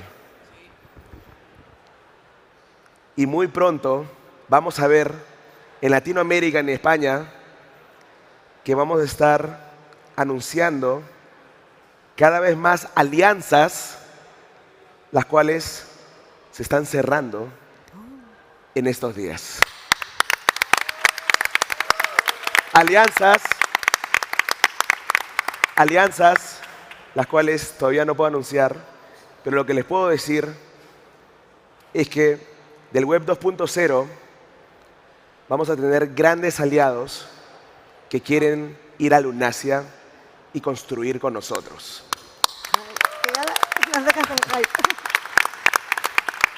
Tengo una pregunta para todos ustedes. ¿Cuál es su visión del futuro de Axie Infinity en Latinoamérica, en España, en el mundo? Me encantaría que me digan lo que ustedes sienten. ¿A quién le gustaría responder, amigos? Bueno, arranco yo. Vamos. Bueno, yo tuve la suerte de poder decírsela a todos en la empresa desde que ingresé, tanto a Michael, que fue la persona que me entrevistó cuando ingresé a Axie Infinity, como luego a Jihu, a Trang, a Psychout y a todos mis compañeros de trabajo. Yo vengo de un juego Web 2 que se llama League of Legends. En él realicé toda mi carrera dentro de lo que es el deporte competitivo, de los esports competitivos. Y este juego en un momento llegó a ser el más grande del mundo en adopción de usuarios, ¿no? Entonces yo cuando vi Axie Infinity por primera vez, que entré a Axie Infinity como un inversor, y luego entré a Axie Infinity entré con una misión. Entré con la misión y con la idea de convertir a Axie Infinity en lo que para mí era Riot Games, que era algo enorme y lo sigue siendo de alguna manera, ¿no? Yo creo que Axie Infinity tiene el potencial para liderar el gaming de los próximos 10 años, particularmente en el ambiente esports, en la potencialidad no solamente de Axie Infinity como juego, sino en la Ronin Chain, y en esa misión estamos acá adentro. Convertir a Axie Infinity en el juego que lidere el mercado del gaming Web 3 de los próximos 10 años.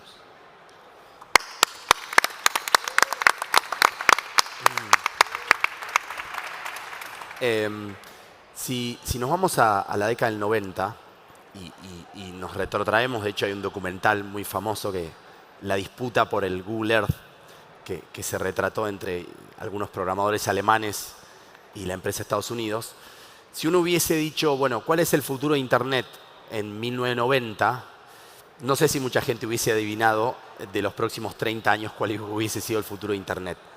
Pero sí hay dos lecciones aprendidas que me parece que Axie creo que va en ese camino y debería profundizar para que sea el epicentro de esta lógica de gaming, porque el mundo del gaming yo creo que va a ser cada vez más amplio. Una es, los países de Latinoamérica, hay muchos estudios internacionales, tardaron casi 40 años en adoptar y apropiarse de Internet como tecnología. Es decir, por ejemplo, llevar infraestructura de servicios digitales a la ciudadanía. 40 años. 40 años.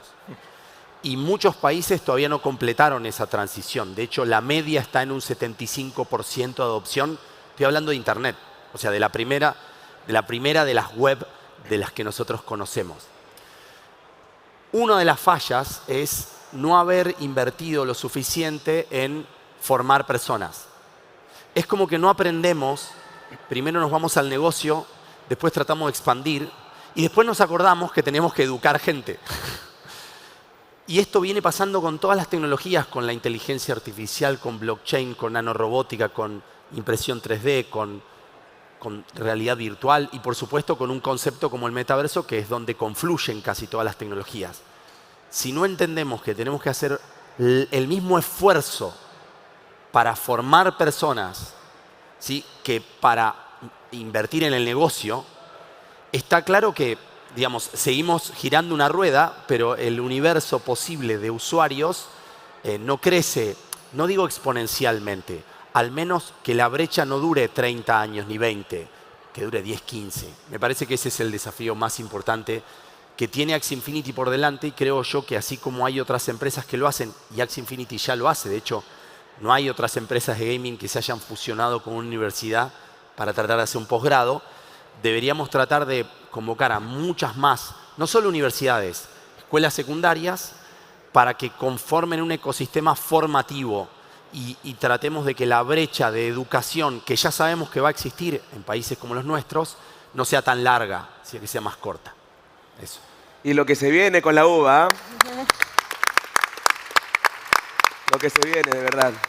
Lo que la Universidad de Buenos Aires está realizando no solamente es irse hacia el futuro con fuerza, sino teniendo en consideración cómo se ha desarrollado el futuro en el pasado, implementando ello como para poder acelerar y tener cuidado de todo lo que se va a ir haciendo. Una construcción programada, espectacular.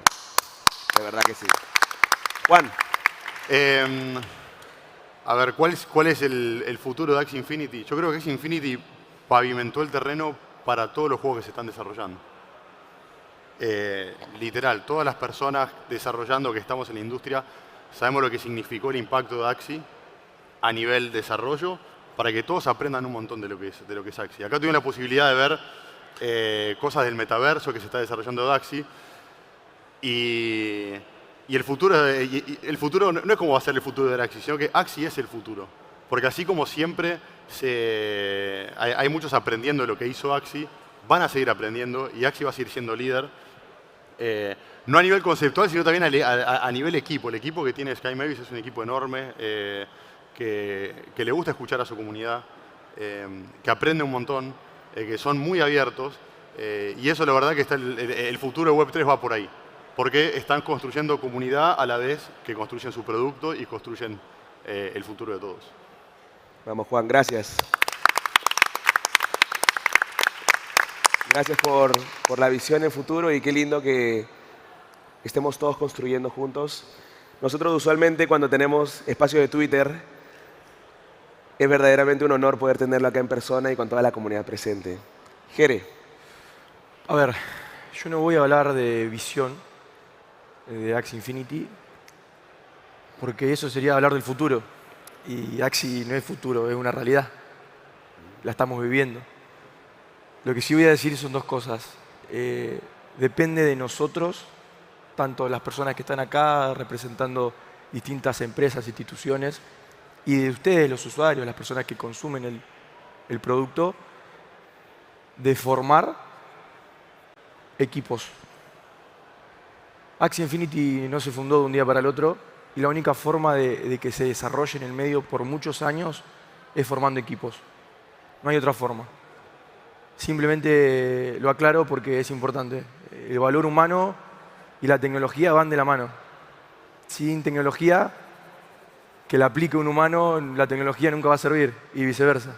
Entonces, para mí depende exclusivamente, repito, de la gente que está acá, como de ustedes y de las personas que obviamente no pudieron venir, pero sé que lo hacen, de seguir construyendo, que me parece que es lo más sano para todos. Grande.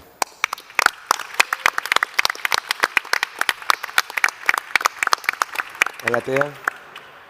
Yo creo que el futuro de Axie está en seguir rompiendo los esquemas. Cambiar el mundo como viene haciéndolo desde que ha empezado, ¿no? Y para mí el gran futuro está en la nación digital. Creo que nos queda mucho por experimentar y creo que en Latinoamérica hay muy buenas ideas para trabajo comunitario, en cómo crear en comunidad. Y creo que eso es una de las grandes cosas que se vienen para Axie, ¿no? El nacimiento de la nación digital y cada vez esté más sólida. Excelente, Alatea, excelente. Excelente, familia. Si me permiten decirle algo, todos y cada uno de ustedes, yo los considero constructores maravillosos, personas que están haciendo que el futuro se acelere. Oxaciano, en el mundo de los esports, incontables cantidad de horas que él le pone de esfuerzo al desarrollo de lo cual en algún momento él quiso para Latinoamérica y hoy lo está construyendo. Juan, gracias por cuidar el futuro, hermano. Debido a que tú has visto todo lo que ha estado sucediendo, lo analizas y esa data es extremadamente importante. Juan Allen, esa conexión que tú tienes con Venezuela, con Latinoamérica, todo lo que está haciendo la GG, yo te lo agradezco como latinoamericano y como hermano, porque estás estableciendo puentes, los cuales van a ser indispensables para que todo lo que va a ocurrir suceda al unísono. Jere, gracias, campeón, por desarrollar tecnología de la mano con la amistad. Y tú nos estás mostrando con Sura que en el futuro lo vamos a lograr únicamente juntos. Y Alatea, gracias por siempre mantener esa sonrisa en el metaverso, esas buenas vibras. Y tú y tu familia representan y son ícono de que en el futuro todos somos una familia.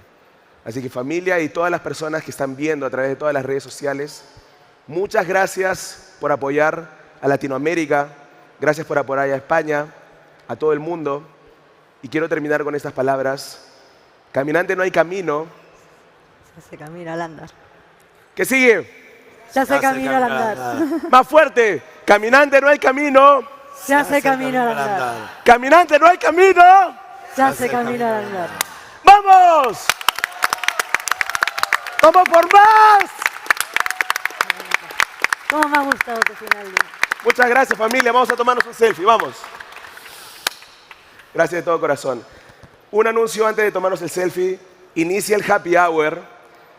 Así culmina AxieCon día 2. Nos vemos mañana a las 11 a.m. Agradecemos a todas las personas que han estado por redes sociales compartiendo esta transmisión y nos vemos mañana. ¡Gracias!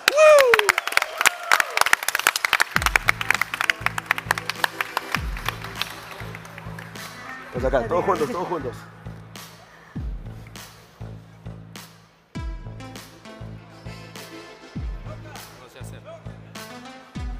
Está difícil.